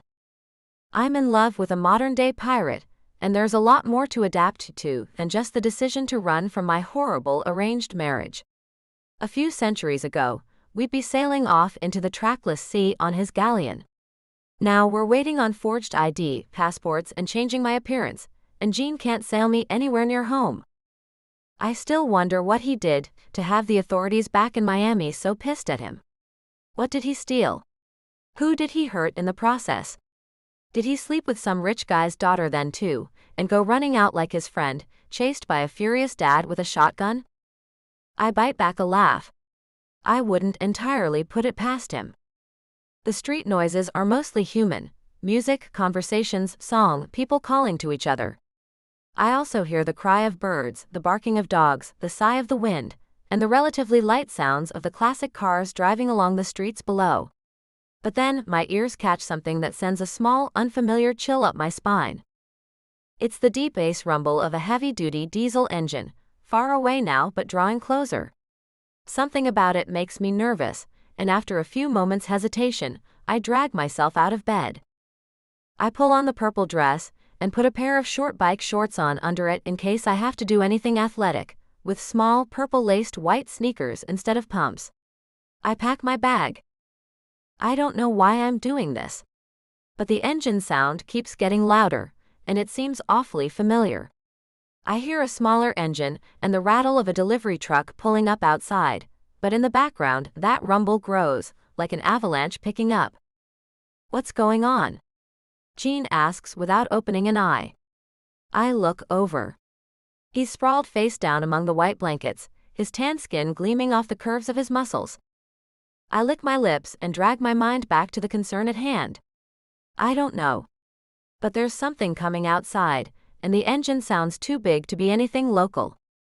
He opens his eyes, brow furrowing, then sits up slowly, scratching his belly. Okay, well that's a little vague, but let's see what's up. I check the jewelry in the bottom of the bag. It's still all there except for the ring I have never actually taken off since the wedding. Then I know I have everything. I don't know if there's any danger, but if I have to run again, at least I'll be a bit more prepared. Jean's dressing beside me. He seems a little annoyed. I don't care, can't care. There's too much going on for me to worry about every little bump to his feelings, especially after everything that has happened between us. I care about him. I might even love him, if I can get past the mistrust. But right now I can't. Right now, I need to think about looking out for my own survival. I've finished brushing out my hair and tying it up in a braided coil at my nape, when we hear the booming blare of a high-end car horn outside. Shouting erupts, one side in English, the other in Spanish. Jean crosses to the window, takes one look outside, and curses. They've found us. My blood turns to ice water, and I almost drop my bag. As Jean turns to grab a few things, including the keys to his Jeep, I dare a peek out the window. Almost immediately, I wish that I hadn't. There's a battered delivery truck blocking the street immediately in front of our apartment building, leaving only a narrow margin through which the smaller vehicles can squeeze. The slightly battered black and white Hummer, Richard at the wheel, is stuck in traffic behind the slowly crawling line of cars. He's yelling so loud that we can hear him down the block. Half his body is stuck out the window, one fist flailing at the air. A few men in the line and one or two on the street are yelling back at him to be patient. Their response makes his face purple. After a moment, He ducks back into the Hummer, and then comes out with a pistol. Jean yanks me back away from the window as it goes off, and I hear screams and screeching tires on the street below. "Time to go," he says, and shoulders my bag along with his own. He whistles to Bailey, who jumps off the bed instantly alert, and then follows us out. We run, my heart pushing blood gone cold and corrosive feeling from too much adrenaline, and my bruised thigh and knee popping stiffly as we make our way down the narrow outside hall to the back stairs. People hurry out of their doors as the shooting turns into a gunfight. Someone out there is armed as well and not happy with Richard, and I hear him yelp in terror like he had the night Jean shot his boat. "I hope you get holed out, you piece of trash." I almost want to go back just to see him get shot at. Instead, I follow close behind Jean as he reaches the stairs and starts galloping down them. "How the hell did he find us?" I demand as I clatter after him, more to the air and the world than to Jean. He answers anyway. "I have no idea. But we'd better get clear of here before he checks the apartment and finds out that we're gone." I run down the stairs after him, heart banging away so hard that it hurts again, using the adrenaline to push myself further. I'm learning to be tougher bit by bit, and now it pays off as he grabs my arm and pulls me along with him when we reach the short back hall. We can hear another gunshot outside, and horribly, I'm almost relieved. If Richard is busy wasting bullets scaring people outside so he can park the Hummer where he wants, that's fewer bullets he's aiming at us, and more time we have to get the hell away from him. But I'm scared and guilty, worried for the people outside. That madman wouldn't be in their neighborhood if he wasn't hunting for me. "Do you have a gun on you?" I pant as we hit the steel back door and tumble out into the small backlot parking area. It's surrounded by other apartment buildings and can't be seen from the street, as it exits via a long alleyway. I see the Jeep sitting in the furthest corner from the exit, under a tarp. He whips it off as I reach it. I do, but I'd rather not use it except maybe on the Hummer's tires. I can hear the frustration and stress in his voice. He lets Bailey jump in the back and then runs around to his own side. I jump into the passenger seat and buckle the harness up. I ignore the brief stab of fear that I feel as the harness straps brush against the fresh bruises they left on me from our recent misadventure on the mountain. I know that whatever happens, Jean will do his best to get us out of here. However, I'm very, very worried about the fact that Richard found us so easily when we were staying off the street. How is he doing this? What are we missing? "Okay, sweetheart. I'm taking the back streets away from here, but I want you to cover that glorious hair of yours with this. It's pretty distinctive." He pulls a blue scarf out of the glove box, and I hesitate before tying it on. "That's good, baby. Now let's get the hell out of here." He starts up the engine and turns the Jeep to steer it out through the alleyway, which comes out a block behind the apartment building. My heart bangs in my ears as we drive away down the placid street. People are running, and most cars have been pulled over or straight abandoned so that rubberneckers and concerned citizens can head toward the sound of the shots. Other people are running away as well, just like us, hurrying away from the area on foot, heads down, either singly or in small crowds that compare notes quietly with one another. I can hear deep male voices shouting back at Richard, and more arguing starts, but the gunshots stop. I hear car doors slam, and the roar of the Hummer's big diesel engine as we turn a corner and start putting blocks between us and them. My stomach feels like it's being squeezed in a giant fist, as I pray silently that Richard doesn't have spies watching the building's back exit. We drive just a little over the speed limit, sticking to the back streets, doing our best not to draw attention to ourselves. I keep having to remind myself to breathe more slowly. Next to me, Jean has both hands on the wheel and a fierce look of concentration on his face as he stares at the road ahead. "Are you sure that your friend Anton didn't give us up?" I ask, trying to make sense of Richard's sudden appearance. He shoots me a scowl. "No. I won't believe it. Absolutely not. We've been partnered up for years, and I make him a lot of money. What reason would Anton have to betray me?" "I don't know. Maybe Richard has something on him." I hesitate, the fierce look on Jean's face warning me. But I still don't understand how in the world Richard can be on our tail again. There has to be another explanation, he insists, and the vehemence in his tone is the second warning. I let it drop, knowing we will be better off getting along while we're struggling to survive. But the question still echoes in my head, and from the discontented look Jean shoots me every once in a while, he knows it. He trusts Anton. If I have only some reason to trust Jean, I have very little reason to trust Anton. He practically suggested getting rid of me altogether, including once when we first met. But Jean seems to have a blind spot when it comes to his best friend. Once again, I'm left disillusioned and wary. I can't afford to follow the lead of someone who shows such poor judgment so often. I'm relaxing, my fear of the moment giving way to my anxieties about my future, and I'm starting to feel a little depressed. But before I can even start to sort out my feelings, I hear Jean gasp in shock and look up hurriedly. How the hell? Jean mumbles, his eyes huge. The Hummer has pulled across the intersection not half a block away. Richard is staring out of the passenger side window at me, a broad grin on his face and his eyes crazed.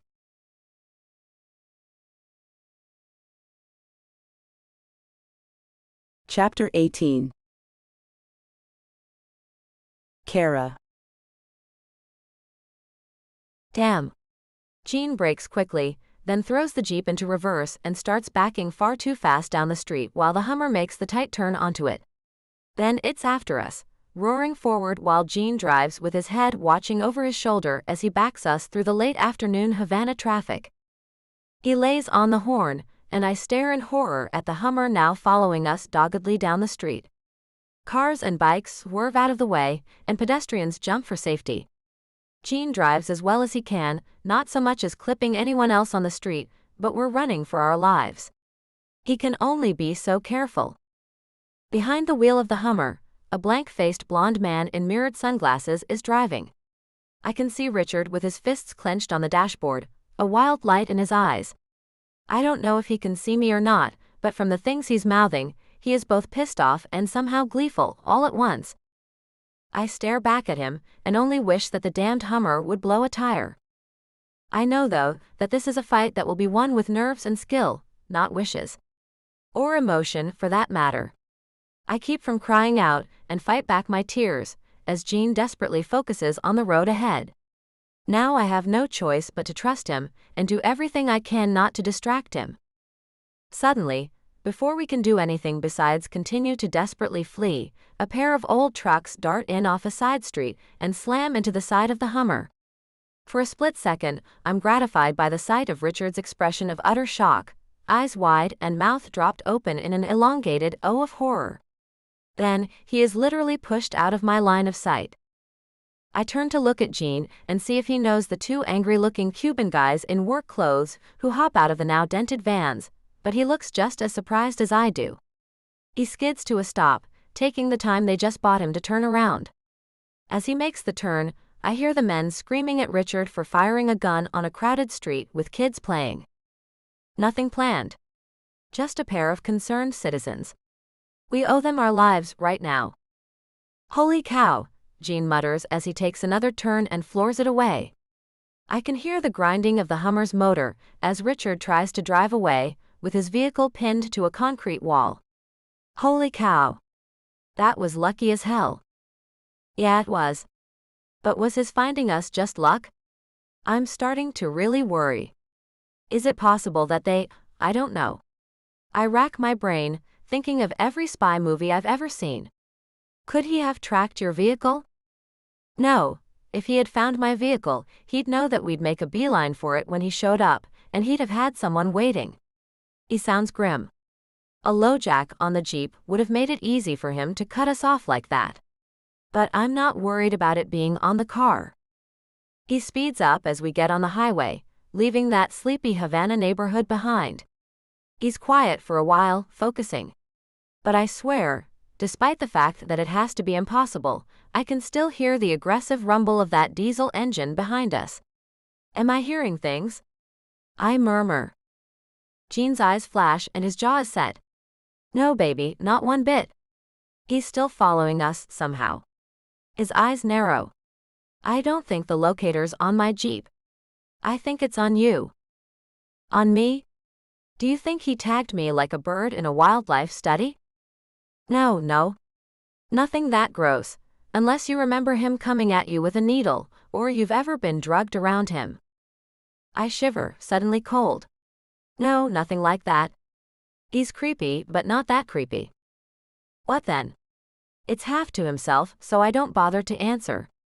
He keeps in the fast lane, glancing now and again in the rear-view mirror. I look back and see the Hummer swerving aggressively from lane to lane, trying to get around a mass of cars and box trucks to reach us. Thank God the traffic is relatively thick. Then I hear the engine cycle up as Richard's driver floors it, knocking aside a few smaller cars and nearly sending the Hummer off the road in his eagerness. Oh crap. I go cold all over, imagining us smashed against the retaining wall or worse, sent flying off an overpass. I see him. Gene switches lanes, starting to move outward from the fast lane again. He sounds almost angry, but I realize after a moment that his expression is one of deep focus. Just give me a minute. He moves another lane outward, and I see the Hummer coming up fast on our tail. It looks like Richard is planning to ram us from behind as Gene switches to the rightmost lane. Worse, Gene is slowing for some reason. What? I gasp, a note of panic in my voice. Just trust me. I really don't have a choice but to trust him. The Hummer is practically on our back bumper. I close my eyes, a scream clenched tight behind my teeth where it can't escape, and I make absolutely no sound. My stomach lurches, and my eyes fly open as Gene suddenly swerves to the right, taking the next off-ramp so fast he scrapes along the outer wall and strikes sparks. Then he evens out, slowing down to a safe speed. I watch the Hummer, a giant wad of black and white momentum, go roaring on, missing the only off-ramp for the next 2 miles. I gasp for air, my shuddering slowing and my eyes wide. Holy crap, I mumbled. He flashes a grin as he turns the Jeep down into a crowded hamlet, losing us in a maze of streets lined with small, brightly painted concrete and tile houses. The sun is setting, and soon concealing darkness will cover those streets. But will it be enough to lose Richard? I need to look at your jewelry, he says suddenly as the Jeep slides to a stop outside an old church. We don't have much time. It's pretty obvious that there's a tracking unit somewhere on you. The jewelry you carry, your bag, your wallet, your earrings. He turns to look me over. What would he know that you would always keep with you? I give him a blank look. Always with me? My phone, my wallet. He and I both look down at my wedding set at the same moment. Suddenly, he grabs for my rings. Give me those. Hurry. I hesitate. I don't even know why. Richard's voice growls in my head, a memory. Never take them off. My lips twist into a scowl, and I yank both rings off my battered finger and hand them over to him. What is it? Just something I suspect. He steps outside the car and puts the rings on the hood of the Jeep. His eyes are on my diamond. A big, pretty pink diamond I had not been allowed to pick out, but liked anyway. Before I can do anything, he grabs the engagement ring and slams it down on the hood, stone down. I gasp in spite of myself but know at once that I'm mourning nothing. The diamond shatters easily. He examines the now empty bezel, grabs a pair of tweezers from his pocket, and removes what looks like a thin bit of gold foil from the base of the bezel. I stare at the tiny circuit board beneath, which sits on a watch battery hidden in the thick, medieval-style setting. Richard didn't tag me like an animal, he didn't have to. All he needed was to put a ring on me, with a fake diamond to go with his fake affections, and a tracking unit that would be on me at all times like an electronic shackle. Oh gosh, I swear I'm gonna kill him, I growl, and Gene nods. Me too, baby, but first we need to survive him. Fortunately, I've got a plan. My brain flits back briefly to the mess on the mountain, but he just lost Richard in a brilliant move which bought us the time to find out how the creep has been following us.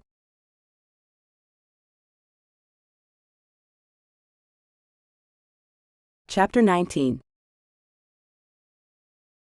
Gene. I'm glad that I found the tracker without Anton. Otherwise, he would have probably been pissed that I wouldn't let him pick it apart, but my plan needs a working tracker. Working quickly, We drive to a truck stop at the edge of the tiny town. I leave Kara in the Jeep with Bailey, while I look for a freight truck with a dusty shipping container on it. The dust means it's been driving overland, headed to port somewhere on this coast. The shipping container will be transferred straight to a freighter ship at port. I slip around to the side furthest from the truck stop windows and clamber on top of it. I use a wad of flexible adhesive to stick the transmitter ring to the top of the container, then climb down and hurry back to the Jeep. So what happens now? She's perking up a little and has color back in her cheeks that isn't black and blue. It lifts my spirits to see that. I'm tired, and I know we have a long way to go before we find anywhere safe to sleep. I take a deep breath and let it out slowly. Now, the ring with the signal goes down to the harbor and ends up on a freighter headed for Jamaica.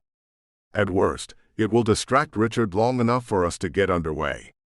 At best, he'll follow the damn signal out to sea, and you'll be home before he catches on. She sits quietly with this information for almost a minute. I don't like it when she's quiet. She gets so thoughtful, and I have no idea of what's going on in her head until she speaks up. Okay, she says finally. So what do we do in the meantime? Meanwhile, you and I have a long drive ahead. We're doubling back, going past the resort, all the way out to Maria Gorda on the peninsula. I'm getting us a damn boat and delivering you to Miami myself. She freezes, and I can feel her staring at me as I strap in and get us back on the highway. You have a boat over there. I'll make a deal with Enrique, Anton's brother. The guy keeps a few small, fast boats in the area. It won't be hard. He can just have the rest of my share from the last job. And I'll owe him a favor. But that's fine. Jean, she says softly, and I look over at her before focusing back on getting us out of town. Jean, I thought you couldn't go back to the States. It hits me at once what she means. She must not have been sleeping the whole time that Anton and I were talking. She overheard some of it. I clear my throat awkwardly. Every minute I spend in American waters, or on American soil, I risk getting thrown in a damn cage. That part is true. She's still staring at me silently. I shake my head. But I have to risk it. I have to get you home, so you can go do something about all of this, and kick all their asses in court. Or whatever else she decides to do. I'm still thinking she'll need to go extra legal to get any real results, but it's not my call. She reaches out, and her small soft hand settles on my arm. I don't know what I will do without you once I get home. I scoff slightly. Honey, I'm a phone call away. But no power on earth is getting me back into the States for more time than it takes to drop you off. She seems a little disappointed but nods. I see. That makes me feel kind of bad, but the world she plans to fight her battles in is not mine. Have you thought any more about using less than legal means? She smiles, sadness softening her eyes. I was really tempted, but I have to take the high road. I have to. I have to at least try to face them all in court, and in the press if that doesn't work. And I'm calling the police on Richard. My heart sinks, but I smile. We talked fairly seriously about options outside the arena that she, her family, and Richard are all used to. I know, and hate that I know, that her parents and Richard own the courts, and that they will never pay one bit for what they have done if she chooses the legal way. But I'm not surprised at all that she's choosing it anyway. She's a stranger to my world, and a naive idealist as well. She may not be as naive as she used to be, but when I look into her lovely determination-filled eyes, I know she still has an awful lot to learn. Maybe this is how she finally learns. Hell, maybe this is how I get to see her again after. Okay. If that's how you want to play it. Just remember that the offer for a little remote help is there, if you change your mind. I won't change my mind, she says firmly. Jean, I really like you. I could probably more than like you if I could afford to, but we're from two different worlds. You can't even go back to America, and I don't think I'm tough enough to live my life abroad. You think New York City is easier than Havana? Oh, honey. I can't help but laugh. Okay. Look, we'll get you home. Meanwhile, I'm gonna suggest that when we're in Maria Gorda, you call the bank and a good lawyer. Get them started on freeing up your money. Then I can start on the rest. The determination in her voice, now that she's out of immediate danger, makes me proud and sad at the same time. Oh baby, don't you know that you're going to get your heart broken again? Yeah. I hesitate. Thinking about the life she'll be leading back home without me pricks at my heart, and I curse myself for being so weak. Damn it. I knew giving her up would be rough. She takes a shivery breath and looks back at me again. Any chance we can trade the rest of this stuff in for cash? I could use some walking around money when I get into town. I snort and open the glove box of the Jeep, pulling out a couple stacks of 20s and dropping them into her lap. That's all my ready cash. It will have to do. Selling the jewelry will take too long. Problem is, they can be traced, so we could only sell them for melt and gem value. I checked with Anton. Damn. She looks down at the bundles of cash and then tucks them into her bag. She puts the jewelry in the glove box instead. I guess that's to be expected. But this will help me. Thank you. Look, take my advice, sweetheart, okay? When you get to Miami, once you meet with your lawyer and have a place to stay squared away, get yourself a bodyguard. Preferably one who can double as your driver. Get someone ex-military, someone with brains. Someone like me. Suddenly, everything that comes out of my mouth sounds lame and tired. I need a drink. I need a lot of drinks, because suddenly the idea of seeing her off sickens me almost as much as the idea of facing the music back in Miami. I really want to keep her. Damn, I think, as we drive quietly through the dark. We take a rest an hour later, and I let myself have a single beer to settle my nerves as Kara dozes off in the car. I throw a ball for Bailey a few times and let him poop, and then after checking my reception, start making phone calls. Enrique's more concerned with my waking up his kids with a phone call after 9 than he is about lending me a boat. Fine, just get it back to me in one piece within a week. And fueled up. None of that running on empty garbage. I laugh a little. I promise. He gives me the information on the yacht, where it's berthed, and what gear he has stashed aboard. I'm just grateful to have something better than a speedboat to sneak into Miami with. Refueling stateside will be tricky, but I still have a few friends working the docks over there. When I finish making calls, we have a cabana for the night, rented under an assumed name. It's a short walk from the berth with Enrique's boat. We both need a little rest. We can nip into Miami tomorrow, under the cover of dark. I let the dog back into the Jeep and slip in beside Kara, slamming the door. Her eyelids don't even flutter. She's completely out, exhausted from her wounds and 2 days of chases. She whimpers in her sleep, and I stroke her hair and murmur soothingly until she calms down and the tears stop flowing from beneath her eyelashes. I wait until she's completely quiet again and sleeping peacefully.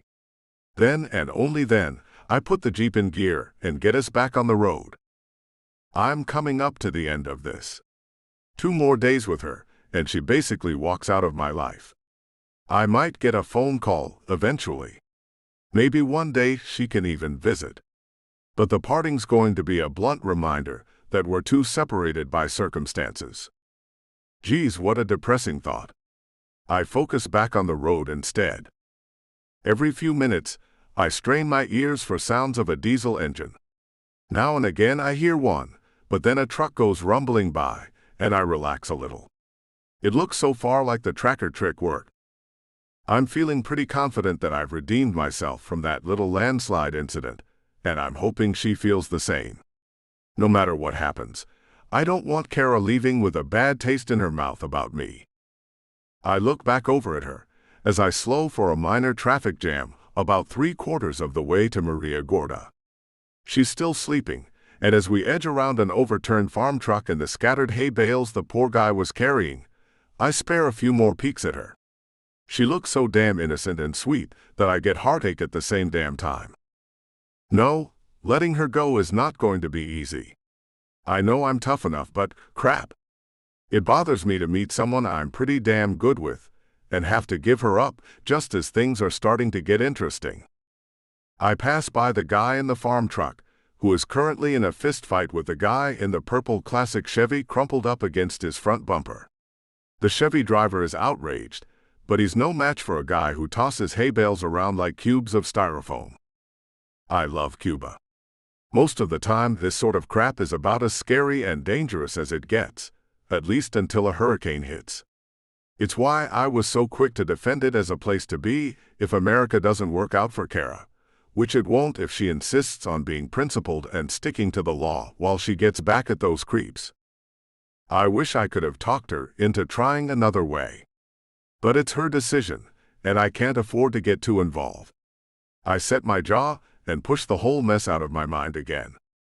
The cabana I rented is right off a white sand beach that glows in the moonlight as I park the Jeep in the lot. I sit there staring out at the scene. Then Bailey whines and scratches at his door, and I let him out, watching him take off like a shot across the sand. I don't blame him. He's been in the car too long today. Hey, I say quietly and gently shake Kara's shoulder. Hey sweetheart, we're here. She blinks awake slowly and then stretches inside the harness, her shoulders popping audibly. Huh? Then she looks up, sees the beach, and instantly sits up with wide eyes. Wow. Yeah. It's a nice little spot. They have an international scuba diving center down here, pretty famous in the business. I don't get out here very often, but it's always nice when I do. What do you think? It's beautiful, she breathes, reaching for my hand. I cradle hers like a baby dove in my palm, and feel that weird sense of lightness and deep sadness that tells me that yeah, I'm not just risking my freedom getting her to Miami. I'm risking spending years lying awake nights, thinking about the girl that got away.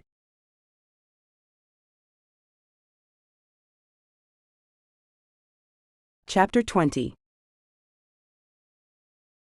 Kara. I'm charging the phone inside the small one-room cabana when it buzzes again. Another message from Richard, gone straight to voicemail. It's been days since I so much as looked at my phone. After I realized that Richard and my parents would not stop calling, I stopped paying attention to calls.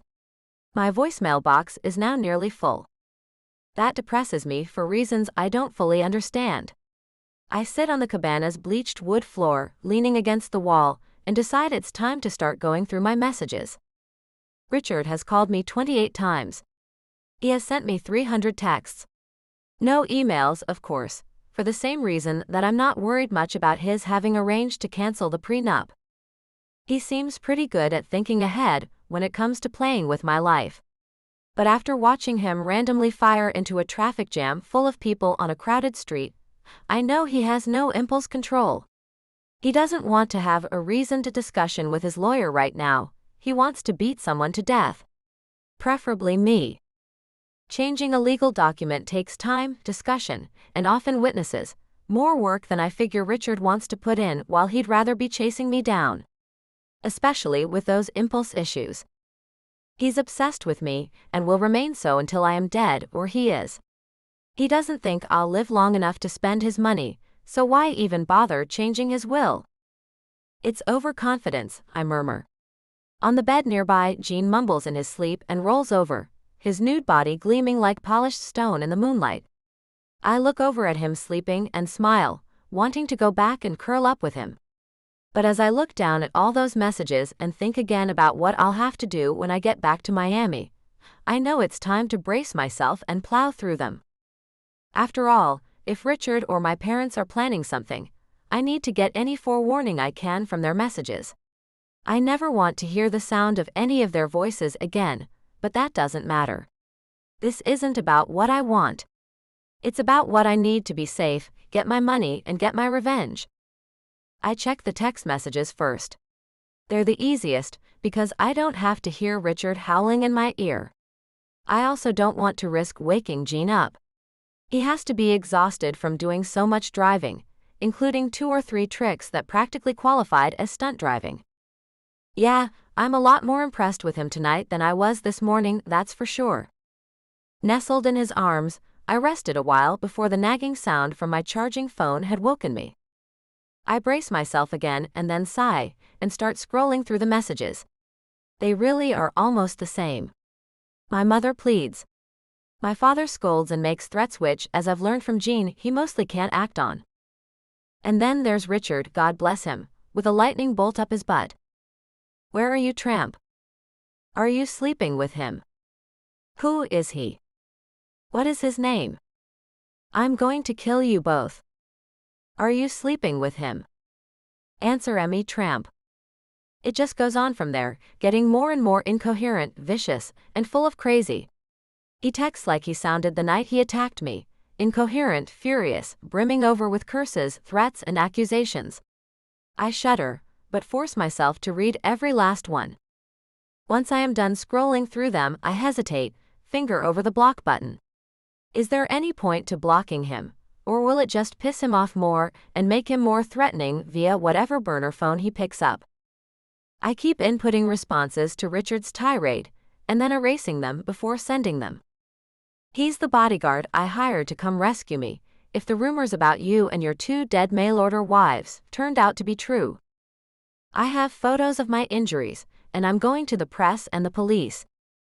Unless you want to talk the fat settlement you're sending me, don't message me again. It's none of your business who he is or where I am. Go to hell. If you come near me again, I am simply going to shoot you. Crap, I mutter finally and give up, leaving him on read. Nothing I can text to him is going to satisfy me or do anything to resolve the situation. Certainly, it's not going to scare him off. But then again, if he's stewing like this over my silence, maybe that's a good thing. It means he's not focused, and it means I can do absolutely nothing and still hurt him. I look back over the man sprawled out on our temporary bed, and a smile flits back over my face. I hope you stew even harder when you realize that you have given me a phone full of evidence against you. I don't listen to his voicemails. I listen to one from my father, which is all shouting about how I am an undisciplined little brat who needs to get home right now, apologize to my husband, and spend the rest of my life satisfying him like a proper wife should. It makes my skin crawl so hard that I have to set the phone down. Then there are my mother's messages.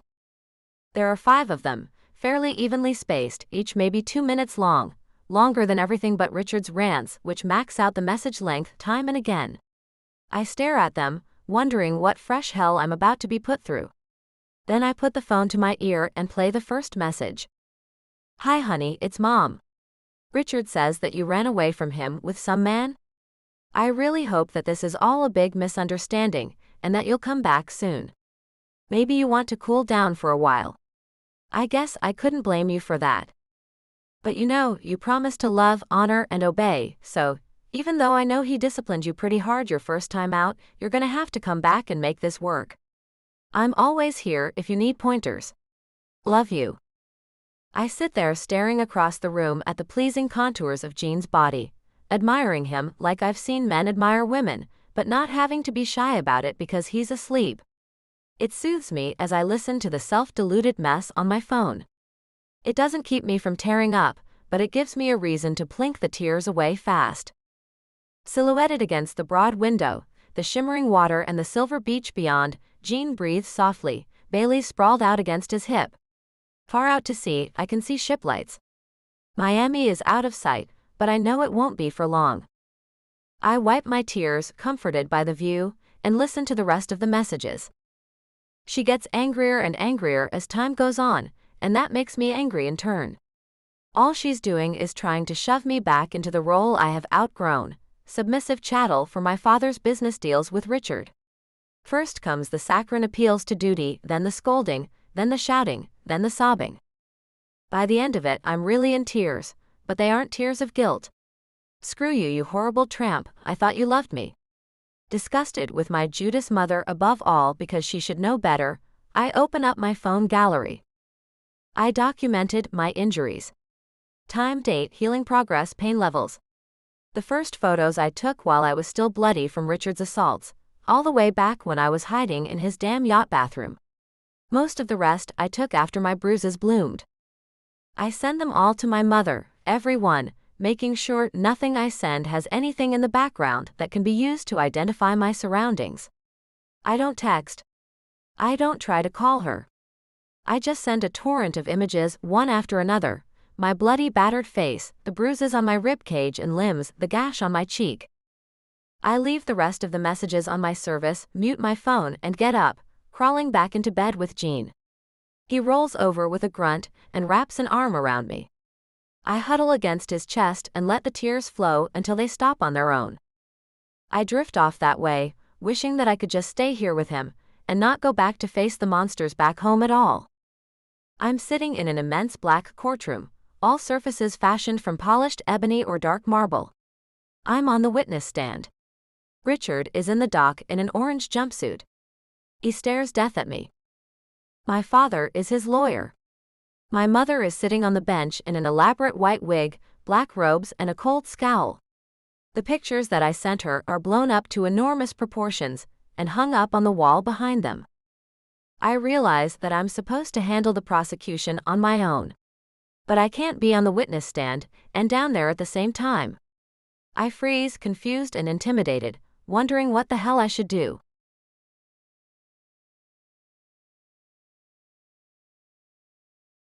Chapter 21. Gene. Our slow boat to Miami starts mid-afternoon.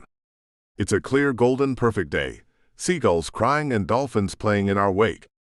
Bailey keeps running back and forth along the deck, barking at them. The small yacht has turned out to be a converted racer, lean on space and big on speed. We cuddle once I steer her out of port and set her in the right direction, northeast across the shimmering waves. You know, if there's trouble waiting for you in Miami, why not drop me somewhere else and take off? Carol looks at me with concern. She's come to understand what I'm risking by seeing her home. With everything going on and all the crazy tricks Richard keeps coming up with, she's got a point. Unfortunately, there are complications to landing elsewhere on the Gulf Coast. Problem is, well, I could drop you in Louisiana, further up the coast in Florida or Texas, but none of those are as safe as Miami when it comes to the potential for getting caught. What do you mean? Her bright eyes search my face. It's real simple. I huff a sigh as I do a small course correction. Miami cops are bribable. Rural Florida, Texas, and Louisiana cops are out for blood. Oh, I see. She swallows and nods. When do you think we will be arriving? Maybe 10 at night. Going to take our sweet time on this one. Getting there in broad daylight would be a bad idea. That's an understatement. I could just drop her off at a public pier and take off, but I don't want anyone asking her any awkward questions about her arrival once I'm gone. At night, a lot of the people on the pier are varying degrees of drunk and much less likely to notice a drop-off. It's a while before I can figure out what to say. Our plans are set, at least as far as getting her to Miami. I wrestle with myself while I pretend to enjoy the breeze beside her.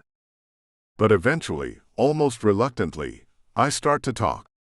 About myself, which is a pretty rare topic for me. So I never told you much about myself, at least not about my past.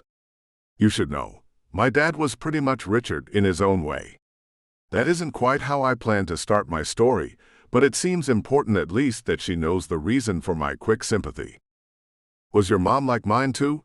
She asks as she looks at me with wide, worried eyes. The smile I shoot her is small and tired. No, she was wonderful. While she lived, anyway. It puts my head in a bad space to think about Mom too long. I remember the one time she tried to escape with us. Running in the snow after midnight, scared to death, still in my jammies, my boots stuffed hastily on, over the footies and a layer of socks. She tried to shield us. She tried to get help from my dad. She did everything she could, and when none of it worked, she took me and my brother and ran. My mouth works, the phantom taste of blood suddenly filling the back of it, accompanied by the memory of shattering windshield glass. My dad, you see, he caught us. Her eyes widened slightly, and I toy with her hair a little to soothe her before going on. It's kind of funny how people think. See, my mom had asked her mother for help before going on the run with us, but Grandma was one of those ride-or-die conservative Protestants, and she just plain didn't ever believe in breaking up a marriage, so she told my dad where to find us. I give her a steady look as she stares at me in horror. Of course, Kara gets it, after what I rescued her from.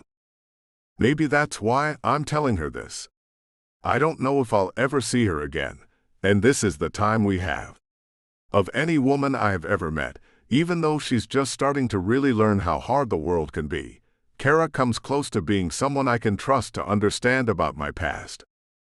We ran for it, but my grandmother had done her pious busybody duty and told him when we were leaving and where we were going. He couldn't get home in time to stop us, but he caught us along the way. "Oh gosh," she murmurs in soft horror, and her grip on my arm tightens. I pull a smoke out of my pocket and light it, taking a few hits to calm myself down before going on. I pass it to her. She takes it and the lighter shakily. "He ran my mom off the road with us in the car, on the way to the church shelter. My mom died instantly, my brother ended up in a wheelchair, and for some damn reason I couldn't even tell you, I came through without a scratch. It baffles me to this day. I was the only one in my family not to bleed from more than a bitten tongue that night. Even my dad had gotten a concussion. I'll never forget the aftermath. My mother zipped up in a body bag, my brother screaming on his gurney with his legs crumpled, and my father bloody-faced, fighting the police. They took my mother and brother away and tried to ask me questions, but my voice was gone, and stayed gone for almost a week afterward. I sat there and watched while it took 5 cops to take my father down. Dear old Dad fought to the end. He went down with a cop attached to each limb and one on his back like a monkey, arms wrapped around his bull neck, slowly choking him out. When my father was gone, I gestured for something to write with and filled out the statement on paper. My mouth would not let words out. It stayed that way until I knew that my brother would live and that my father was being held without bail where he could not hurt us. Her eyes are soft and kind as she gazes at me. I suddenly want to bury my face in her hair, wrap my arms around her, and totally refuse to let her go. Not Kara. Not after everything. What happened to you after that? She swallows, her voice still so innocent and sad. Well, my brother and I were sent to live with the exact same grandmother who sold Mom out, and we made sure that she had to live with the guilt from that for every day for 10 years. And then my dad got out of jail. Good behavior, a plea down to manslaughter, the good-for-nothing deserved way more than a dime. I hesitate, wondering how much detail to go into for the rest. This was before I became a professional thief. I had a clean record, except for some standard-issue delinquent things. Cutting school, smoking herb, all that sort of mess. I lick my lips and look down. My brother Alan was even more squeaky clean. I mean, how much trouble could he get into in a wheelchair, right? What happened? She asks very carefully, and I answer with a bitter shake of the head that only adds to her look of horror. Well, my dad got out of jail, and I was over 18 then and enlisted. I was in Afghanistan when my dad decided to fight with my grandma for custody of my brother. And what a mess that was. He was 16 and had every reason to hate both of them. Grandma the sellout was the lesser evil, though, compared to Dad the murderer. I can tell the intensity in my voice is scaring her a little, and try to tone it down. So he didn't win, right? She chews her lips, looking very worried by the potential outcome. Oh well, no, he didn't get custody. But he did get visitation rights. Supervised, at first. I take a deep breath. This is really never easy for me to talk about. I didn't know it, but my brother had found my grandfather's old Luger pistol that he had taken as a war trophy in Berlin. Grandpa always kept it loaded, and would take it down and leave it with Grandma whenever he had to leave her alone overnight. I rub my face. I don't like where this is going, she mumbles, even as the burden of bringing all this up lifts a little. Go on. I wish I could have seen it coming. But I didn't even know about the gun. So there I was, disarming bombs and learning electronics and surveillance gear over in the sandbox, while things were getting way damn worse at home. She brings me a cold bottle of lemonade, and I crack it open, taking a swallow while wishing it was a beer, but I'm staying on the edge until after all this is over with. I just need to keep my thirst slaked with other stuff. Grandma never opened that one drawer by her side of the bed, I continue, my voice as flat as someone giving a news report. She knew the pistol was in there, and she hated it, but she was also so confident that it would be in there loaded and ready when she needed it, that she never bothered to check. So, my brother knew that Dad was crazy and would try something. So he took Grandma's gun and put it in his backpack every time he went for visitation, without us ever knowing. I just shake my head. The visits were supervised, you see, and took place at the local social services office. My brother had to go through a metal detector to get in, but he was in the chair, and they didn't want to search him, so they didn't ever detect the damn gun. So one day, my father tries to get them to let Alan come outside with him because he's forgotten my brother's present out there. The officer accompanies them, probably smelling a rat. Now my expression has gone cold, and she shivers as she looks at me. They all three go out to the car, and the next thing the worker knows, my dad whips out a shotgun from his car and points it at him. Her horrified look is almost theatrical at this point, and I go on after deciding to edit out the worst details of my story. He tries to drag my brother out of his wheelchair. My brother responds by pulling out the Luger and shooting him through the chest. I take another long swallow of my drink. My mouth is so dry. Oh my gosh. With all that, no wonder you understand. But what happened to your brother? He was committed to a psych hospital, I say flatly. He lived there a year and a half and then, well, he's not with us anymore. She definitely does not need to know the backstory or details there. My brother took his life after wrestling with physical and psychiatric therapy for over a year and learning the hard way that some of his problems just couldn't be recovered from. He didn't want to live with them. During all that time, I exchanged letters and emails with him pretty much daily. I was still stunned that he had been so enraged that he had actually killed our father, but I also was the only person in the world who couldn't blame him for that. He just didn't want to live in a world as this one looked to him. I did everything I could to be supportive, and I warned his doctors. But they didn't listen. Not even a bit. I could have saved myself a long-distance call or 5 and not bothered. Unfortunately, my conscience wouldn't let me. So, after all of that, I came up with a serious list of everyone who had botched handling my brother's case. Cops, therapists, my grandmother, who wasn't well-to-do but was certainly to blame for her part in screwing things up for us. I do another short course correction. We're in international waters now, headed home.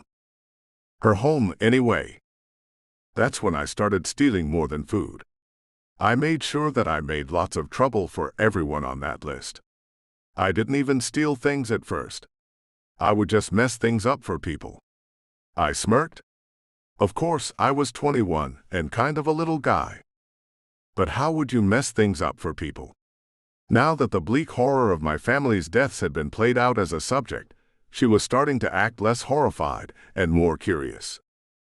I snorted. Dumb things. Changing locks, hiding car keys, putting stuff in their cars' gas tanks to make the cars break down, breaking into social media accounts, and spilling nasty secrets. She giggles a little, and her eyes twinkle fetchingly. Naughty. Yeah, I definitely was. That and a lot more. I grinned briefly, remembering those days of revenge by mischief fondly. But then, well, I ended up on a health discharge and back in the States without a job or money. I became a proper thief then to survive. I hesitate, hoping this has at least given her a chance to understand me a little better. Why did you tell me all of this? she asks me very gently as she nestles against my side. I hesitate, watching the faint lights of the Florida Keys growing in the distance. I just figured you should know. There are reasons why I went so far to help you. Not just because I think you're hot, and not just because you paid me. She swallows, her eyes going wet, and nods, face crumpling a little. Yeah, I understand. I know what it feels like when someone who is supposed to love and protect you decides to wreck you instead.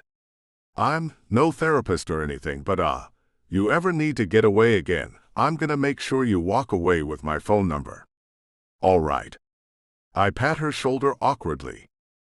She nods mutely and hugs me tight. I close my eyes, knowing we're getting near the end and hating it.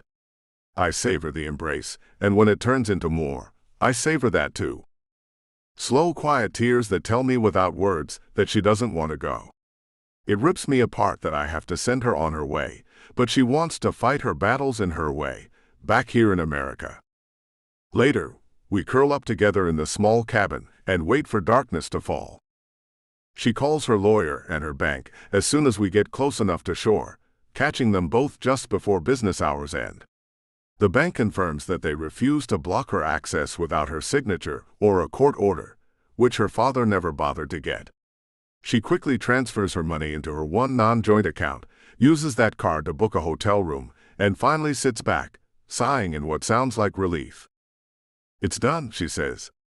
Wellingsworth will talk to me tomorrow, and I have a ride and a place to stay. Good, I tell her, forcing a smile as we start the last hour-long leg of our journey. The lights from the island shimmer over the water, and despite the relaxation of lots of intimacy, I ache inside. Gimme your phone. I put the number of the one phone I actually keep on me, at all times, into her contact list. It's something I only give out to people I know and am close to. Everyone else gets a burner number. Don't be shy about calling either. Sometimes I'm out on the water, but I'll call you back as soon as I can. The Miami docks are still busy as hell when we reach them. I can see a line of cabs at the cab stand, maybe 20 yards from the dock that I temporarily moor at.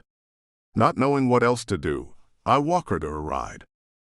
She hugs me tight before she goes, and I kiss her one last time. Bailey whines and tries to follow after she scruffles the dog goodbye, and I have to hold his collar. As the cab drives away, she looks back with tears in her eyes. I shove my hand in my pocket and turn back to my boat, trying to force my mind to focus on reaching a fuel station and then getting back out into international waters. But instead, I look back over my shoulder and watch the cab as it dwindles, then vanishes into traffic. My throat closes as I turn to go. Best wishes, baby. I'll miss you.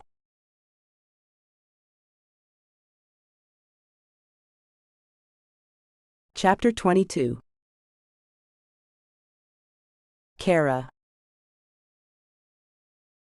Leaving Jean hurts worse than getting punched in the face by Richard. I long to go back to him right away, but I can't, and it kills me. It eclipses the relief of being back home, and the relief of being able to access my money. It means I can pay the lawyer's retainer. It means cab money to go meet with him and with the press. It means a place to stay. Money makes the world go round, and by the time I am done suing the pants off my family and Richard, I'll have a lot more of it. But what I really want, what I keep thinking about as I mope my way through the car ride, just left his number in my phone and then turned around to leave the damn country.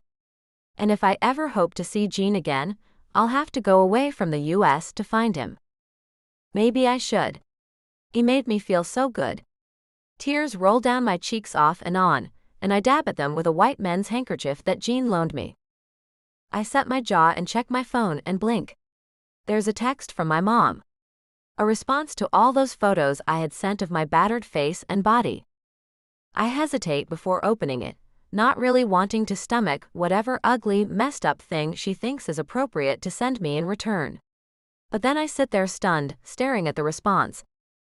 I'm sorry, baby. I didn't know he hurt you like this. Thank you for telling me. Please reach out to me and I'll help you get home. My heart starts beating fast as I reread the message several times. Mom. Did she come around? Have I been wrong about her after all? A wild surge of hope energizes me. When I get to the modest suite I've rented, I throw my bag down on the bland blueprint bedspread and pull out my phone again. I call her at once, trembling, stomach doing flips as the phone rings and rings. After a breathless half-minute of listening to the phone ring, I hear my mother pick up and say, "Hello." Mom. I'm on the verge of tears almost right away. Mommy? It's not that I need her help. I have a plan, I have money and a lawyer to carry them out with, and if all else fails, I still have options besides that. I don't need her to help me get revenge on Richard. But she's my mother. Kara. Oh baby, where are you? Richard keeps calling us, he's beside himself. Mom's voice shakes with relief and the tiniest note of disapproval. I'm here, Mom, I'm in Miami. I open my mouth to tell her the whole story, and then suddenly, something stops me. It's the memory of her saccharine, terribly reasonable voice telling me that I had to put up with Richard's beatings, that I was there to obey him, that I had no choice. I want to trust that she finally realizes where she went wrong, but I can't get the memory of those messages out of my head. My bodyguard dropped me off here. I'm staying in a hotel for the night. I don't know why it's Jean that I choose to avoid telling Mom about, but I decide to go with my gut. Surprise fills her voice. Your bodyguard? Oh my goodness. Richard thought for certain that you had taken a lover. What? No. I remembered all the things Dad said about Cuba, and hired an ex-Marine there on vacation to protect me and drive me places. Anyway, Richard was being so crazy that I didn't feel safe. The words sound good as they come out of my mouth. Convincing. I hope anyway. I hear male muttering somewhere in the background of the call. Is Dad with you? I murmur, lowering my voice instinctively. Yes, he's here, dear. But what happened? Richard said you ran from him several times. She sounds strangely baffled, as if she can't imagine him doing anything like that even though she reacted to those horrible photos. I did because he tried to kill me. The story spills out, with no information about Jean, the dogs, Anton, or any of it. Just an anonymous ex-military guy who saved my life a few times because I paid him crazy amounts of cash. I tell her about the beating, about Richard's drunkenness, about having to steal one of the life rafts to escape to shore. I tell her about hiding in the woods in a tiny cabin while it stormed. I tell her about hiring a bodyguard and having to use my wedding jewelry because Dad cut me off.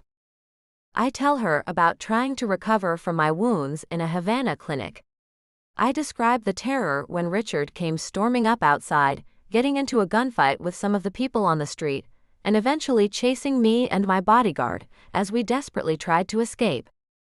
By the time I get to the chase down the highway, she's cooing at me soothingly and trying to derail my story. Oh, now enough.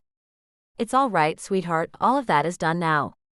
Nobody is going to chase you around. And I'm sure Richard will be a lot less angry once he realizes that that man was just your bodyguard. Placating Richard is about the last thing on my mind. The fact that she's thinking about it sets off another faint alarm bell in the back of my mind. My heart starts to ache. Can I trust her? Mom, Richard didn't beat me badly enough that I needed a hospital over a misunderstanding, okay? He drank an entire bottle of hard liquor. He beat me when I cried. I thought you understood that. I hear her start to hyperventilate, and a wave of guilt washes over me, cooling my anger. Please don't talk about that, she stammers, sounding deeply upset. I force myself to dial things back and accommodate her. Look, Mom, I'm sorry. But Richard can't be trusted. He's not just dominant.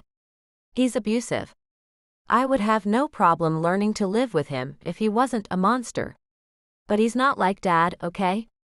He doesn't have any limits. My mother is silent for a few moments. Then she says, we can be in Miami in 4 hours, sweetheart. Can we meet you? I hesitate. I don't want to see my father yet. I don't trust him at all after the things he has said, But if I'm too picky about how this goes down, she may not show up at all. Okay, Mom. Where should I meet you? A plan has started forming in the back of my mind. I'm suddenly desperate to have some reconciliation with some part of my family. But I remember everything I have learned from my adventures with Jean, my confrontations with Richard, and all those awful messages. I have to be cautious. On the waterfront. Your dad's been looking into buying a yacht of his own down here. If he decides to buy, we can take a nice sunset trip. Her voice has a strange lightness to it. Of course, Mom.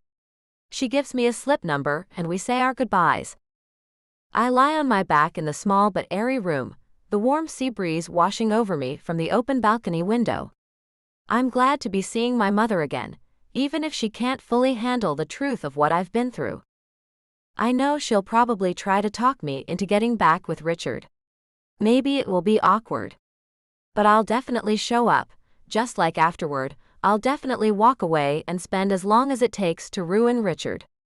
My relationship with my mother is always going to be strained now, because I won't be doing what she or my father says anymore. But it's time to cut the damn cord, and if I have to remove her from my life to protect my heart, I'll do it. I decide to try and get some sleep. I've already planned what to do in 3 hours: get up, get there early, and watch to see who shows up from a discreet distance. I have no desire to be in a forced reconciliation meeting with Richard after midnight, on a yacht. Especially after finding out how he killed his last 2 wives. I'm so exhausted that I drop off almost right away. At least I have time for a proper nap before I have to deal with any of this. I wake up as someone kicks the hotel room door in. I roll off the bed reflexively to put it between me and the dark figures storming through the doorway. I grab my phone off the nightstand as I fall. I only have time to do one thing as the fog in my head clears and boot steps thud toward me. I text help to Jean and ping him my location, then hide my phone. I hear an answering text come in and barely manage to mute my phone before rough hands yank me off the floor. A bag is yanked over my head and rough hands grab my wrists. Walk with us now, an unfamiliar man's voice orders. I stumble along as best I can, barely able to see more than flecks of light through the rough black sackcloth. This is my fault. I forgot how powerful Richard is in Miami. He must have had the hotels watched. He can have someone kidnapped with a phone call, apparently. Naive. I am still so damned naive. They walk me out of the hotel through the back service entrance, shove me into the trunk of a big car, and lock the heavy steel draw cord of the bag tight around my neck with a padlock at my nape. I swallow against the steel band and try not to panic as they tuck my head down and slam the trunk closed on me. In the dark, I find I can't pull the hood off. The trunk interior is completely bare. I can't find an emergency lever for the trunk either. Maybe they had it removed. I pull out my phone and tilt my head back, trying to spy the bright screen through the tiny pinholes in the cloth. In the dark, the contrast makes it easier, and I eventually make out the screen enough to unlock it and send another location ping to Jean. I keep sending them every 10 seconds, breathing deep and slow to keep calm, until finally the car rumbles to a stop. Hastily, I tuck my phone away again and ball up, as if completely terrified instead of still thinking clearly. The trunk opens, and I'm lifted out bodily, set on my wobbly feet and force-walked somewhere. I smell salt air again and hear the slop of water, and realize we're on the docks. Other sets of footsteps move toward us. What on earth is this? My father sounds annoyed. I freeze at the sound of his voice. You brought my daughter here in a trunk? How is she going to keep nice and cleaned up for her husband if you deliver her like a sack of meal? It was done on Mr. Gamble's orders, one of the men with me says matter-of-factly. If you have a problem with it, I suggest you take it up with him. Damn. My father makes an annoyed noise. Fine, get her aboard before someone sees her like this. He says something indistinct. I'll wait in the car, he concludes, and I hear him walking away. Something in me still wants to call after him, but I force myself to stay quiet. They walk me down a pier, up a gangway, onto a deck, and down a set of stairs. Rough hands seat me in a steel chair and lock one of my wrists to its armrest with a set of handcuffs. Then, one of my captors unlocks the hood and pulls it off of me. I blink, sparks dancing in my eyes from the bright lights of the room. It's a small cabin painted in white, obviously used for dining and meetings. Across the table from me, my mother sits, smiling patiently. The two men turn and walk out, and my mother and I stare at each other. "Mom?" I finally ask. "How could you do this to me?" "Because this marriage is not about you, dear," she says with that same empty sweetness in her voice. "It's about giving something back to the family that raised you. Your father needs the deals that working with Richard will gain him. And you owe the both of us for everything we have done for you." Her smile becomes broad and syrupy. "Which is why we helped him get you back." I listen to her rationalizations and then state very calmly and pointedly, "He's going to kill me, you know. And it's going to be your fault." She seems to stare right through me for a long, awkward moment. And then slowly, her face starts to turn red. Not crying red. Not even angry red. A sort of crazed, almost purplish, worked up beyond all reason red that makes it look like she's going to pop a vein. "No, it's your fault. Yours. You disobeyed. You failed your family. You messed everything up for us, you rebellious little tramp." Her spit sprays halfway across the table as she screams at me. I stare at her, hunting around inside myself for what I'm feeling, and besides a bit of shock, all I feel is tired. She called Richard as soon as she found out I was in Miami. He had his goons pick me up. Now she's helping them deliver me back to him. And now she's going to lecture me like a bad kid on top of that. My mother is still screaming at me, her face so wild that my head starts pounding from anxiety in a way that makes me dizzy. "You think I was going to baby you forever? Your father beat me more than once when we were first coming up. Your grandmother's hand got held to a stove because she burned my father's dinner. All of us wives in this family have suffered so that we and our children could be well provided for. Do you really think that you're so special that you get a pass? If I had to suffer so you could grow up rich, you should suffer too." I can see the spite in her eyes as she jumps up. "Now, Richard will be here soon, and once you're back in international waters and he's calmed down a little bit, you and he are going to reconcile.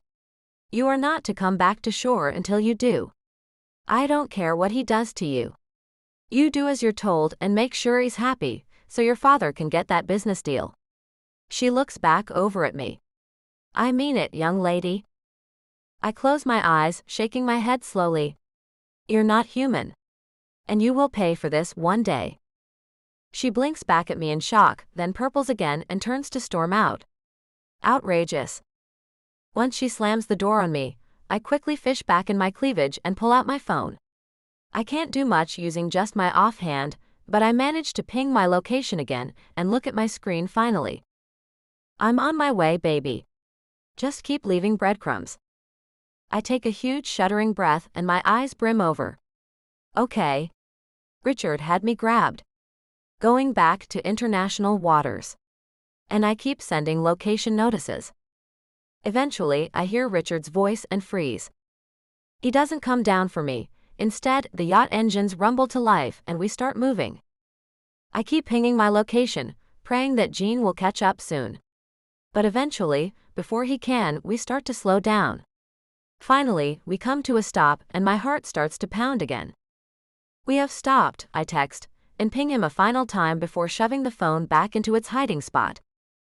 I hear Richard's heavy tread growing closer and closer to the door.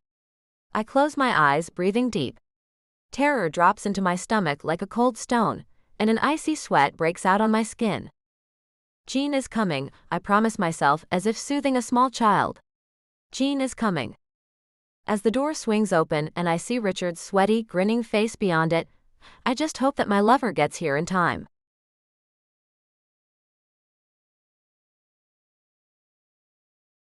Chapter 23. Gene. As I speed toward Kara's last location, the boiling in my blood simmers down to the steady heat of focused determination. I'm going to get there in time. I'm going to sneak aboard, neutralize any crew Richard has brought, and rescue Kara. And then I'll worry about feeding Richard to the sharks.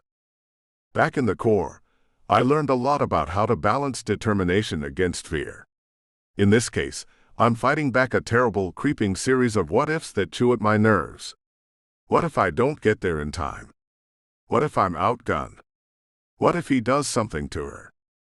I decide to keep busy, to stave off my worries. As I speed to intercept the craft she's on, I do a quick inventory of the gear Enrique stowed in the locking compartment below decks.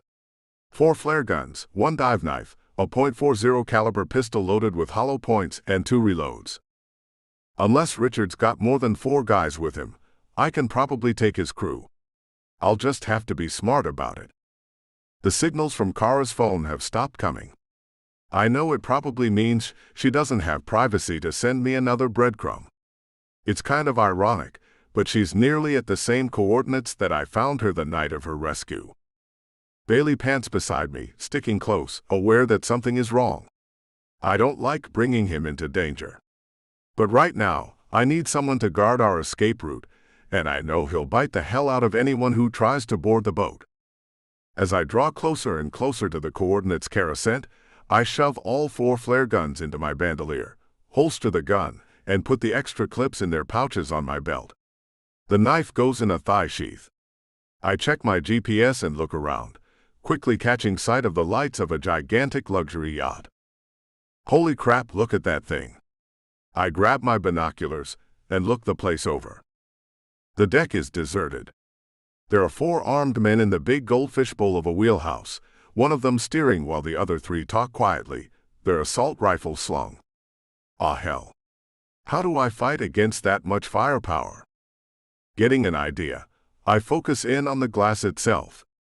It's stormproof triple-layer stuff that can take a bullet or 5 before cracking, and there's one way in and out of the wheelhouse, a single steel door closed against the spray. If something blocks that door, they will be trapped in there, and they won't dare fire or it will cause ricochets. As I cut the engine and coast toward the side of the yacht in the dark, I reach for one of my big fuel canisters. I'm coming, Kara baby. Just hold on.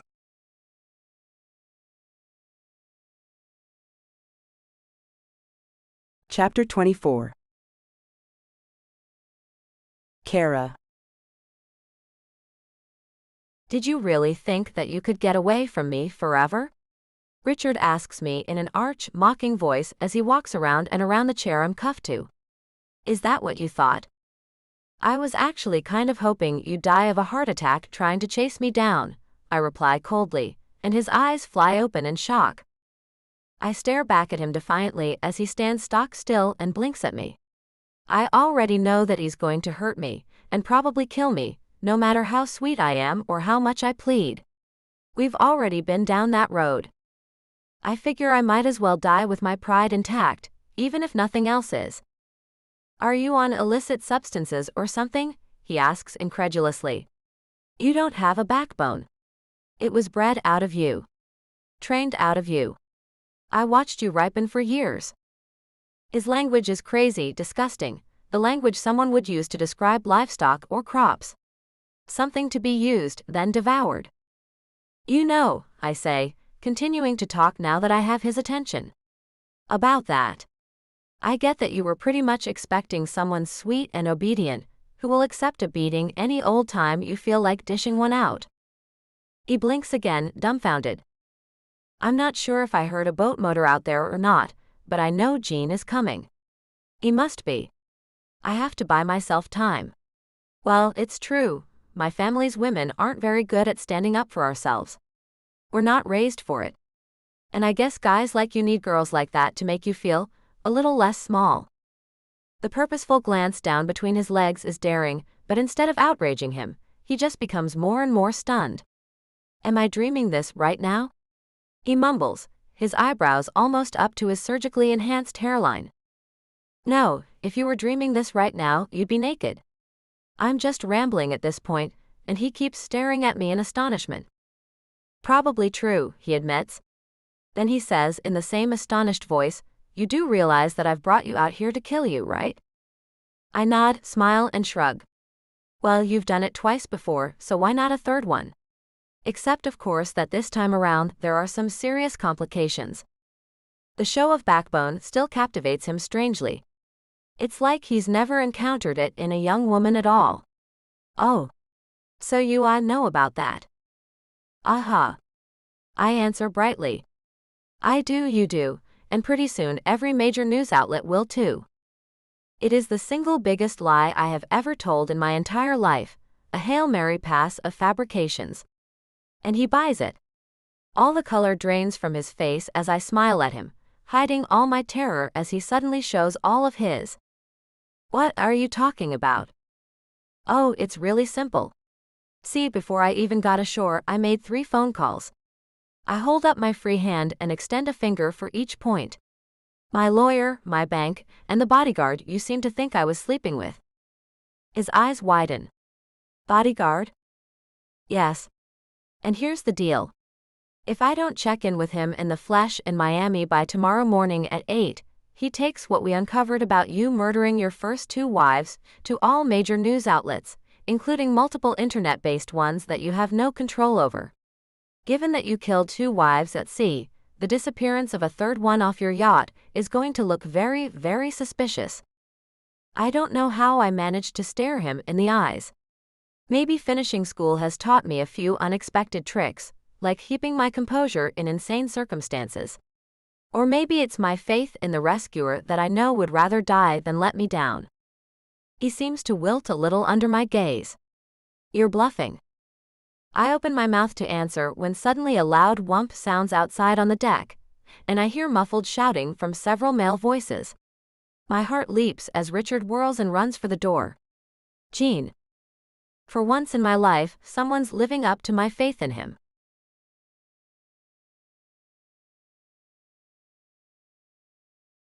Chapter 25. Jean. I set off a makeshift gas bomb to block the wheelhouse door, setting the fuel can against it and stepping back a good way to shoot it twice. Pistol, flare gun. Boom. Now there are 4 very pissed-off mercenaries trapped in the fishbowl, trying to pound their way through the tough, thick glass with the butts of their rifles. It should take them about an hour. I bound downstairs and know at once that I've gotten lucky. I hear Richard's voice coming from a doorway about halfway down the hall. Then the door starts opening. I bolt down the hall and grab Gamble as he steps out, slamming his head hard against the wall. He whimpers anticlimactically and goes limp in my hands. I look down at him, frowning. That's it. Gosh, wife-beaters are always such worms. Jean. Kara calls. I drop Gamble and step over his limp form to shove into the room. And there she is, cuffed to a chair, scared, hair mussed, with no fresh wounds on her anywhere. I get the cuffs off her with the key on my ring and help her up. She's shaky and clings to me for a moment before stepping back to look up at me. Thank you. No problem. You want a ride out of here? I give her a lopsided smile. Yeah. I cuff Richard to the chair while he's still out. Kara stares at him for a few moments, silently drinking in the sight of her attacker completely beaten. Then we turn and walk out. If he disappears at sea while you're still married, you still get his estate. We emerge onto the deck, where the fire is starting to spread. All that luxury woodwork is good fuel. That's true. She glances back at the men stuck inside the wheelhouse, now trying desperately to get the yacht motor started. What's wrong with the motor? Oh, fuel line leakage problems. Probably a bad idea for them to keep trying to start the motor like that, when it's been filling up the bilge tanks with diesel. I laugh a little, as her eyes flick up to my very wet hair. I hate swimming in the dark, but this time it was worth it. They keep trying the damn motor, even as we get aboard Enrique's boat and speed away. I can tell, because when we're a few boat lengths from them, an explosion blows out the lower portholes and knocks at least one hole in the hull. Richard will wake up handcuffed to a bolted-down chair in a slowly flooding room. I know Kara is aware of this, just like she's aware that the mercenaries might not burn, but the yacht is sinking fast. My arms around her now as we ride away, and she's nestled against me. I know I'm not going to be able to let her go this time. Beside us, Bailey, who didn't need to do much the whole time besides wait for me, pants happily, his tail thwopping my leg. You know, I've been thinking about it, she says decisively as another muffled explosion sounds behind us. And maybe staying in Cuba for a while won't be so bad. I can't stop smiling when she says that and kiss her. Okay, I say. Let's go home.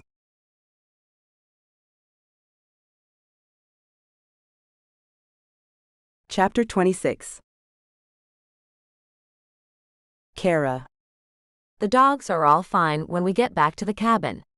Bailey bounds out of the Jeep as it pulls up and starts barking, and suddenly, the whole pack bursts out of the woods, barking and whining and wagging with joy. Not a scratch on any of them. We shower, eat, drink, and smoke until my nerves settle, and then we both go to sleep. When I wake up in the morning and go to look at myself in the mirror, I realize that my bruises are almost gone. It takes days of rest before I can really say I'm recovered from it all though. Jean makes sure that I take it easy, except of course in the sack. I sleep 9-10 hours including 2 naps a day, eat more than my mother would approve of, and drink a lot of water and juice. By the time I have been there a week, the tiny scab on my cheek is all that remains of what Richard did to me.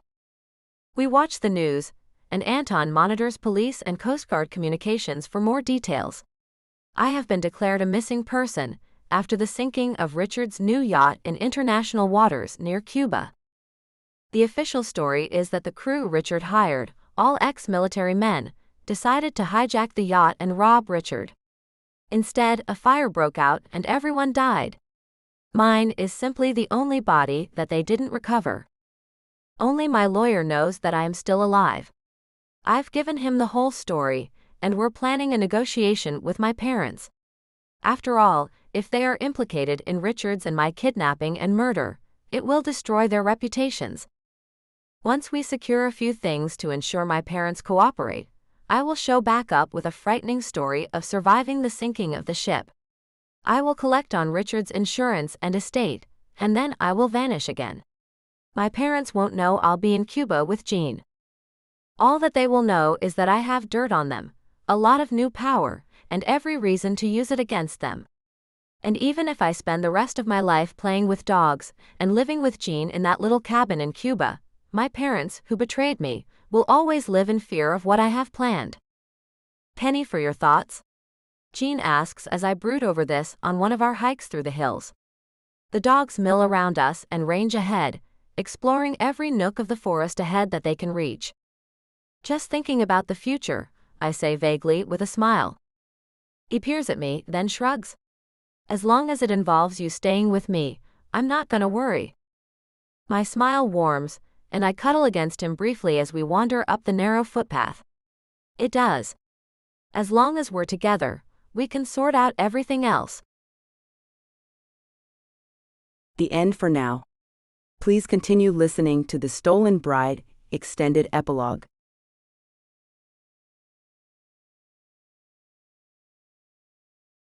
The Stolen Bride Extended Epilogue.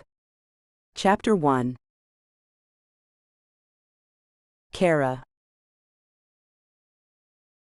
I disembark from our private plane at LaGuardia with Jean at my side, put on the role I have practiced for months, and prepare to meet my press. Reporters from what have to be 24 news outlets wait at the bottom of the ramp as I move tentatively down it, squinting in the bright sunlight. All those eager eyes and extended microphones make me a little nervous, and I show it, letting it become yet another layer of my carefully constructed act. Jean, in disguise as my attendant, helps me down the ramp gently, as I blink around at all the reporters who erupt with shouted questions. Mrs. Gamble. How did you survive your kidnapping? Mrs. Gamble. How many men took you and your husband? Mrs. Gamble. Do you know why your kidnappers were all ex-Special Forces? I whimper and draw back a little, and Jean puts a hand on my shoulder and speaks up firmly to the press. Mrs. Gamble has just come from Miami General, ladies and gentlemen, and she needs her rest. Please clear the way. The reporters part before him like sheep before a running dog, and I see the white limousine my parents have sent just beyond the crowd. I peer at it as we walk toward it, Gene carrying my single bag as I lean on him like I'm much weaker than I actually am. Did they come themselves, or am I just to be picked up by the help like a package? The second idea offends me, but it's actually an easier prospect than the alternative. The ride back to their Manhattan penthouse will give me that extra little bit of time to fall into my role before I actually have to face my mother and father. The performance I'm putting on is mostly for them after all, aside from the bit for the press and the courts. We've followed my fake story in the papers and internet carefully since the news broke. Billionaire's young widow discovered disoriented, amnesic off coast of Cuba after kidnapping, yacht fire. Mrs. Gamble was a Jane Doe in Havana General for 3 months before her identity was discovered. The truth is a lot nastier and a lot more complicated. My parents cooperated in my kidnapping by my estranged husband, the aforementioned billionaire Richard Gamble, wanting to force a reconciliation to protect certain joint business interests. Richard, in turn, took a crew of 4 armed mercenaries and me out to the middle of the Caribbean, where he planned to kill me and dump me over the side like he had done to 2 other wives. Gene got aboard, rescued me, trapped Richard and his crew of mercenaries, disabled the yacht and set it on fire. It sank to the bottom. By the time the Coast Guard sent divers, the bodies were all picked, clean skeletons. They had to identify Richard and his cronies by their teeth. My parents and the rest of the world thought I was dead. I vanished with Gene, my darling lover, into the jungles of Cuba, to his little mountainside cabin. We spent 3 lovely months healing, learning to live together, working around the cabin and his lands, making love, and planning. Then we went down to Havana, got Gene's hacker friend Anton to change some medical records for us, paid a few bribes, and sold a story that was 90% lies. Now the whole world thinks that I am a miracle, having barely escaped the men who had taken over our yacht in a life raft. As far as everyone knows except myself, Gene and Anton, I was found unconscious, soaked and feverish, with a bullet grazed to my head, a fractured skull and a concussion. I woke up claiming to not even know my own name, and still tell people I have no memory of anything leading up to my head injury, including my own wedding. Turns out, I'm a pretty good actress.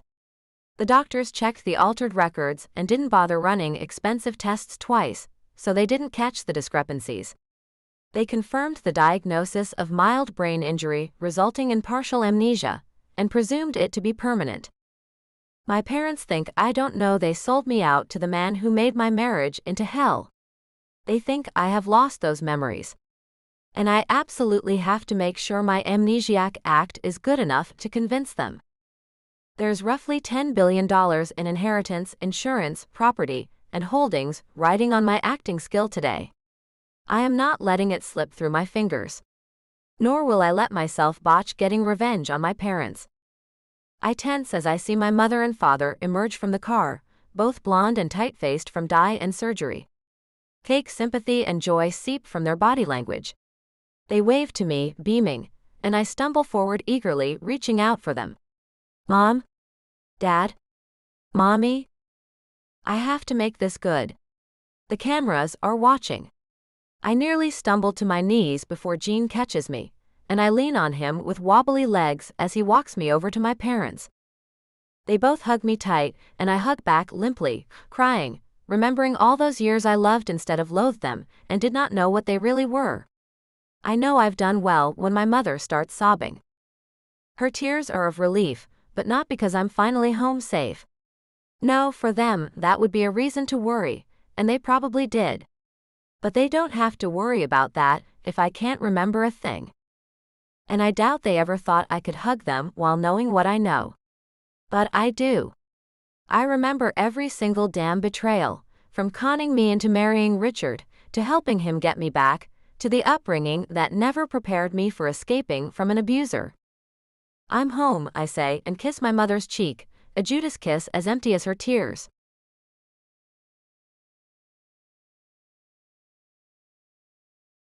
The Stolen Bride Extended Epilogue. Chapter 2. Gene. I watch my sweetheart faking her way through a loving reunion with her horrible parents, a benign smile on my face. I'm supposed to be a registered nurse and physical therapist working as Kara's attendant.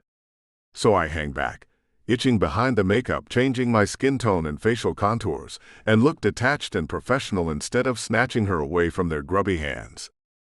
I've never liked or trusted rich people. Not just because I grew up poor while the baby boomers wrecked the world. Not just because they nearly all seem to be sociopaths, either. Nor because they hoard money for the hell of it while others starve. It's the things they get away with that piss me off the most. They can kill without facing consequences. Richard Gamble got away with murdering 2 wives, and might have gotten away with killing a third, Kara, if I had not stepped in. Meanwhile, if I ever dare to show up on American soil wearing my real face and appearance, I'll be put away for the rest of my life for stealing things those bastards could replace easily. That's life in the United States, which is exactly why I left. But now I'm back for Kara's sake, helping her play a dangerous game with a gigantic prize for the winner. Now that Kara has returned, she can receive Richard's insurance payout, and once probate is done, nearly everything he owned. Her prenup with him guarantees she'll get his money and property, but of course, she can't collect if she's dead. So she had to come out of hiding, and because of what her parents are, I had to come with her. It took Kara a solid month to parlay her considerable makeup application skills into creating disguises, and she has had 2 months of practice on the look we settled on for me. I don't normally have blonde streak brown hair. My facial hair is not light brown, and I normally wear neither mustache nor beard. Now I have a neatly trimmed set of each, and have changed both my footwear and my usual mode of dress. James Stark, my alias and the name on every bit of identification I carry, is a hired private nurse assigned to Kara until she is fully recovered. The head injury we made up has some residual effects besides the amnesia, giving me an excuse to be at her side all the time. James is affable, friendly, from a good family with a house in the Hamptons. He has a summer home in Miami, where he surfs and snorkels in his off time. His eyes are the same shade of brown as mine, simply because I couldn't find a suitably convincing set of colored contacts. He wears college professor clothes suited for the cooling weather, wool trousers, a cashmere turtleneck and a corduroy coat, all in various shades of tobacco brown. It feels awkward and confining on me, as do the riding-heeled leather boots. But it changes my look, gait and body language, so I endure. Once their tearful reunion with their daughter has dried up, Kara's father looks up at me curiously. "You're the attendant.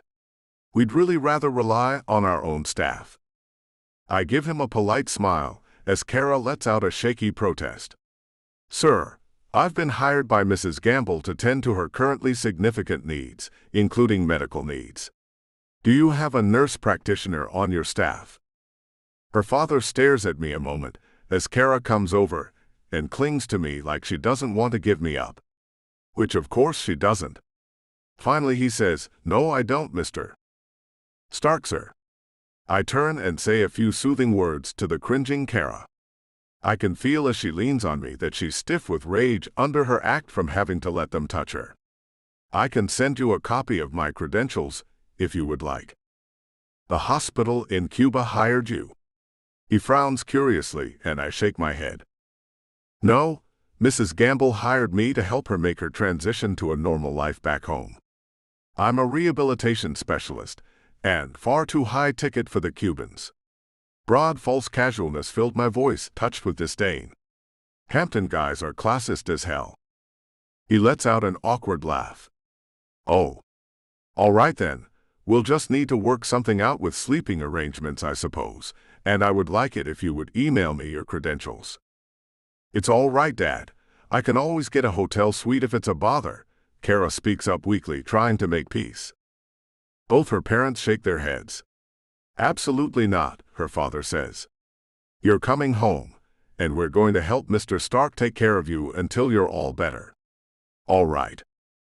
She gives him the open, guileless smile of a child, as I do a little victory dance internally. We're in, on the enemy's invitation. Now to set our trap.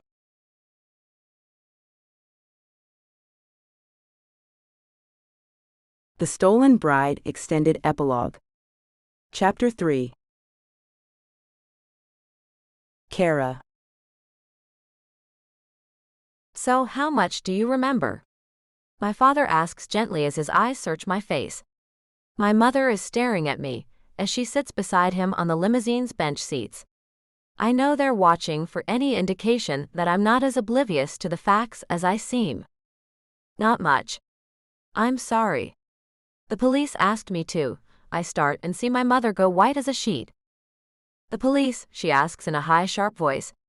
Her fear makes me laugh inside, but I have to keep her unsuspecting, so I just give her a confused look. Yes, we were kidnapped and my husband was murdered. I spread my hands as if it's a given that I end up talking to a lot of people with badges after that. Of course the police and Coast Guard both talk to me. Oh, of course. My father's voice is fake hearty. But you don't actually remember any of what happened to you? His gaze is piercing for a moment. No. I had to piece it together from news reports and what people told me. I remember getting ready for my wedding with Mom, and then I remember floating into the resort harbor in Cuba with a really bad headache. I rub my temple convulsively, ignoring how it pulls straggles of my white blonde hair from my slightly lopsided ponytail. I'm supposed to be a little bit of a mess. Oh. Of course. I didn't know if maybe you had started to remember anything else since you started recovering. My mother's leading statement twists in my guts like a skewer. I remember a lot of things from before and after, but that whole period of time is just a blank. They say I might be able to remember some of it eventually, but the neurons that carry those memories may be the ones that were damaged. I give James a look, and he nods at me indulgently. That's accurate, right? He nods. Yes, ma'am. It's a good sign you're remembering things before and after. It means your memory centers aren't so damaged that you can't make or recall memories at all. My mother breaks in, all too eager. I hate her, from behind my smile, as I listen to her scraping around for something to reassure herself with. So there's no chance at all she'll remember the kidnapping, or anything, before it?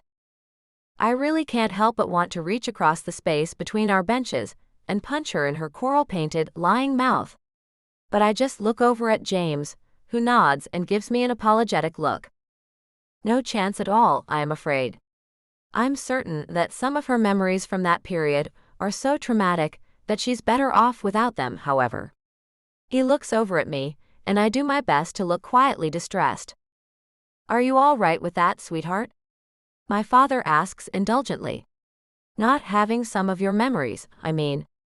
You don't want to try visiting a hypnotherapist or something? I peer at him in confusion as he seeks even more reassurance that I'm not going to go seeking out the memories that could incriminate them.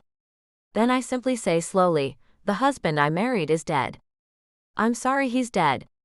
I really liked him. I think I would have been a good wife to him. But that doesn't mean I want to remember losing him, or what they did to him, or what they did to me. What is the point of that? It seems like doing that would let those awful men hurt me all over again. I don't want to tell them that my fake point of view on amnesia and traumatic events isn't even mine. I lifted it whole cloth from a stoned conversation I had with a Cuban hacker and the American expatriate pirate, who's the only man I've ever slept with. I think my parents would be even more scandalized by that than by the fact we were scheming against them. After all, they already schemed against me, so they must consider that acceptable. Right?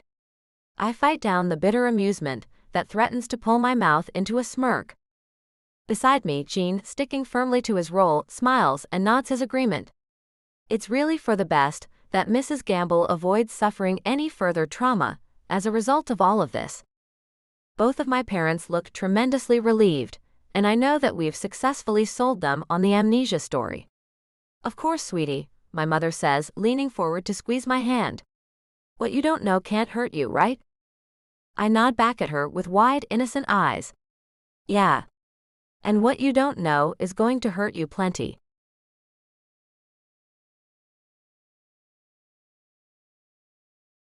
The Stolen Bride Extended Epilogue. Chapter 4. Jean. By the time Kara and I get a moment to ourselves, the sun has set, and I feel like I'm going to explode. The role of James isn't that hard, but keeping company with slime like Kara's parents makes me want to punch a wall. Or them, preferably. First came another examination and comparison of notes, this time with Kara's physician, a small man with a head like a polished egg and dull gray pinprick eyes. I managed to hold my own, and Kara's traumatized amnesia act convinced the surprisingly inattentive little man to back our story. Dinner with her parents was interminable. I was grilled on my skills, my qualifications, where Kara and I had met, a million different ways of kicking the tires on me, my purpose and my worthiness to be near their daughter. My disguise held through sheer willpower. I'm no con artist, but I still managed to convince them. We made plans to visit the probate lawyer to determine the status of Richard's insurance and will tomorrow. Finally, Kara retired to the small suite of rooms we had been given. Kara's own room, we both noticed, has been converted into a smoking room, and all her belongings are gone. Once the door closes on us, I stop helping slumping Kara through it, and we both shake off our rolls with sighs of relief. I hold up a finger and go methodically through the three-room suite, checking for listening devices and hidden cameras. Finally, I walk back into the main room and give her the thumbs up. "Damn," she mutters quietly as she shuffles over to the enormous four-poster bed. She sits on its edge and kicks off the prim little pink slippers we put her in, then lies back with a flop. I can't believe that worked. "Don't celebrate too soon, sweetheart," I reply as I turn to the briefcase I brought in with me. We still have to keep up the act long enough to get what we came for. I shuck that goddamned corduroy jacket, step out of my shoes and lock the door carefully before crossing to her. She sits up again and meets my kiss halfway, propping herself on her arms. Our lips move together almost roughly, and she whimpers and reaches to slide her palms up my belly. Wait. Still got work to do. I lift my face away from hers, even though I'm aching with impatience. She makes an exasperated noise and sits up as I retrieve the suitcase and open it, removing the false bottom with its stacks of medical files. Underneath, like a smuggler's jewels, sits a treasure trove of concealable surveillance equipment. So this is what Anton does as soon as he gets some real funding. Kara, the source of that real funding, breathes in amazement, distracted from her sexual frustration. Tiny stick-on cameras and audio transmitters, barely larger than the watch batteries they run on, gleam back at us. Just at that moment, down the hall, I hear the door to her parents' bedroom shut. Like a lot of old New Yorkers, they're in bed by 10. That's my cue to get moving. I flash a grin. Yep. Time that I go give all these bad boys a home. She kisses me again before I leave, and then slips me her copies of the house keys. "Don't take too long," she purrs at me. "I want you." My surveillance equipment, my boner, and I slip out the door, closing it so carefully it barely makes any noise. Before I left the States and became a pirate, I used to rob places like these. I pretty much know what to expect. The penthouse sprawls across the entire top floor, like a small castle 40 stories up. 6 bedrooms, 3 of them just for the sake of having them, 4 bathrooms, dining hall, family room, den, library, parlor, and a full-size freaking indoor pool. The deck runs all the way around the edge of the property, with tall glass walls around the perimeter. Too much luxury. People this evil shouldn't be allowed to live like this. Slipping on my gloves, I start moving from room to room, placing my transmitters. They are very easy to stick behind paintings, just inside the rims of planters, on the part of lamps that their shades hide. As I place them, I activate each one and sync it to my new tablet, programming each one to transmit only when the cameras sense motion, or the microphone sense sound above a certain decibel level. Slowly, my tablet screen fills up with little square images from the cameras as they start broadcasting. The final room is the hardest. I have to have access to any bedroom conversations for this to work, and the 2 of them are in there, and probably not very heavy sleepers. Not with their recently presumed dead daughter, and a complete stranger just down the hall. What to do? I stare at their door, mouth working as I think. I need to catch as much as I can, as quickly as I can. Finally, my eyes drop to carpet level, and I notice something. The old hardwood door has an inch-high gap between it and the floor. The carpet doesn't quite fill that gap. Crouching down silently, I run my fingertip along the bottom edge. Definitely enough clearance. I take 2 of the microphones and attach them to the underside of the door, doing everything in my power to make no noise at all. Unfortunately for me, the tiny clicks of the contacts attaching to the wood must have caught the attention of someone in the room who is still awake. I hear the creak of bed springs and push myself up off the carpet fast, lunging back away from the door. I glance around hurriedly for a hiding place and make a desperate move just as the door opens. Kara's father shuffles out into the hallway, yawning, and squints around curiously. He turns his eyes down the hall toward Kara's room and then shrugs, turning back to his room. The bald top of his head gleams at me as he steps in and closes the door behind him. After I hear the bed springs creak again, I let myself down from my perch near the ceiling, bracing my hands and feet against the wall across the narrow, high-ceilinged hallway. It takes all my focus to land without attracting his attention again. That was close, I think, as I creep away back to Kara's room. But it's done. They won't be able to speak or move anywhere in their home without our getting a record of it. Time to go celebrate.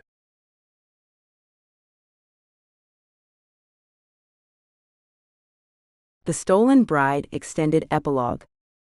Chapter 5. Kara. Gene comes back and almost immediately sweeps me into his arms. I cuddle against his chest, our lips caressing each other. When the kiss breaks, he grins down at me. "It's done," he says. "They're ours as soon as they spill their plans."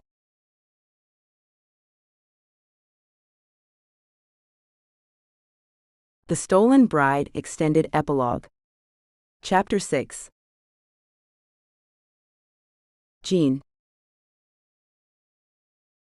A week crawls past, full of meetings with lawyers, doctor visits, and listening to Kara's parents have hushed conversations that almost all have the same theme. Will Kara remember? Will she want revenge if she does? What should we do to make sure there is no trouble? I can tell just by listening to the creeps they're working themselves up to something really ugly. But I need proof of their intentions before we can move to Phase 3. Probate on Richard's will started 3 months ago when his body was identified, and the lawyer claims it will be completed in record time because Kara is the sole beneficiary. Maybe 4 more weeks. Meanwhile, the life insurance payment of $3 million comes through. We plan a lavish, somber funeral for Richard. Kara gives another poignant interview with the press about her story. I shake my head at the whole mess and monitor my transmitters whenever I can, checking for recorded conversations. It's at the beginning of the 2nd week that I catch the conversation I have been fishing for. We have just retired for the night, and I'm starting to kiss Kara when her mother's voice issues quietly from the tablet speakers. I still say that it just isn't safe. We should get rid of her. What is your obsession with this? Her father sounds annoyed instead of horrified. The girl is about to come into a fortune twice the size of mine, and she doesn't remember a thing. If we can get her certified as incompetent by a doctor, that money is ours. Kara and I exchange grim looks. Deep down in her eyes, I can see the little mote of grief from yet another betrayal, but we both came here expecting it. Have you forgotten Richard had her kidnapped from a hotel in downtown Miami? He had enough power to keep that fact suppressed while he was alive, but he's dead now. The footage will probably surface eventually, and then the police will come with even more questions. I chuckle low in my throat. The footage from the hotel kidnapping is already in Anthony's hands back home. Her mother goes on, remorseless in her reasoning. We have no guarantee she won't remember at least part of what happened to her. If she ever testifies against us, or writes a tell-all book or anything of that nature, it will ruin us. So what should we do? Go in there and stab them both to death. Kara's father demands. I don't feel like taking on that young man. So we talk her into firing him after the funeral. Once she's alone, she's got brain damage. We can just push her down the stairs and claim it was one of her dizzy spells. There's a long silence. Then finally, Kara's father grunts. Fine. Kara looks a little shaky, and I can't blame her. I lean over and kiss her lingeringly, reassuring her with my smile. We've got them.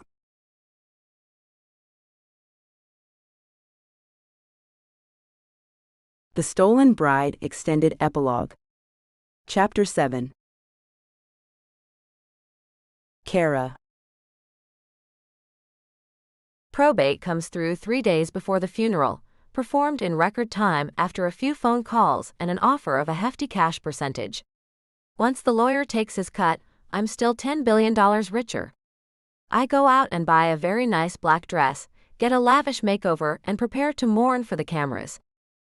My parents congratulate me to my face.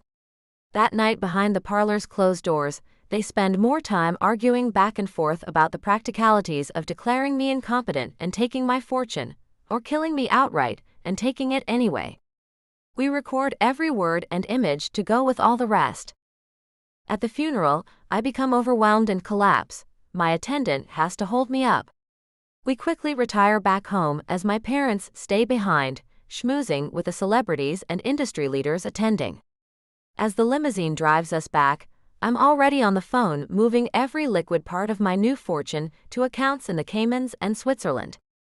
Once we return to the house, we pack up every scrap of our belongings and Gene takes down all his surveillance equipment.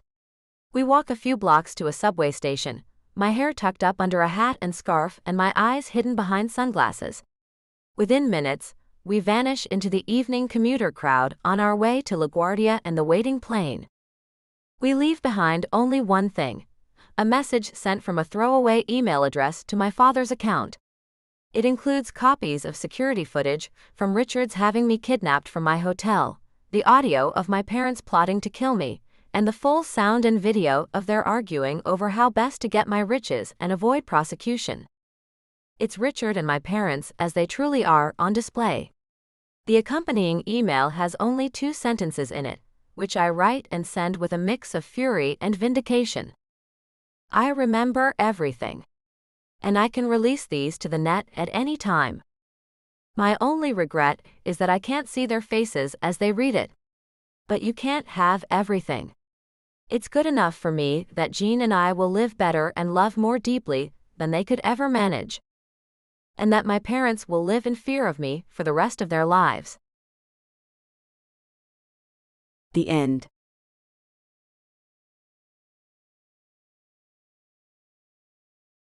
Please continue listening to a sneak peek for the next book in this series. A Second Chance for Her. Chapter 1. Jenna. Rod? You home? I call out as I come into the little apartment we rented last week. After only a few months of dating, we decided to take it a step further and move in together. To say my parents were pissed would be an understatement. Try furious. But what Rod Manning and I have is as real as it gets, even if I am just 18, a thing my parents tell me is a real issue, though it's not really. Rod's a few years older than I am. Okay, 5 of them, but that's not a big deal to me. My father made me wait until I turned 18 to date Rod, or anyone else for that matter. Rod's been after me for the last couple of years, but being underage had him waiting for me. Dad threatened all kinds of hell on the poor guy if he touched me before I turned the legal age. The funny thing is that Rod's mother cautioned me about their oldest son as well. At a senior party my graduating class had at one of my classmates' ranches just before I turned 18, I saw Rod's mother. She was helping chaperone the party. She had no idea of Rod's interest in me and took me aside, then asked me if I knew her son Reed. I knew of Reed, of course. We all equals in a minuscule town in Jerome, Arizona. Reed is only 2 years older than I am. I was shocked when she told me he and I would make a perfect couple, He was away at college at that time but would be home for the summer, and she wanted to know if she could give him my phone number when he got home. Her dismay when I told her it was her son, Rod, who was interested in me and me in him confused me. She was very open about him being a difficult person, which I found crazy. He doesn't seem difficult to me at all. Quite the opposite. He seems so rugged and manly and tough as nails, but in all the right ways. His job as a mechanic keeps his muscles tight, and he keeps a 5 o'clock shadow thing going on his handsome face. I'll admit it. The man does have this dangerous edge to him. But I find it exciting as hell. The way he handles me is so sensual. And he's told me he has a surprise for me tonight when he gets home, which I thought would be by now. Hey there, baby. His deep voice calls out from our bedroom. I go that way, turning down the short hallway that leads off the living room. There he is, leaning his tall body against the doorframe. His dark ash blonde hair hangs to his shoulders and waves. His steely blue eyes running up and down my body give me chills. Hey Rod. As he's clad in only his tight black underwear, I see he's taken a shower and rid himself of the grease of the garage he works in. The smell of his soap fills my senses. My insides are already melting as he looks me over. I brought home that surprise I told you about, but we have something to talk about first. He pulls me into his strong arms as I come to him. I want something permanent with you, Jenna. His words make my heart pound. Kay.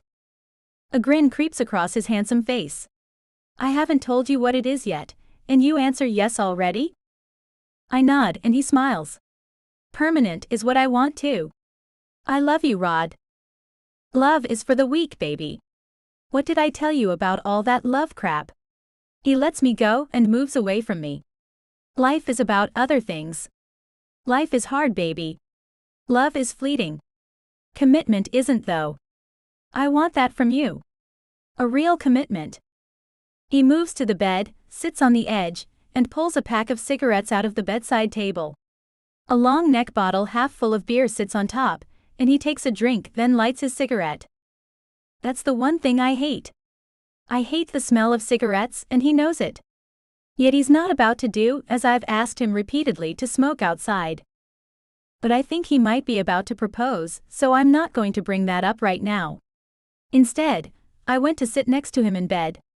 So what is it you want, Rod? From under the pillow he sleeps on, he pulls a sheet of paper. It's a contract for him to own me.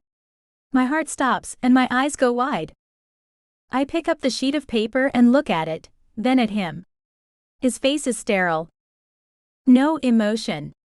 Not a thing. His strong hand moves up my arm and tightens around my bicep.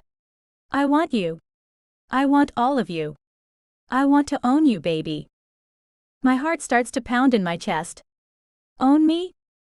He nods slowly and I can't think. Then one thought floods my brain. My father will kill you, Rod. This has to be our little secret. This town is too small to let this kind of thing out. He takes a drag off the cigarette and the smell intensifies, and I cough. A secret? I look around the little bedroom. My eyes fall on a hook that's on the wall near the closet. A hook that wasn't there before. Then I look back at the paper I hold in my right hand. It's shaking, and I hold it with my left to steady it so I can read what he wants from me. Words pop out at me. Punishments. Tortures. Expectations. Rod, is this a joke?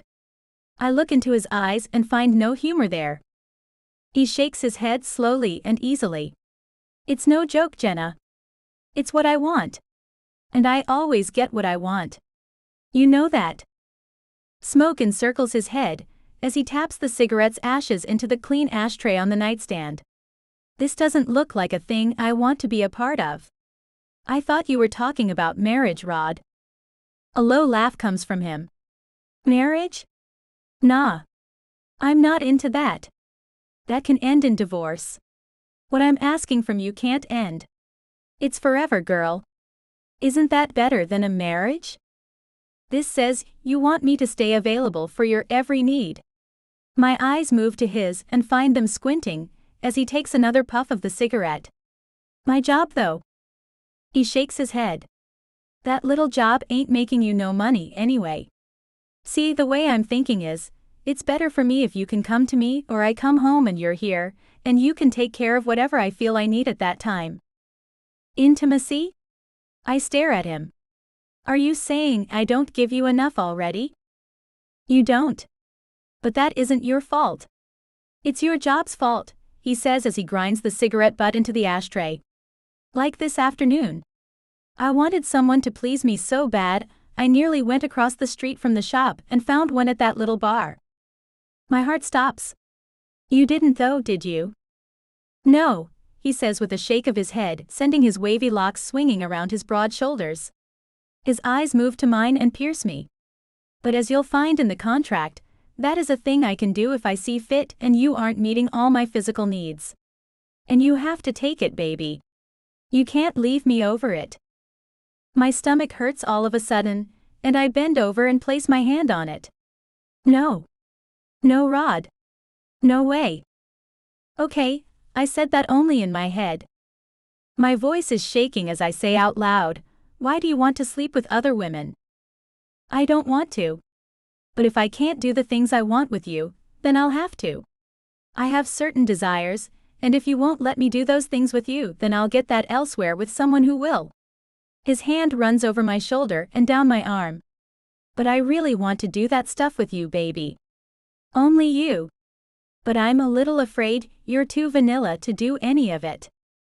I turn my head slowly to look at him, and my age and experience, or lack thereof, hits me. I'll let you do whatever you want to me. I'm no child, Rod. I can be everything you want. If I lost you, I don't know what I'd do. And I can't stand the thought of you with anyone else. Here's the thing, baby. You can't tell a soul. Not only would your dad kick my butt, but mine might do the same damn thing to me. He's told me as much. He looks away and rubs his jaw. You've talked to your dad about whatever it is you like to do in bed. I look at him with a face full of confusion. I don't even talk to my mother about the things I like. Nah, I didn't talk to him about it. He found some of my literature on the subject. He told me when he found out you and I were a thing, that if I ever tried to bring you into that dark world, he'd beat me up himself. His arm goes around me and he kisses my shoulder. Gosh. What kind of literature are we talking about, Rod? That doesn't sound like your average stuff. I watch him as he peers at me through his thick lashes. It isn't average. I'm not an average man. A bit above, you know? I nod, then say, I think you're the smartest guy the first know, Rod. He laughs. Not like that. Like the way I feel. I feel more than some. I want more than some, baby. You don't know how bad I want you. My face heats. Rod? I laugh and look at him and see he's dead serious. Really? Yes, really. I will train you. I will show you how to give me everything I want. You think you can train the morals out of me? I was a Sunday school teacher last year, Rod. Not an adult star. I turn my head, and he takes me by the chin and pulls me back to look at him. So, Sunday school teacher, what do you think it means that you gave your V-card to me? In the biblical sense, you already belong to me. His words hiss from his mouth. You are already mine, Jenna Foster. He kisses me hard again. Then he looks at me, as he continues to hold me down. Or do you want me to do what I have to with another woman? I can keep you two. Rod? Don't talk like that. He smacks my cheek. No more cussing. It's disrespectful. I move my hand to touch my cheek, and he takes my wrists before I can and holds my hands over my head. Rod? Would you stop? He shakes his head. You need to learn your place, Jenna.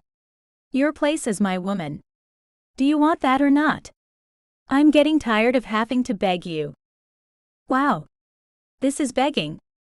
Let me read the whole thing. He moves off me and hands the paper back to me. There. Hurry up. You're making me feel weird. He walks out of the room, and I hear the fridge open and slam shut. Then the sound of him opening another beer as my eyes start at the very first word of the contract, has me thinking about what I'm even doing. Why am I contemplating this? The whole thing is crazy. He stands in the doorway, leaning against the frame. Read it out loud, baby. I clear my throat. This contract is between Jenna Foster and Rod Manning. This contract can never be voided. It will end only upon the death of either signing party. I look up at him and he smiles. See, forever, baby. Jenna Foster agrees to become Rod Manning's subordinate in all ways. His servant for life. She agrees to do whatever he asks her to, whenever he asks her to. Rod Manning agrees never to ask Jenna Foster to do anything deemed inappropriate in front of Vanilla's children or any family members. I look up at him again. So, we won't do anything bad in front of anyone who matters then? He nods and takes a swig of beer. Keep reading. All will be followed by Jenna Foster thanking him for showing her the way to please him, and she will willingly give herself to him after punishments if he so desires. I look up at him again. He nods and looks right into my eyes. He takes a drink of the beer. I want to teach you all about pain, baby. I want to teach you all about the things that make other people flinch. I want you to be fearless, just like I am. By the way this reads, Rod, I won't be fearless. Because I'll always have to fear you. I look at him again to see if he understands me. As you should, Sunday school teacher. He comes to me and places the beer on the table and his hands on my shoulders. After all, doesn't it say something like that in the Bible? Fear the Lord, for he giveth and he can taketh away. Or something like that. You're the Sunday school teacher, not me. In essence, you're saying, if I want you, I have to show you I will give you everything you want. And I will take complete care of you for doing that. What if I don't want you to take complete care of me? Then I'll find someone who does want that. It won't be hard to find a woman who wants me. It's a fair deal, baby. You should take it. I have another girl in mind if you aren't into it though. Just so you know. I stare into his eyes to see if he's actually serious. This man has begged me to be with him for 2 years, and now all of a sudden this comes out. I love this jerk though. My eyes fall back to the paper. The next part says you can be with whoever you want to. It also says you can make me sleep with whoever you want me to. It says I have to do anything you ask me to. So I can't be sure by signing this thing that you will only be mine, Rod. This thing will last forever, Jenna. I had to think about what might come up in the future. I didn't want to leave anything out. Just to be on the safe side, you know. A knock comes at the front door, his eyes turn toward it, then they come back to me. It's time, baby. You can't answer the door in your underwear, Rod. He laughs and throws open the door. A small woman with a jet black dye job looks at us through the screen. So is she out? She asks him. Her lip is pierced, as is her eyebrow. Her skin is pale, and she's wearing close to nothing. Rod doesn't open the screen door. He just looks back at me. Meet the other interested party, Jenna. The darkly lined eyes of the woman peer in at me. She's so vanilla. Come on, Rod, pick me. She'll never be enough for you, man. He looks at me intensely. She'll do whatever I want, Jenna. I don't know where you found her, I say. She interrupts me. Scottsdale. Off the internet. And you should really just let me have him. You aren't woman enough to please this man. He's all man. Close the door, baby, I tell him as I pull my shirt off over my head and reveal to the little piece of crap who has come over 100 miles to steal my man that I am woman enough to please him, and I will prove that fact to him if I have to do it right in front of her. He says without looking at her, beat it, Lola. She's decided to keep me around. Rod grabs my hand and pulls me to the bedroom. Sign it first. He grabs a pen off the nightstand. I sign the bottom without even reading the rest, and then he signs it and puts the pen and the contract back in the drawer, then throws me on the bed. His eyes are almost scary as he grins at me. And now it's official. You are mine. Chapter 2. Jenna. Undress, he says as he steps away from me and turns his back to me. I do as he said, and notice him dropping his underwear to the floor before going to the dresser. He opens the top drawer and pulls out his leather belt. My stomach tenses as he bends it in half and slaps his left palm with it. Then he reaches back into the drawer and pulls out a small black bungee cord. When he turns back to me, I'm undressed and looking at the things in his hands. Get on your knees and don't look at me unless I tell you to. Do you understand? He asks me as he looks into my eyes with his eyes narrowed. I'm not an idiot. Of course I understand you. I yelp. Rod? He talks between clenched teeth. I want no smart mouthing. You get me? I nod. K. He pushes me to the floor, and I scramble to get back into the position he told me to get into. His words are sharp and clear. You only talk when I tell you to. You only do what I tell you to. Do you understand me? I nod and say yes. The belt flies through the air and lands solidly on my back. I have to fight to control the urge to get up and knock the living crap out of him. I can feel a welt forming on my back from the hit, and I'm not sure I can do this. I don't know why he needs this. Then I'm reminded of the little tramp who is not very far down the road, and put everything out of my mind except doing what pleases the man I love. With my head down, I can only see his bare feet walking away from me. Then I hear a drawer open and he comes back. With another hard yank on my hair, he pulls my head up, and I catch a glimpse of a black dog collar. He puts it around my neck. It's tight, and I feel a little choked by it. He puts one finger between it and my flesh. It's not too tight, he says. I beg to differ. I can't even wear turtleneck sweaters because they're uncomfortable for me. And he wants me to wear a dog collar. I go and feel odd and weird and very uncomfortable and not the least bit sensual. Once I get to the wall, I stop, and he says, kneel and place your hands together in front of you. I do what he's told me to, and find him wrapping the little bungee cord around my wrists.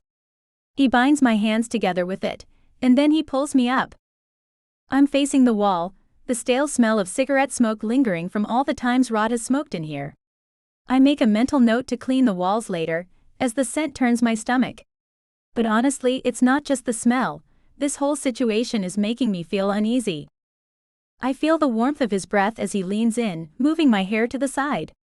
Jenna Foster, this is to see how much you can handle. Each time we do this, I'll add one more. Do you understand? How do I tell you when I've reached my limit? I ask, trying to steady my voice. You'll use the safe word. No or stop won't work anymore because I won't accept those answers. You'll respond with yes sir to everything I say. In public, just yes. The safe word is candy. Understand? Yes sir, I reply even though I'm not sure why I'm agreeing. Only use the safe word when you're truly at your breaking point. Not before. This is meant to build trust between us, a connection that will last forever. My body feels weak, my arms aching from the strain. He finally unties them and I can hardly move. He lifts me carefully, placing me down on the bed. I'll get some ointment for you.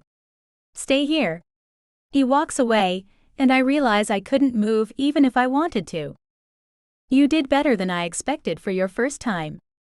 I'm really proud of you, he says, kissing my shoulder as he helps me get more comfortable. He begins massaging my stiff back and shoulders. I stay quiet, he hasn't given me permission to speak yet. But even if I could, I wouldn't know what to say. Thank you? No, that doesn't seem right. Rod pauses the massage and gently kisses my cheek, his touch now surprisingly soft. I'll get you something to help with the pain. It'll make you sleep. I'm really proud of you. Thank you. He leaves the room and I try my hardest not to cry. Chapter 3. Jenna. Almost 6 months into our contract, and Rod and I are having New Year's Eve dinner at his parents' home. Sue and Jason Manning are retired school teachers. Sue was my English teacher in junior high. I never had Mr. Manning in high school, as he taught the ag class and I wasn't in ag. But he's a very nice man, and I find myself looking at the older couple as they're very sweet to one another. I have to wonder where Rod got his bad side from. The lessons, as Rod calls them, are nearly every night, and I guess I'm thankful for them. Because I can endure so much. We are intimate like normal people sometimes. And I love those times. Rod is a complicated man. I often wonder if something happened to him when he was young. He seems to fight demons only he can see. Though he won't tell me he loves me, and refuses to let me tell him, as he sees love as a weakness, I do love the man I have the deepest feelings for. Headlights light up the living room, and Rod makes his way from the little minibar with a couple of beers in his hand and goes to the door. Looks like my little brother's made it. Sue grabs her husband Jason by the hand. Oh, come with me to get the food out of the oven. Let's hurry. They leave the room, and it's only Rod and me who left to greet his brother. I haven't seen his younger brother, Reed, since he left for college a couple of years ago. And I never really knew the guy before that. He's only a couple of years older than I am. Truth be told, I was always very shy anytime we found ourselves around each other. Rod's handsome but Reed's gorgeous. His hair is really blonde and his eyes are dark blue. Rod opens the door and walks Reed. Right behind him is a short young woman with glasses and dark hair. She looks smart as hell, and she must be his girlfriend. Reed smiles and looks happy. Hey big bro. He hugs Rod and Rod claps him on the back. The two together like that shows me Reed has put on some muscle since he's been away at UCLA in California. Reed's a couple of inches taller than Rod, probably because Rod has been smoking since he was 16, and Reed has always been a jock and really healthy. The men are over 6 feet, and both have broad shoulders and muscles. Only Reed looks a bit sturdier. When Rod lets Reed go, I find Reed's eyes moving over me. And who do we have here? He asks as he pulls his girlfriend along behind him and comes toward me. I get up off my place on the sofa and give him a smile. Hi Reed, I say shyly. Rod comes around them and puts his arm around me. Her daddy finally had to let his little princess grow up, and I snagged her quickly. Jenna and I are living together now. Reed's eyes go kind of wide and he shakes his head. Already? Damn. Didn't you barely graduate in May, Jenna? I'm surprised he even knew that. I nod. Yeah. And you didn't go to college? Reed asks as he looks into my eyes, and I feel all wiggly inside, most likely because he's a gorgeous mass of a man, and he probably has this effect on most females. Rod makes a huffing sound. She doesn't need college. She's my woman. I take care of her every need. Reed's lips form a tight line. Then he pulls up the young woman's hand he's holding. This is Pam. She and I go to college together. She pushes her glasses up her nose a little. Her deep brown eyes kind of glisten as she says, "Nice to meet you all." Sue and Jason finally come out of the kitchen and Sue shouts, "My baby!" Reed quickly abandons his girl and goes to his mother. He picks her up as he hugs her, and she giggles like a young girl. "Oh Reed. I've missed you, baby boy." He puts her down and his father claps him on the back. Then he gives his youngest son a hug. "Good to see you, son." "You too, Dad," Reed says, then comes back our way to grab his girl. "This is Pam." "Nice to meet you, Pam," Sue says, and Jason gives her a nod and a smile. The girl is nothing like I pictured when I thought of Reed having a girlfriend. He played the field when he was in high school. But he never got serious about anyone here. I suppose she's pretty in a way. Mostly plain, not ugly or anything. And she seems even quieter than I am. Rod hands one of the unopened beers to Reed. "Here you go. You finally made it to 21. Reed takes the beer and opens the top of the long-necked brown bottle. "I did. Even though your attempts on my young life were kind of often, I managed to grow up, Rod." His lips conform to the bottle, and I find myself looking far too hard at them. I look down and shudder. If Rod ever caught me looking at another man, he'd skin me alive. Rod grabs my hand and pulls me with him to sit down on the sofa, placing me on his lap and making me feel very uncomfortable. I wanted to be an only child. Reed laughs. So did I. Their parents laugh too, and I look up to find them looking oddly at one another. So I asked Rod, "Did you two fight a lot when you were little?" "I kicked his butt," Rod says with a grin. "I wouldn't call it fighting." Reed takes a long drink and then pulls the bottle from his mouth. I watch him from my peripheral vision, as I had better not look full on at him. "Until the day I made you eat asphalt. You do recall our very last fight, don't you, Rod?" Sue looks nervous. "Let's not bring that day up." She grabs Reed's hand and pulls him along with her as Pam trails along behind him, looking like a midget as she's so much shorter than he is. "Help me grab the trays with the appetizers, please." I look at Rod. "What happened?" I whisper. His eyes have gone steely, and he takes a drink of his beer. "Don't worry about it." His mood has gone south suddenly, and I wonder what happened between the two that had their fights ending so fast and putting Rod in a foul mood. Rod's hand moves up my back and his lips touch my ear. "We're going to the bathroom." I don't ask why. I just get up when he pushes at me, and let him lead me to the bathroom. His father watches us go, and I know my cheeks are turning the deepest shade of red. Once inside, with the door closed, Rod unbuttons his jeans and I know what he wants and go to my knees in front of him. His hand moves over my hair and he whispers, "I like your blonde hair much more than that drab brown Reed's tramp has. Your green eyes are prettier too. You're so much better than what he brought home." "Thank you, sir," I say as I clean him all up. He pulls me up and puts his arms around me. It's a softness he rarely shows. "There's mouthwash under the sink. Use it, then come out in 3 minutes. Not 1 second before that." He lets me go and walks out. I have no idea why there's a time limit, but I start counting in my head. 1001, 1002.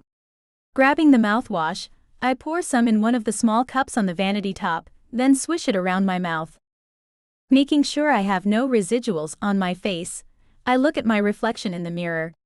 My eyes go glassy as I fight the feeling of being used. I say to myself, he needs you to be this for him. You love him, Jenna.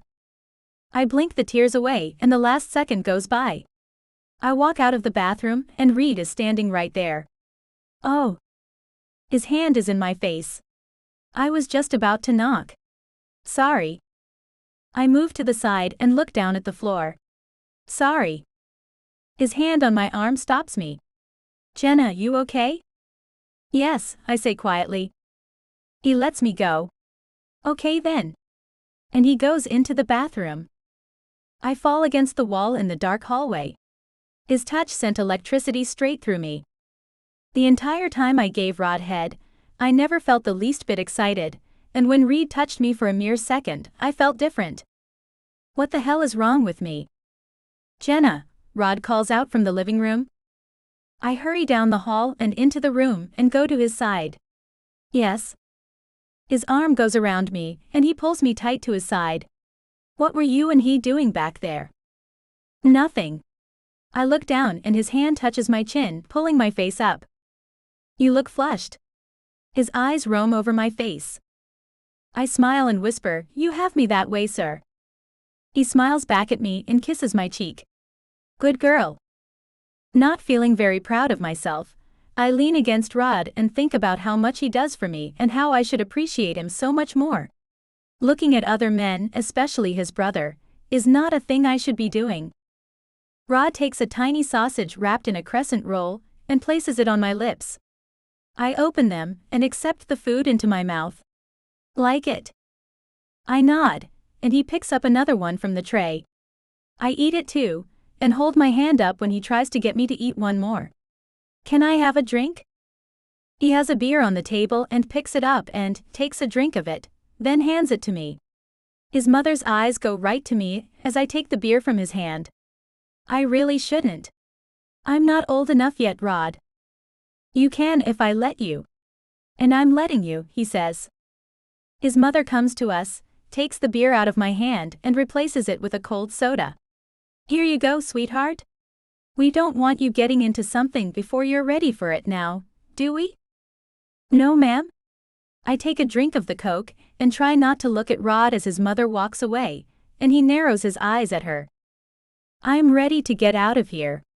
He takes my hand and pulls me toward the door. Then he looks over his shoulder as Reed comes back into the living room. You want to join us over at Stacy's bar, little bro? Reed looks at Pam. Want to? She nods and they follow as Sue calls out, Jenna can stay here while you go out, Rod. She's much too young to be in that bar. Rod's arm goes around my shoulders. I got her, Mom? His arm tightens around me as Reed adds, I'll watch out for her, Mom. Don't worry.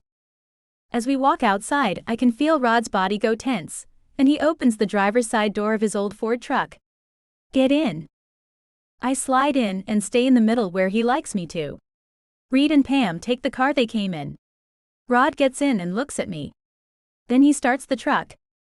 We roll out of the driveway, and Reed and his girlfriend follow us. Your mother is so nice, Rod. A little too nice. He looks back at me. Seems my family thinks I don't have sense enough to protect what's mine. I'm sure that's not it at all. They're all very nice is all. I run my hand over the top of his thigh, and he looks at it. Did I give you permission to do that? I move my hand. Sorry, sir. No, you did not give me permission to do that. Seems you bring out the protective side of my mother and little brother. Why do you think that is? He steps on the gas and goes pretty fast. My age, I guess. I watch the speedometer move up fast and reach around to grab the seatbelt. You don't trust me or what, Jenna? He looks straight ahead. It's not that. It's the law, Rod. Nothing more than that. Please don't read anything into it. Let's go have a nice time tonight. It's so rare you take me with you when you go out. I'd like to enjoy it. Maybe you'll see fit to dance with me some. I buckle the safety belt, and he throws on the brakes and makes a sharp right. We'll see. There are some grown women in this place, baby. I'm going to let you see how they treat a man. His eyes narrow as he pulls the pack of cigarettes off the ledge in front of the steering wheel. He hands the pack with the lighter inside it to me. Light one up for me. He knows I hate doing this, and I don't really know why he makes me do it. And I don't know what the hell he meant by what he just said. But asking him will get me into trouble, so I do what he said and light up the cigarette, then hand it to him as I cough. He laughs and puts the nasty thing in his mouth. Tonight, I expect you to smoke at least one of these. The entire thing. My body goes tense and I look down. I won't be doing that, Rod. My grandfather died from lung cancer. I've told you that a lot of times. No one has proven that cigarettes cause that. I hold the pack up where it says exactly that on the side of the packaging, and he looks back at me with squinted eyes as he blows smoke in my face. I place the pack back where he had it, turn my head, and cough again. We pull into the packed parking lot and stop. He gets out and reaches in for me, so I take his hand. We wait as Reed pulls in next to us, and Pam gets out of the passenger side. She waves her hand through the cloud of smoke Rod just exhaled. Didn't anyone ever tell you smoking is very bad for you, Rod? He laughs. Yeah, Jenna just lectured me about just that same thing. What's up with chicks these days? My eyebrows raise up high. He thought that was a lecture. Reed comes around and takes Pam by the hand and we all start walking in. Are they going to let her in here, Rod? He asks. I'm a regular. They give me special treatment here. What I say goes, little brother. He pulls me in tight to his side. My woman is welcome anywhere I am. As long as I want it that way. Reed moves up next to me and looks at me. You come here a lot with him? I shake my head. This is the first time he's brought me here. He always comes here alone. Reed looks at Rod with a frown. You leave her home and come out here by yourself, Rod. So? Rod says as he pulls the door open and smoke billows out of it. We walk straight into the thick stuff and I cough again. A tall, skinny blonde woman looks at Rod. 4 shots and 4 beers coming up, Rod. He smiles. See, they know how to treat me here. He leads us to a table in a dark corner, where another woman brings the drinks on a tray. I wince as, after she places the drinks in front of everyone, she takes a seat on Rod's lap and runs her arms around his neck. It's been a week. Where have you been, stud? Her red lips touch his cheek, and he smiles at her when he pulls back. He gives her a wink. The holidays, girl. My old lady had me busy with domestic stuff this week. No time for play. But this is New Year's Eve, and playtime is upon us. The woman looks at me. So this is the old ball and chain, huh? He nods. This is my woman, Jenna. Reed clears his throat and the woman looks at him. And this is Reed Manning. The hottest sob this town ever let go. How you been, college boy? Mona, nice to see you again. It's been a few years since I've seen you on my brother's lap. Heat goes all through me as I look at her. Are you one of his exes? A smile moves over her face. I wouldn't call myself an ex. Rod pushes at her to get off his lap. Mona and I never really dated, Jenna. She laughs as she stands up but leaves her hand on his shoulder. No, we've never really dated. But does anyone date the legendary bad boy, Rod Manning? I have, I say, picking up the shot of whiskey and down it as I look into her light blue eyes. Rod's arm goes around my shoulders and his lips touch the side of my head. Easy, baby. She's not a threat, he growls in my ear. I put the shot glass on the table and she smiles. I'll get you another, missy. Then she swings her hips as she walks away, and I find Rod watching her. Rod? I say under my breath. His eyes move to mine. What? He takes his shot and downs it. Then he looks at his brother. Well, what are you waiting for, boy? Drink up. Reed looks at me, and I see a little sadness in his deep blue eyes. He picks up his shot and raises it to me. Here's to the girl who got Rod Manning to settle down. Then he drinks it, slams the glass on the table and glares at his brother. Rod laughs and picks up his beer. I wouldn't say that. Reed doesn't laugh as he says, yeah, I may have spoken too soon. The woman brings another round already, leans over Rod's shoulder and whispers something into his ear. He looks at her and then at me. Someone has challenged me to a game of pool. You don't mind, do you, baby? Of course I don't. I pick up the beer and take a drink to calm my anger. Rod looks at Reed. Watch my woman for me, little bro. Don't let any jackass bother her. Get me? Reed nods. As Rod walks away, Reed looks at me and says, you heard what he said. So when are you going to get smart, Jenna? What? I ask in confusion. My eyes follow Rod as he walks up to yet another woman, and she falls all over him and kisses him right on the mouth. I look away, and Reed turns back and sees what his brother is doing. I remember you were a smart girl. Weren't you even a Sunday school teacher for a while there, Jenna? What the hell happened? I had no idea you knew a thing about me, I say and turn my chair so I can't see Rod head on anymore. What the hell are you doing with Rod? Reed taps the table in front of me to get me to look up at him. He's been after me since I was 16. I guess he wore me down. I take another drink and out of the corner of my eye, I see Rod lean over the pool table with the woman in his arms to make a shot. Reed and Pam turn back to look at Rod and his antics, and they look back at me. The girl looks at me with sorrow in her dark eyes, and Reed looks at me like I'm an idiot. I feel awful, and would love nothing more than to go back home. And now that I know this is what happens when he goes out, I know I'll get a knot in my stomach every time he does from now on. Before, I pictured Rod hanging out with other men, shooting some pool and drinking, and not once were there women in the picture. How wrong I was. Reed and Pam finish their drinks, and he takes one more look back at his brother who's kissing the woman. Come on. We'll take you home, Jenna. This isn't cool at all. Reed gets up and Pam does too. I sit still. I can't go with you guys. Thank you though. Pam looks at me. Come on. If you want, we can drop you off at your parents' or even Rod's parents if you'd rather not go back to your house. I wouldn't if I was you. It's okay. Thank you. I have to stay and go with Rod. I pick up the shot and drink it. Reed comes to me and places his hand on my shoulder. Despite the numbing effects of the alcohol, I feel the current of electricity flow through my body and my insides pulse. I look up into his dark blue eyes as he says, "Jenna, just come with me."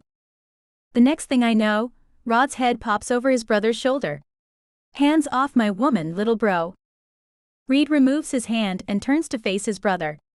"I wasn't really touching her, Rod.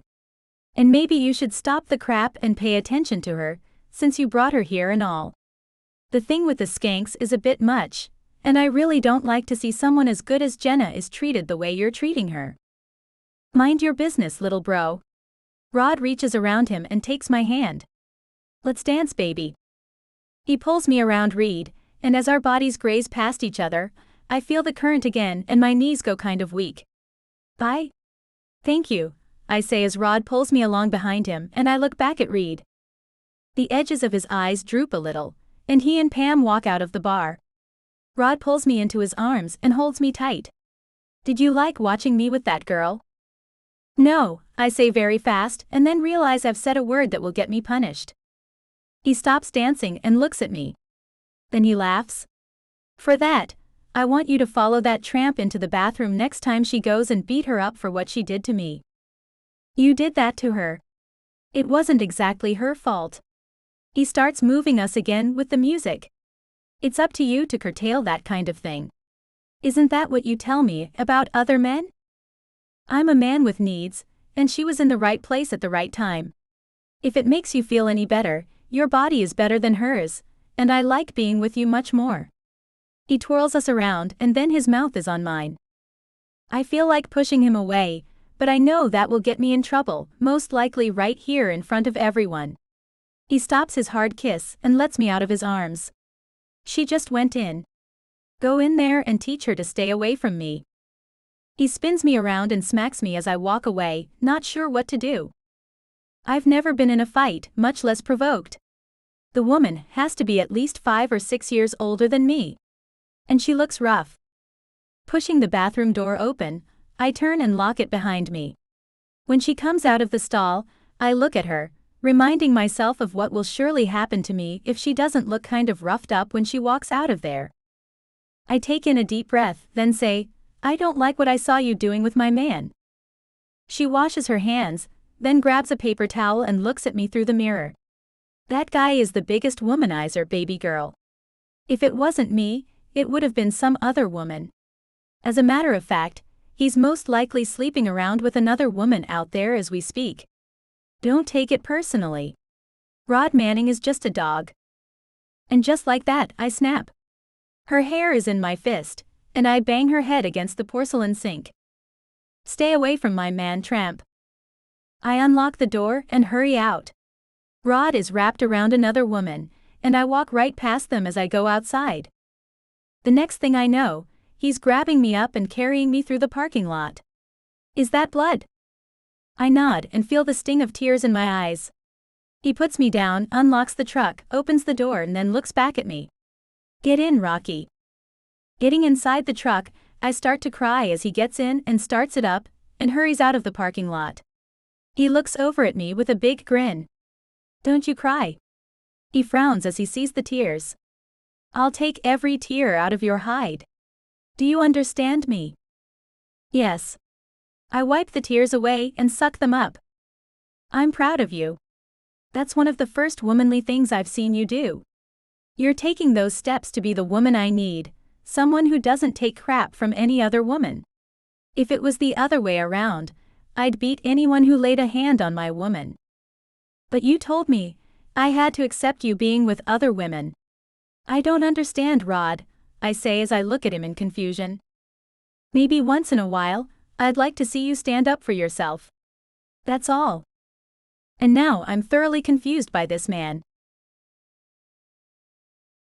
End of sneak peek for a second chance for her. Thank you for listening to this audiobook. Please like and subscribe to support this channel. It helps more than you know.